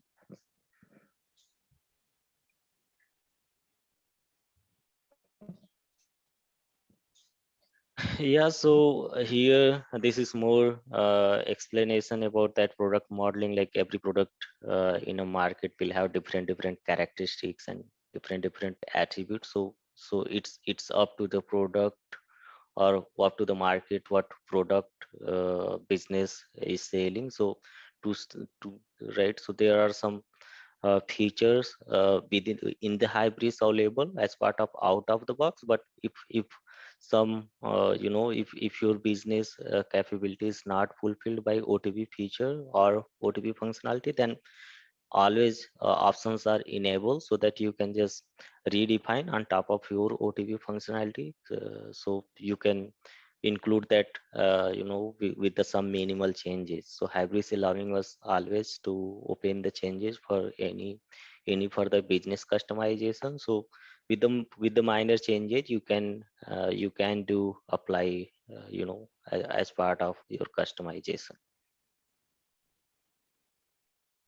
So here some to understand that how modeling is happen within the SAP Commerce. So this is just example. Like if you have some this is the one of the shoe product which have characteristics like size or color, and this is the another product, or you can say this is another market. But if you deal with some electronic market, then again we have when configurational are changed, information are changed. So so in electronic we have like lenses and capacity, so that sort of characteristics will come in.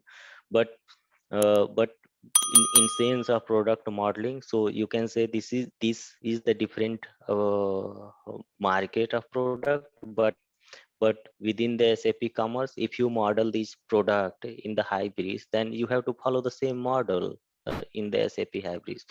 So you have to just differentiate by category whatever product you wanted to. But in terms of modeling, this is the same when you start the mapping of this product. Yeah, so here is also some more low level information about product modeling. So there are some explanation about with different scenario. You can see these are the type system. So we see that as part of like product, so we have different type system like product type system and order category cron job, etc. So uh, this is okay. So let me explain about more. uh, so let's say you have that product, right? So you have that product in the SAP Commerce, and what are the actually type system get impacted or get effect when you deal with the product. So you can see product. This is the one of the type system which hold the product, and you can see this is the order, which is also a separate type system. But when this will get affected, this type when you were doing a checkout, then order creation process will start. And then category also, like uh, category is just group of products, so we are categorizing those product based on category. So without category your product won't exist. So this is how you have this category, also a separate one of the type system. And this is the cron job, right? So this concept we also have to learn. This is also another concept within SAP Commerce. So cron job is sort of scheduler. So based on scheduler, this cron job is run. So we can create a cron job very easily, right? So let's say an example like so cron job is also a separate type system, but in order to understand this, like cron job is nothing but it's a scheduler. So let's say you wanted to update your inventory at every day in the midnight. So you can just follow this cron job concept in SAP Commerce, and you can create a cron job which can, update your inventory information at every day in a midnight. So that sort of type system which get impacted when you deal with the product modeling. Yeah, and the similar concept is like we understand the type system, and this is the similar concept with the classification system. So classification is also system with similar to type system. So actually this is more often used with the modeling when you are start modeling for your product. So classification actually have that classification attribute. So based on those attribute, actually you are making those based on that actually classification attribute. We are calling it as also a classification feature. So this based on this, actually this playing a role like as a common. So if some category is used playing a role like as a common feature, that means we can very easily handle through the classification system. So you can see here, this is just diagrammatic some example like product, and each product have that category. So product and category, we have many to many relation, like, right? So one product may have multiple category, and one category may belong to multiple product, right? So that sort of mapping is there, many to many relation. Already this definition is defined as part of OTB feature, and this category and product classify with the classification attribute. We are calling it also a category feature. So based on this classification system, we can just inject this product or category.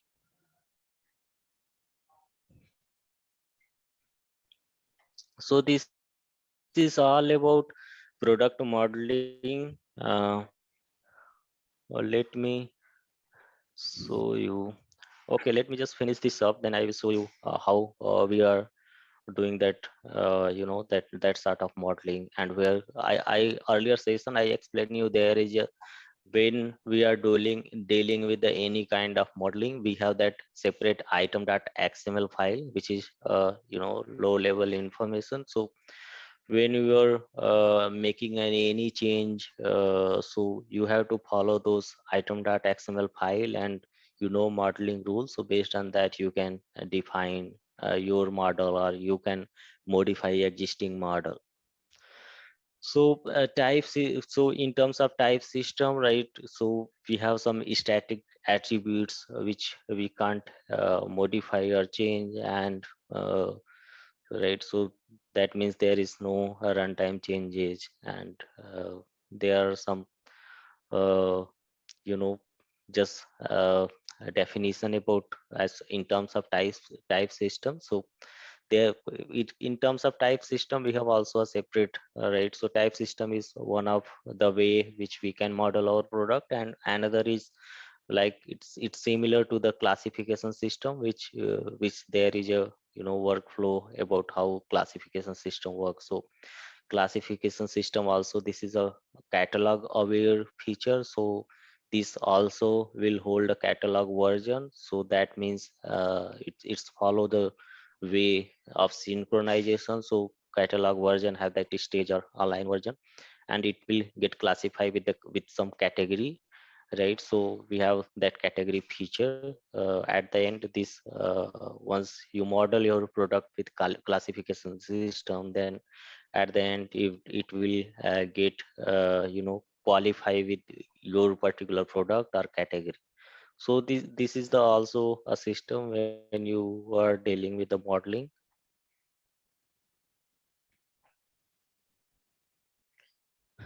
Okay, so this is more about workflow, right? So we can understand here how that workflow work.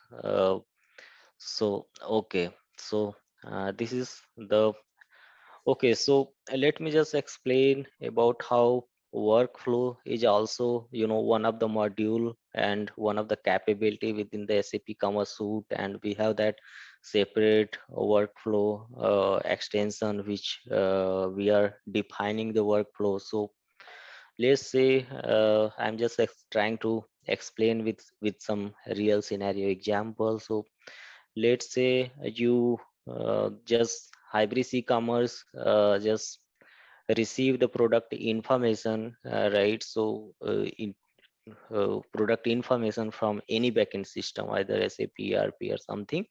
So right, so the same information what SAP send to the hybrids, we can't directly publish those information into our online shop or web shop.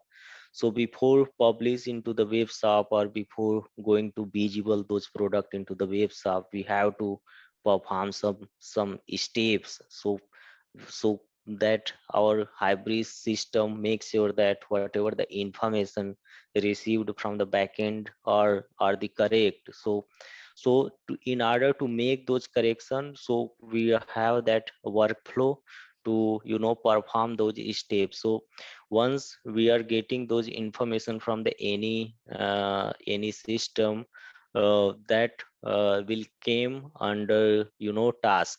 So I will show you. So there is an option in product cockpit. So whatever the material we are receiving from the third system, it will just get hold under task, and from this task, those workflow engine will get executed. So what kind of task that somebody can start or execute, like, so first task is to review those product, and some task is to just check your product. So these are the different roles, and some user have that role to approve those products. So that business flow will perform with the help of that workflow engine or workflow template. So even if you wanted to assign a separate role or new role, then this workflow is there as part of OTP feature.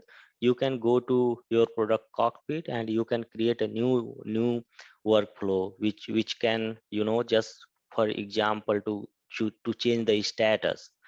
To update the status, you can define a new role. This is the workflow how playing a big role, like when you are dealing with the scenario. And when that separate user, right, some user is playing a role of reviewer, and some user is playing a role of just approval manager or something. So based on that, what you wanted to include as part of your scenario, so you can add it here that to fulfill your requirement. So here also some more, if you can see the right side of diagram. So you can see there is a some user which has a role of workflow designer. So what this user can do, this user will use this workflow template, and based on this template, he is responsible to create a create a new workflow. That means this step, this user have a right to create a new workflow for some user, for any user he can. And this is the user roles. So these are the some list of roles this user can assign. So based on those roles, it will provide a access right what a user can do. And also we have that workflow manager is also who can this is also uh, uh, individual who can approve those activity what some lower roles or down stream roles are doing. So this person have that responsibility to approve that or reject that. Within the back office, this capability is also there. So you don't need to any write a code, or you don't need to write any logic. You can just need to understand the business flow. So let if this is the actually through the back office, you can go through your workflow engine. You can configure your new workflow, or you can modify something with the existing workflow. So what I was explaining about this diagram, you can go here and you can define your new work step in order to perform those workflow, and you can assign roles for the user which you wanted. So this is the template which through you can just update or you can create a new workflow. So this workflow is actually mainly used with the approval process. So when we are approving something with the different business flow or different steps, then we are following these workflow steps in SAP Commerce. Okay, so this is also more real scenario example. Like this is once you will if you are creating a new workflow engine, then you can here you can this is the actually a different state, right? So you wanted to give a role of marketer, or you wanted to give a what we can call a purchase or anything, I mean approval or review. So here you can update those what is the existing state and what is the next step and what is the previous step. So with the help of this link you can create. So if you can follow this wizard creation of the workflow, you will find those steps in order to create a new workflow. So in terms of like uh, knowledge, you can so Hybris have that workflow engine and capability to create a new workflow, or you can modify a existing workflow. So based on this you can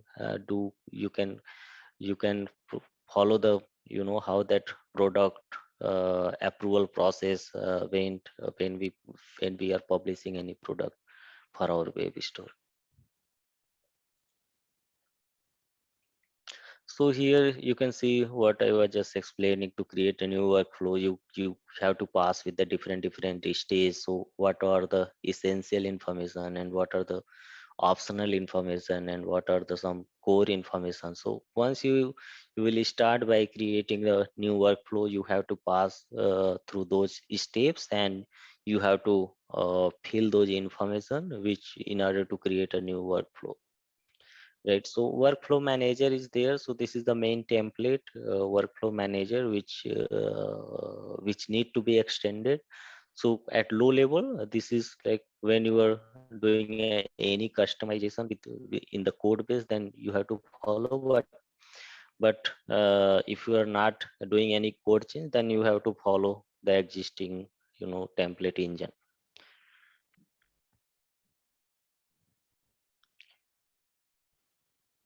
So this is more information, right? So to create a workflow. So if you are passing with the different this is the indicator actually how you can create and how you can fill those information. So this is the slide actually telling us about the process to create a workflow with the different steps. So you can see here the what are the information as part of essential. So you have to define a workflow template, what template you wanted to choose as a product approval template, or product approve or product review template, or product status change template. So that sort of template already there, you have to just utilize it. See, if some step, if you want to define your own template, then you can go ahead with the customization. You can customize your system. And here you can just, as part of essential information, you can update your template and you can assign assign to a name. So that's that sort of information as part of essential one. And once you finish this essential information, and if you click on next, then you will get highlighted with the next step, that is item, which is also holds some core information, right? So you can see here this is the item actually.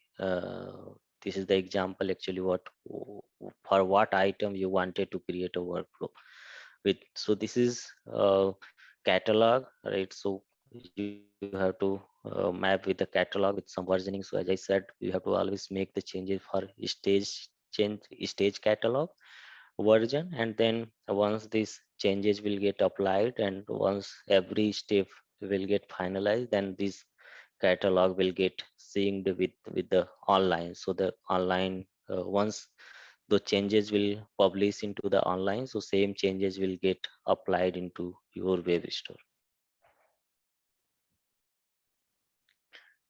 And again, once you have completed all those steps and created your new workflow, and then what you can do, you to start those workflow, you have to just click on start, so that once you click you start your workflow, your that means your whatever the new workflow you have been defined, it will come into your action. So for whatever the purpose of you have defined the workflow, in the same purpose which will be included with the existing one.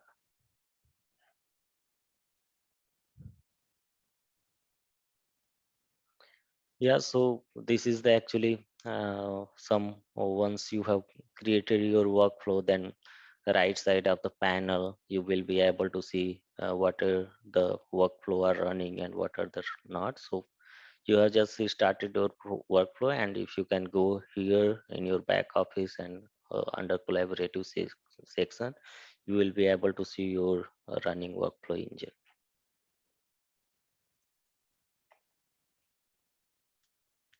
Yeah, so right, so whatever the workflow which you have created, so if you click on the workflow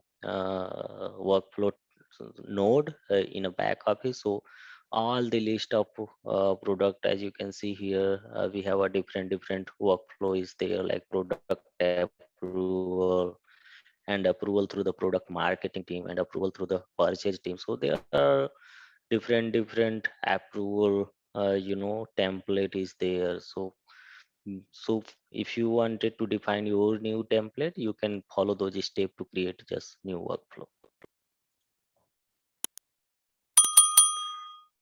Yeah, so here this is the task. So this is more about this is the back office view. But if you go to in your product cockpit, you will find a more geographic view. So there is a separate UI for where you can see your task. So if you see this screen right side, we have that workflow, and here is the task. So if I see that in the previous screen, this screen is about workflow and task, like uh, what what task or what action that particular workflow or template are playing. So right, so let's say if I have created a workflow for approval through the product manager team, that means this is the task for me. So this task I have to run in order to perform the approval for the product. Okay, so this is right. So if you see, this is the product cockpit view. So the same view what we see in the back office, we have a different view in the cockpit, but the information or but the action will be the same. So this is the way actually how you can create your workflow by the product cockpit view.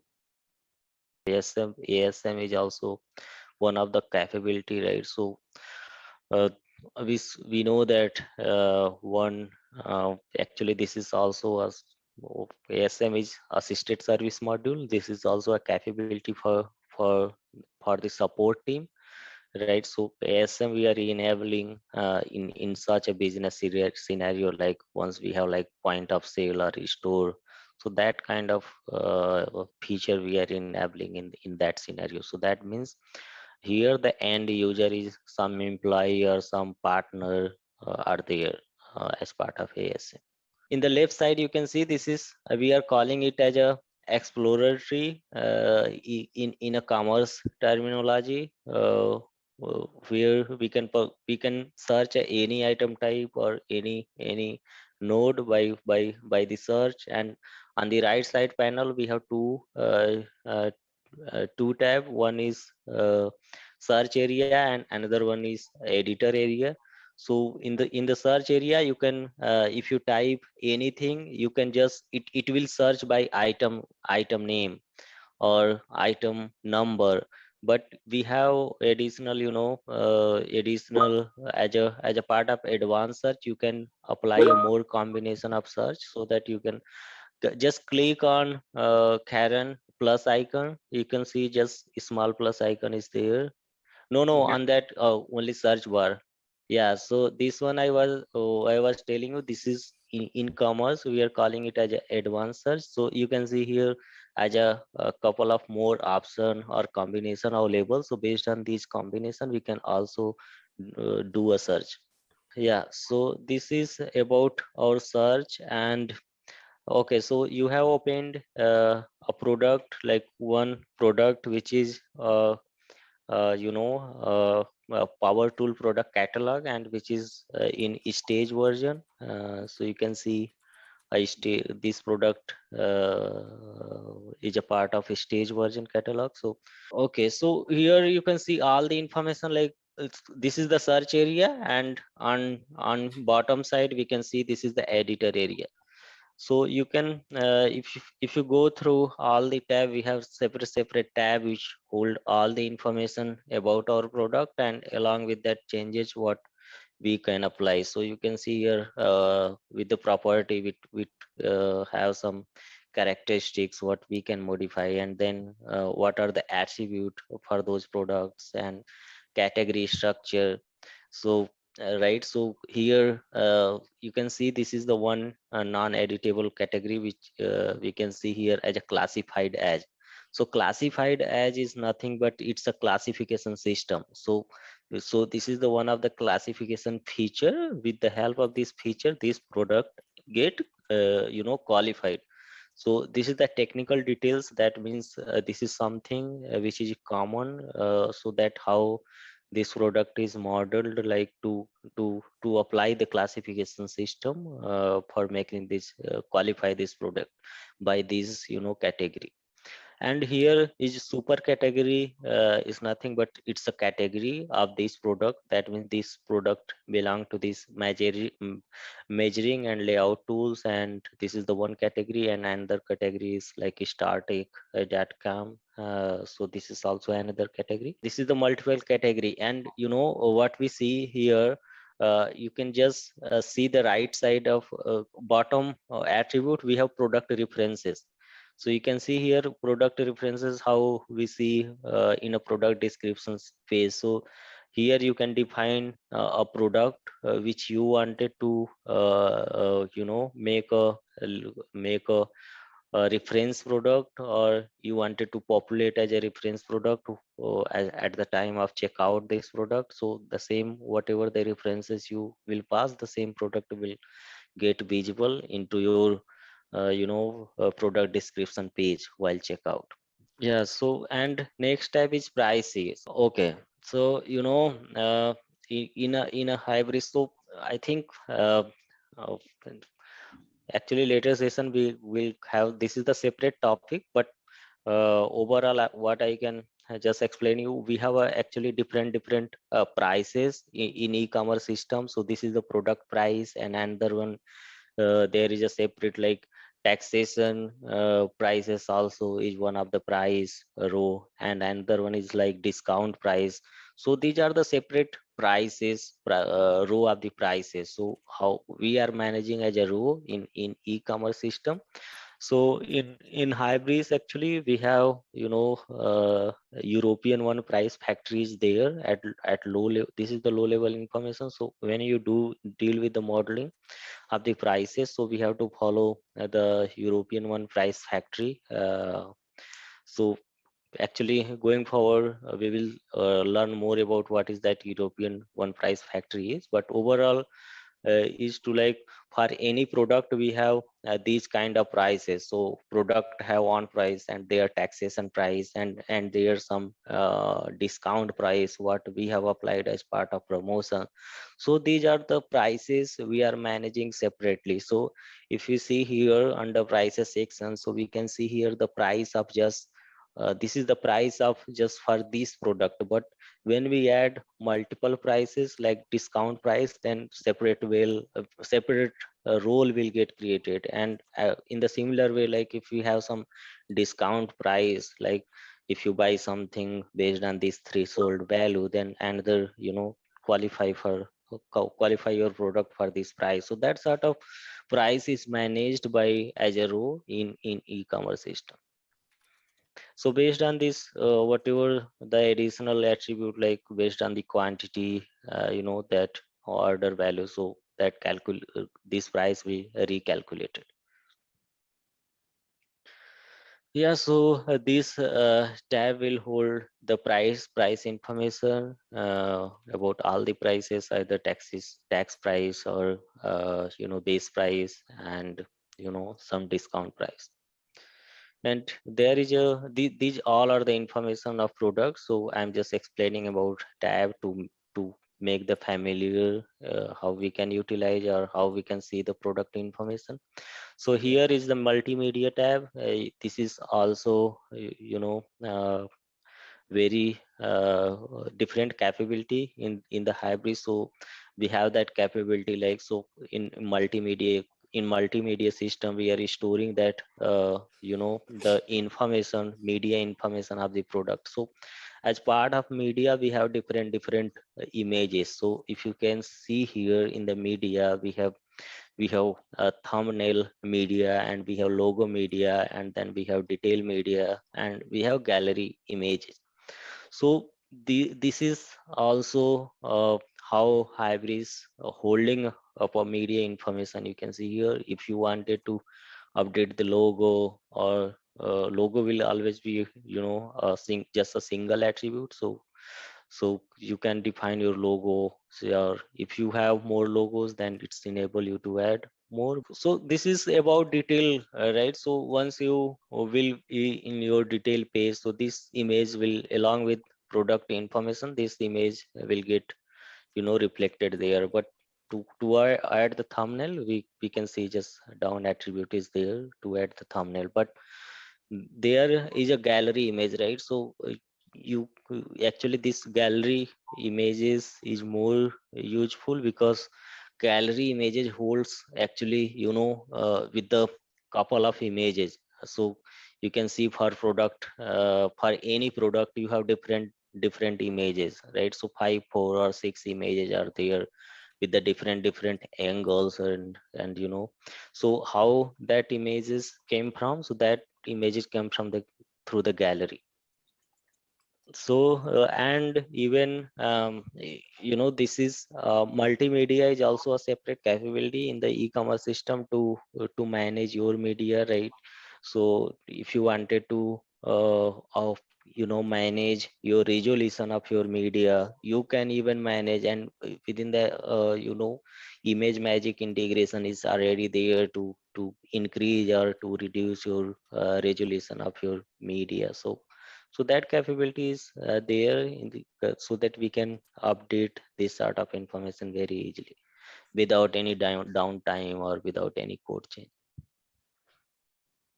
And there is a variant tab also to hold a variant information of your base product. So right, so this product is B2B product, and there is a no any variant for this product. But if have that variant, then we can specify with the variant type, and whatever the list of variant which will map with this product we will can see here under product variant option or attribute.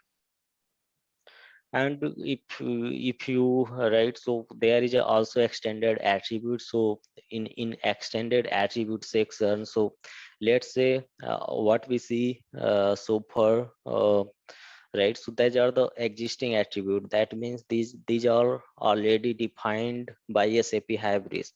But let's say if you wanted to add more, or if you wanted to add some your custom attribute, then you may can include under extended attribute, and the same changes will get available here, so that you can start editing by extended attribute. So you can see some couple of existing as part of extended attribute are there, right? So their article number is a material number, and their identifier is a name, and catalog version, right? So for which catalog this product is exists, and approval status, right? So you, I was just explaining about those workflow, right? So if you can just click on approval value, Karen, so you will find different values. So checked, approval, and unapproved. So these are the state of your product. So approved means this product is eligible to, to publish into your web shop. So that means this product will be visible in your web shop. And this, if this product is unapproved, that means somebody has to approve. And if product state approval state is checked, then some user has to update their status based on some review. And in the similar way, we have some more information, right? So year number and manufacturer, AID and manufacturer, who is the manufacturer is. So that sort of information is as part of extended attribute. And if you have more, if you wanted to add, then you can include here under your extended attribute. And we have also a separate tab here, which through you can manage a rating and review process. So we have the separate tab also there under product. So Karen, can you highlight review tab? Yeah, so here through the stock you can update your inventory information. So right, so if you click on here, so how you can update your stock label. So there is a a label for this material. So your material is 693. So through this button you can update your stock. So you can see here, these are the stock through which you can update. So this is the separate, actually we can understand more how that stock level is. So you can see here some as part of basic. So this will actually stock is will point to your warehouse. So this item belong to which warehouse. So the same warehouse need to be synced with the SAP, right?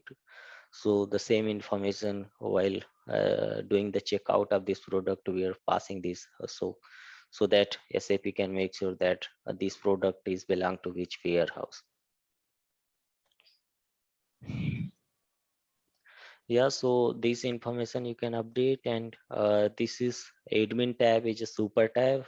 So all the information what we just gone through that, so all the information is updatable, or you can modify by going directly to admin tab. So in admin tab, all the information what we see is available. So you can see what is the PK of this product. Even this is the sort of meta information for this product, and what is the type system which this product or item belongs to. So you can see here a product is one of the type in out of the box. So yeah, so this that time creation and what time somebody has modified, and that sort of information is available in our admin tab section. Okay, so these all about a product and how you can check your product via back office, and how you can modify your product information by back office. So yeah, this is the window, or this is the way how you can modify your product information. And this is the view of a back office view. But if you wanted to see the same product, then you can, we have that actually separate capability within the SAP Commerce. We are calling it as a product cockpit. So this is the separate cockpit. So you can see here, one is for admin cockpit, which is a default back office, and another one is a product cockpit, which is more specific. Yeah, you can just open in a back office mode, or product cockpit mode. Yeah, you can click there, it's easily switched, no problem. Okay, so this is same product, we can just understand here. So this is the product cockpit view. So this cockpit is view is only applicable to handle your product life cycle.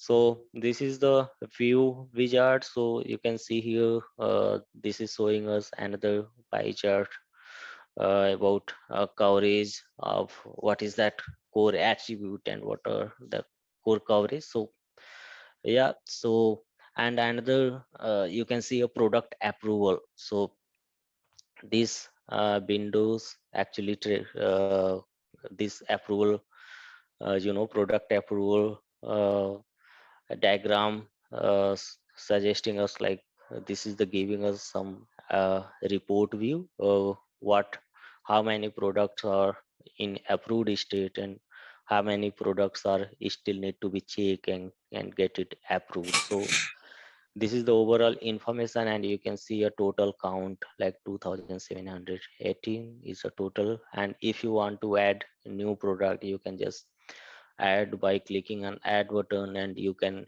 define their status, check or approve directly. And under collaborative session, what we see as part of our workflow template, so you can see here on bottom, um, bottom section, we have a running workflow and my task. So there is no workflow which are running or which are active. So if any, then it will come under running workflow, how we see in our snapshot of those slide. And whatever the task we need to perform, either to check status task or review status task, so we can see here under my task tab. So this is the cockpit view. Okay, so these are the features. So this is the more descriptive view how we are handling our product. So you can see all the products are there, and even in this cockpit, through this cockpit, even if you can create a new product, or you can import the product via a spreadsheet, or if you wanted to take the export, you can take. So icons and feature are available to do the export. And here is the catalog. So all the catalog and what are the core attributes and marketing attribute and categories, so all the information are available here.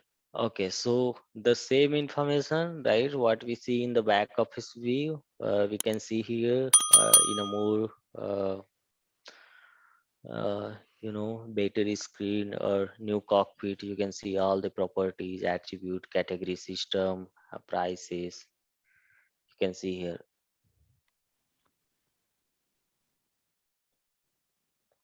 And their approval status. So all the information you will see. These are the whatever the catalog available. So we have default catalog, and then a classification of how that have been designed, and then our this application specific catalog. So because we have installed B2B accelerator, that means this is power tool product catalog is there, right? So yeah, so you can see here all the catalog along with the version, right? So we have that. Oh, so you know what that means. If you see that any version for any item type, if version exists, that means we are calling it that item type is a catalog aware. So what this means is, as we know that smart edit is a tool where you can add your new page, create your new page, or you can define a new page, or you can modify existing page, right? So that means business don't need any downtime to redeploy. On the fly, you can just do your changes and you can just publish it, and same changes will get reflect into your web shop. So we have that create a page button is there. Through that we can define our new pages based on some content. So these are the capability to handle CMS related activities. All right, let's test your knowledge. Here's a question for you. How are payments typically handled in SAP Commerce Cloud? Option A. Payments are processed directly within SAP Commerce Cloud. Option B. Integrations with payment gateways like Adyen or Stripe. Option C. Manual processing of payments externally. Option D. Transfers to bank accounts only. Take a moment to think, and when you're ready, choose the correct option. Remember, each choice holds a key to unlocking the answer. Good luck! Type the correct answer in the comment section. most of the thing you already know, but I'm just trying to recollect. So this is the topic 3, which is more specific with the product cockpit. So this is also capability to only drive the product life cycle. So through this cockpit, there is no any relation with the user, there is no any relation with the order, and there is no any relation with the customer. So this cockpit is only applicable for to manage the product information. So let me just quickly over the agenda what we are gonna learn about this cockpit as part of product cockpit. So we will see, we will talk more about how you can approve the product, and after logged in this cockpit, there will be, right, we saw that welcome dashboard come in, and then after where you can update your product, and where you can see the approval option to approve the product. And then we will also in welcome dashboard itself will talk more about how you can filter out your product, what are the different criteria to filter out the product from the specific catalog. And other one, we also will learn about that what is that a product cockpit through with the help of back office or with the help of product cockpit. If I wanted to create a new product by this cockpit, then how can I create that? So we will also learn about this. And to so we saw that in our last session, there is a separate tab to manage the media information for these specific products. So to add a new media on existing products, so we will also talk about this one to update the media information for the product. And also we will see how product category mapped with the product. So we will talk about this, how you can update your category for the specific product. And here it's also this is about to to assign the category for the product, but here we can also give a category for the specific product. So this is a many to many relation between product and category. So one category may have more than one product, and one product may have more than one category. And also we will see about that capability, how you can create as a part of bulk upload, to create a bunch of product in single shot. So how you can import those product via spreadsheet or via impact. So there is a separate option this cockpit already has. So through this cockpit you can just upload your spreadsheet, and if you wanted to just take the export with the existing product, you can do. So these are the option we will talk about more. And other is right, so we can also update the media information from the back office as well as from the cockpit, product cockpit. And there is also capability, even if we can update the media information through the Excel file. So that is a spreadsheet where you have to pass the product details along with their media information, so that with a single chunk it will get updated through that bulk upload capability.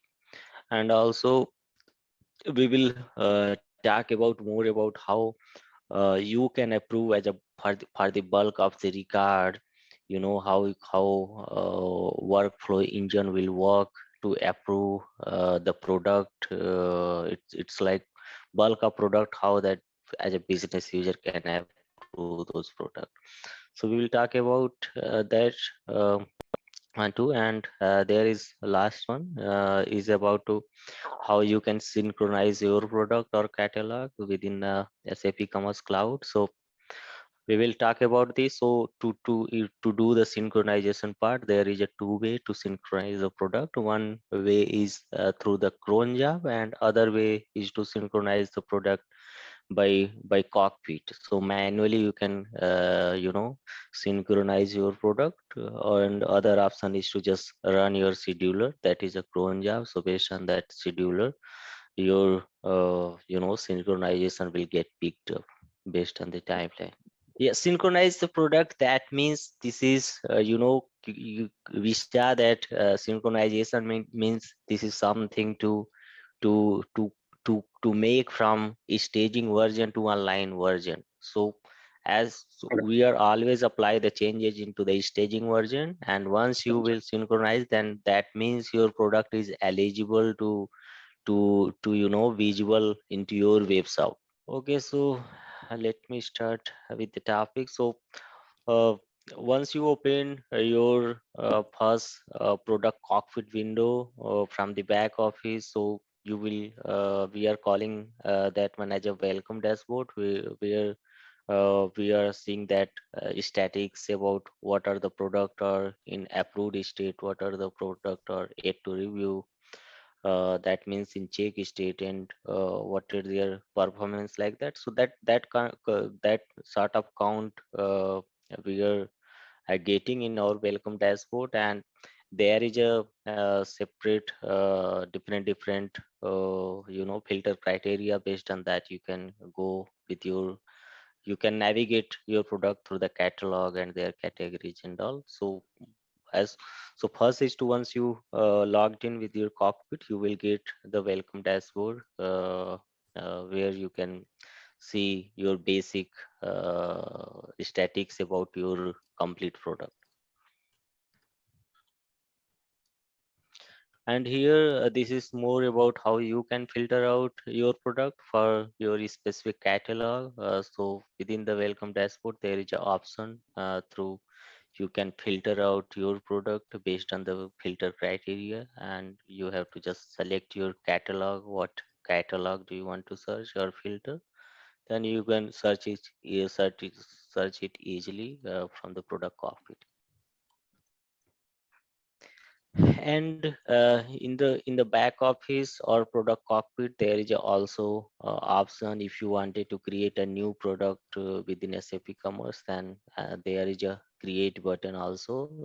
So you have to follow a sort of steps in order to create a new product or to define a new product. So you have to define, put some essential information, and then some optional information and some general information, and you need to define a category and there to define their catalog. So that sort of also feature there to create a product by back office or product cockpit. And we right, so to add the media information, you can update your product media, either product thumbnail or their logos or their gallery images. So there is a also separate feature. So either you can update through the back office or product cockpit, you can update your media. So within the SAP, to manage the media information, actually Hybris have out of the box capability to have that integration with the image magic, so that you can also update, or you can control the resolution of your media through that integration with the image magic, so that you can reduce or increase your resolution for your gallery images or some media information. And in the similar way, there is also you can through the product cockpit or through the back office, you can also assign a category to your product, or you can remove the product from the category. So you can very easily through the product cockpit, you can update the category information. Okay, so here also it's more also some about how you can, there is a relation actually with the product category to product one to many and man. So between product to category, so there is a many to many relation. So once you will go to the code, you will find that how that relation are defined within our item.xml file, who is managing that modeling information. So there is a mapping all already defined with the relation of many to many, so that you can update, assign the category for more than one product, and even again you can assign a, a more than one product for a single category. So that how relation are built within the commerce. And yeah, this feature is also available. So let's say if you are creating or uploading a bulk of product through the product cockpit or the back office. So the product cockpit have that capability also to process. You can take export from the SAP Commerce, or if you wanted to import via spreadsheet or through the Impeg. So there is also option to to import your bulk of record via spreadsheet. So that feature is already enabled out of the box. So through the product cockpit you can import bulk of record in single shot. And yeah, so as soon as you upload your spread or bulk of product, so by default it will go with the check status.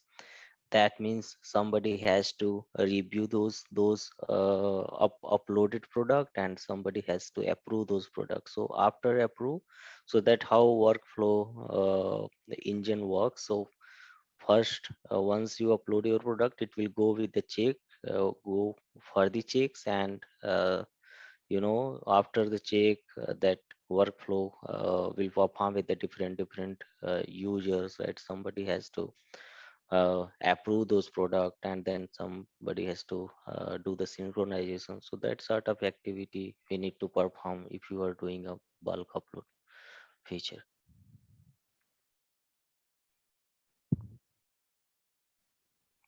Yeah, this one is about synchronization. So how you can synchronize. So to synchronize, so actually we have a catalog. So each catalog have two versions, right? So one version is stage, which is more specific to making the changes, and there is another version is online. So we are not directly making any kind of changes into online version. So online version is to just to publish the product into our web shop. So the same whatever the product are available into online catalog, same product will be visible into our web shop. So whatever the changes we need to apply, we are always doing the changes into our stage version. So but once you are doing any sort of changes into your version and make it to visible into your web shop, so that synchronization needed. So what synchronization does, so this is sort of functionality or feature as a catalog awareness. So when you do a modeling, or you are defining some custom sort of synchronization functionality, then you will know more what is that synchronization and what this means. But basically what synchronization does, it's create a copy from stage and publish into our online version. So there are two way to synchronize our product. One way is to just we can whatever the product we have made the changes, we can just change their status and we can synchronize it through the product cockpit, or we can do from the back office itself. And other way is to synchronize the product through the cron job. So the cron job is there to synchronize the product or category. So there is a scheduler already defined to run that cron job. So that based on that some time period, that cron job will get triggered to synchronize all the product which are in approved state. Yeah, so this is about product cockpit view, what are the capability and how you can apply the changes as part of product life cycle. So this is all about product cockpit view slides. And let me go to other one, which is more about assisted service module. Okay, so this is also uh, for one of the topic of our product management. So uh, I don't know if you guys are aware about assisted service. So this is also a feature already enabled out of the box. This feature is available out of the box, but this is not enabled by default. So based on the business, actually we are enabling this feature, but functionalities are already there in our SAP Commerce. So assisted service module is something uh, we are actually assigning a role or creating a user, so that business user, there are separate different users, right? One is like internal employee, which are part of the same business network, and other will be might different partners or different dealers. So based on that, we have this assisted service module capability, so that based on that roles, we are giving the access right for our customer and for our resource. So what kind of business user can do based on their roles. So we will learn about this capability, how that assisted service module are useful within the SAP Commerce. So we will see about more about how ASM, assisted service mod through the assisted service module, how we can create a new customer, and even assisted service module have that capability also to placing that order. So this is something about to manage or provide the service to the end user. So if somebody is like browse the product, and if somehow he will not able to order that product, so what they can do, they can just call to the service center, or I mean, he can call some help desk with it nearby, and he can that assisted service will enable. So with the help of this service, so that checkout process can be processed. So there are different roles who actually have to manage this feature. So we will learn more about this feature, and for your application, how you can enable this feature and how you can use. We will see.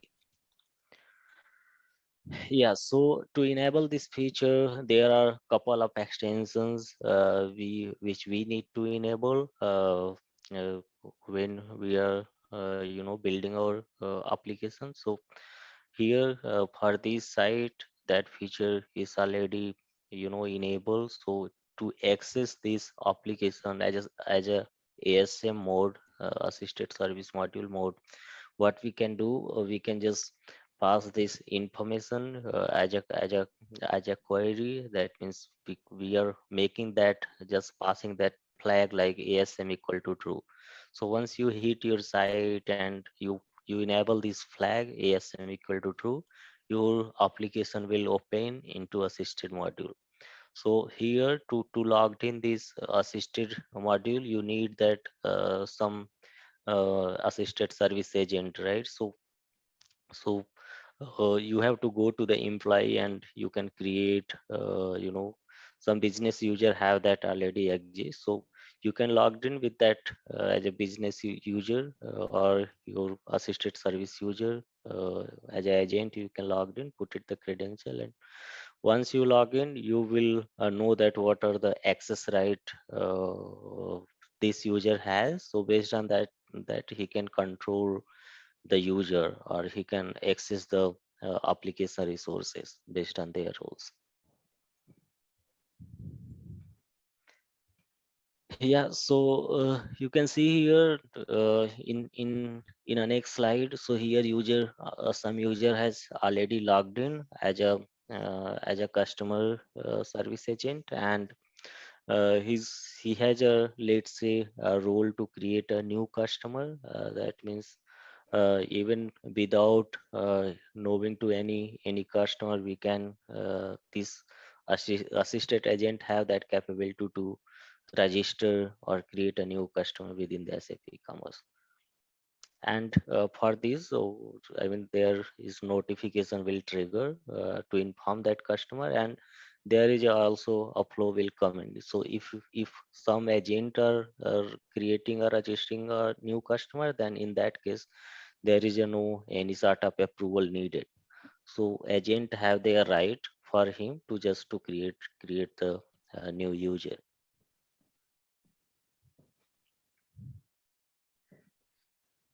Yeah, so this is more examples for B2C application, that is electronic. So you you can logged in that application via ASM module. So you have to pass the flag ASM equal to true, and this your application will have open into as a assisted service.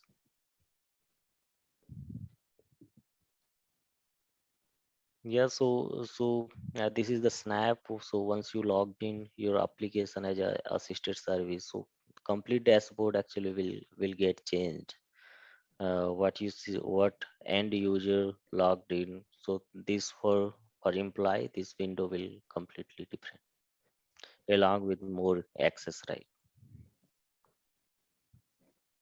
Yeah, so this is more about us as assisted, I'm assisted user, and I'm just logged in myself, and if I wanted to process order for some requested end user, then I have to just go just put their ID to paste the details for that requested user, and wherever the item they are requesting for to order, then I have that eligibility, or that rules to submit the order for that requested user. So that sort of role that assisted through the assisted service module, this role was playing to just push to the customer or assist to the customer.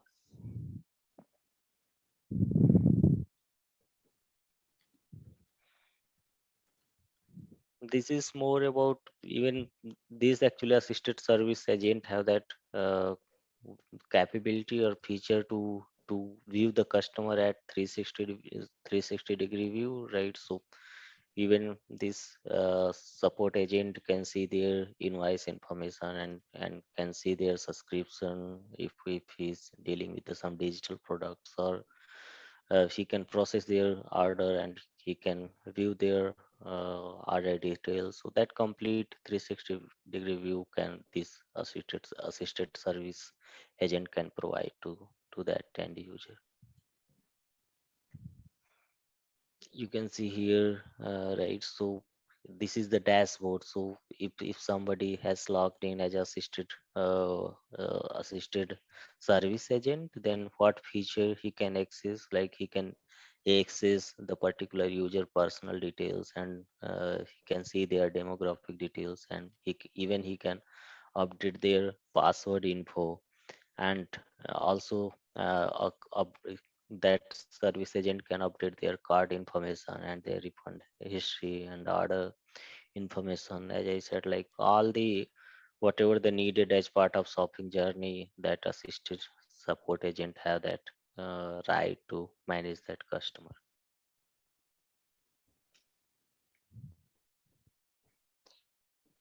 Yeah, so this is more about how we can add that coupon or redeem that coupon in terms of our promotional customers. So if we're promoting something, then support as a SM agent also that try to access their coupon information, or discount or promotion information.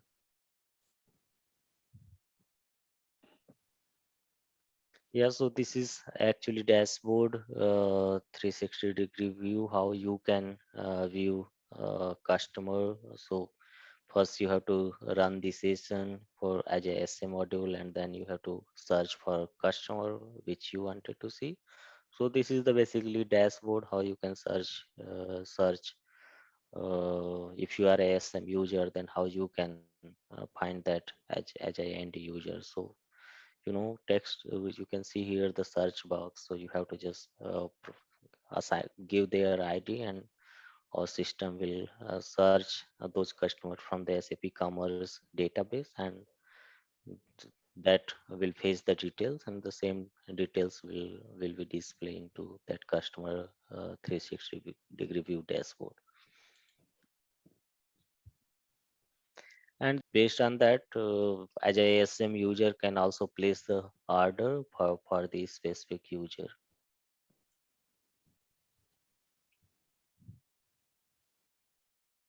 And this is also as we as a ASM have that capability to maintain their information, so I can withdraw or revoke their consent on behalf of assisted service module. So I can just process the session for those user, and uh, I can do whatever requested for that user as a ASM agent.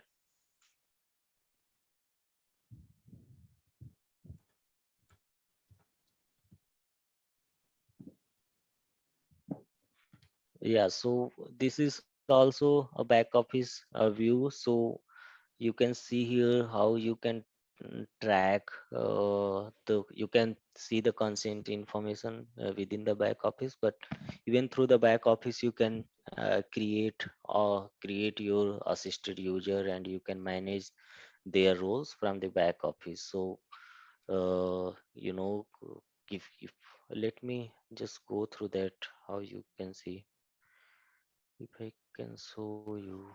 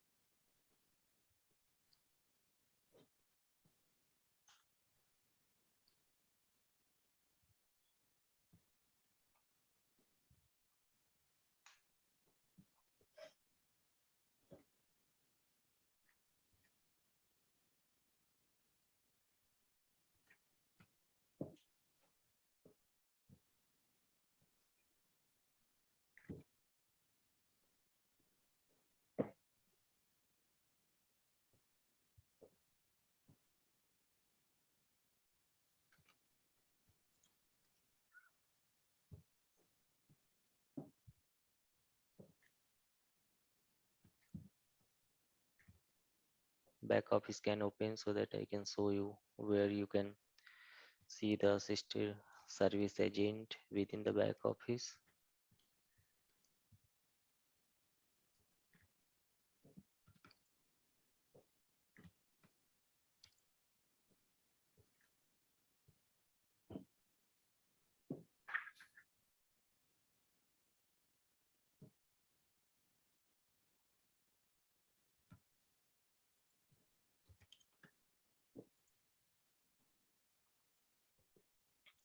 Okay, so I'm just logged in with the back office. So if you can see my screen, so here is the employee. So under this employee, we are creating a different roles. So you can see here, if I'm enabling my application as a assisted service module, then I have to create a different users based on their access roles. So based on that, whatever the business needs, right? So we have that some dealer account and some partner and some internal user. So how we are managing their access, right? So we have user group. So based on this user group, we are enabling their access, right? So if I'm a assisted assisted service agent, and I'm trying to log in the application, so what kind of information I can update for the end user? I can just view, I have the role or access right to just view their invoice information or to update their order details, or uh, can I submit an order for the end user. So that's so these user group actually giving us or provide the access right to to enable that feature to do for the end user. So within the employee, you can update or you can assign the role for the specific user which you want. And here where you can define that role, so here we have that user group, separate user group entities there you can define a role of those user. So that sort of information we are capturing here. And so far all the user which are able to log in via as a assisted service, which will be the part of employee, and to manage their roles, we have that user group. So we need to define under user group entity. This is a welcome window for the product cockpit. So you can see here there is some report information, and here a bar which is showing us how many products are in approved state and how many products are need to be reviewed. And also we have workflow, right? So uh, through the workflow we can start the approval for rest of the product which are not approved. So this is more about you can play around that to making some do edit for some of the product and start this workflow engine to approve those product, and then you will find that it will automatically get synced once you execute this task. Initial data setup extension is there. So you can see last extension is why B2B accelerator storefront, right? So this is the extension where you will see all the CMS content. So maximize the you know uh, memory of Eclipse. There is a config file of Eclipse setup. So update your size buffer.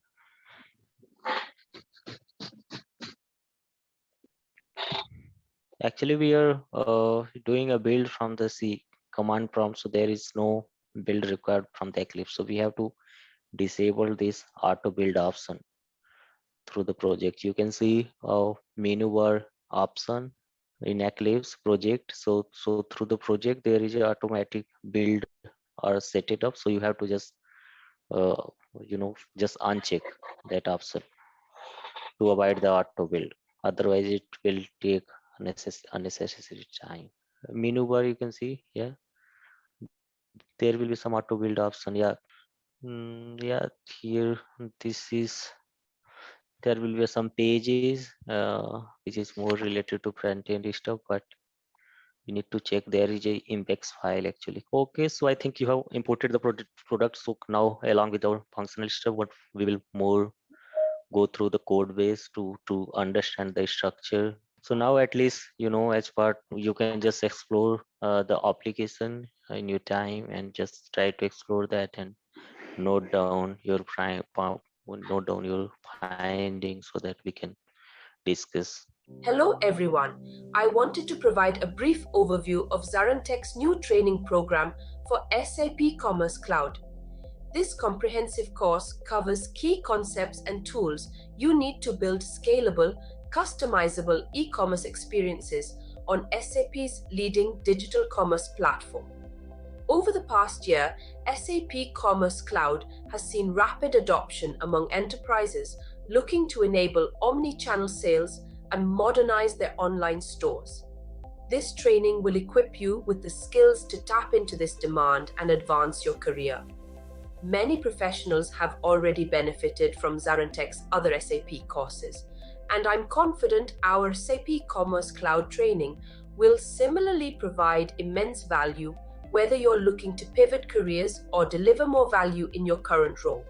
If you're interested to learn more, visit the link below for full course details. Investing in this training now can open up new career avenues or growth opportunities. So don't miss this chance and register today.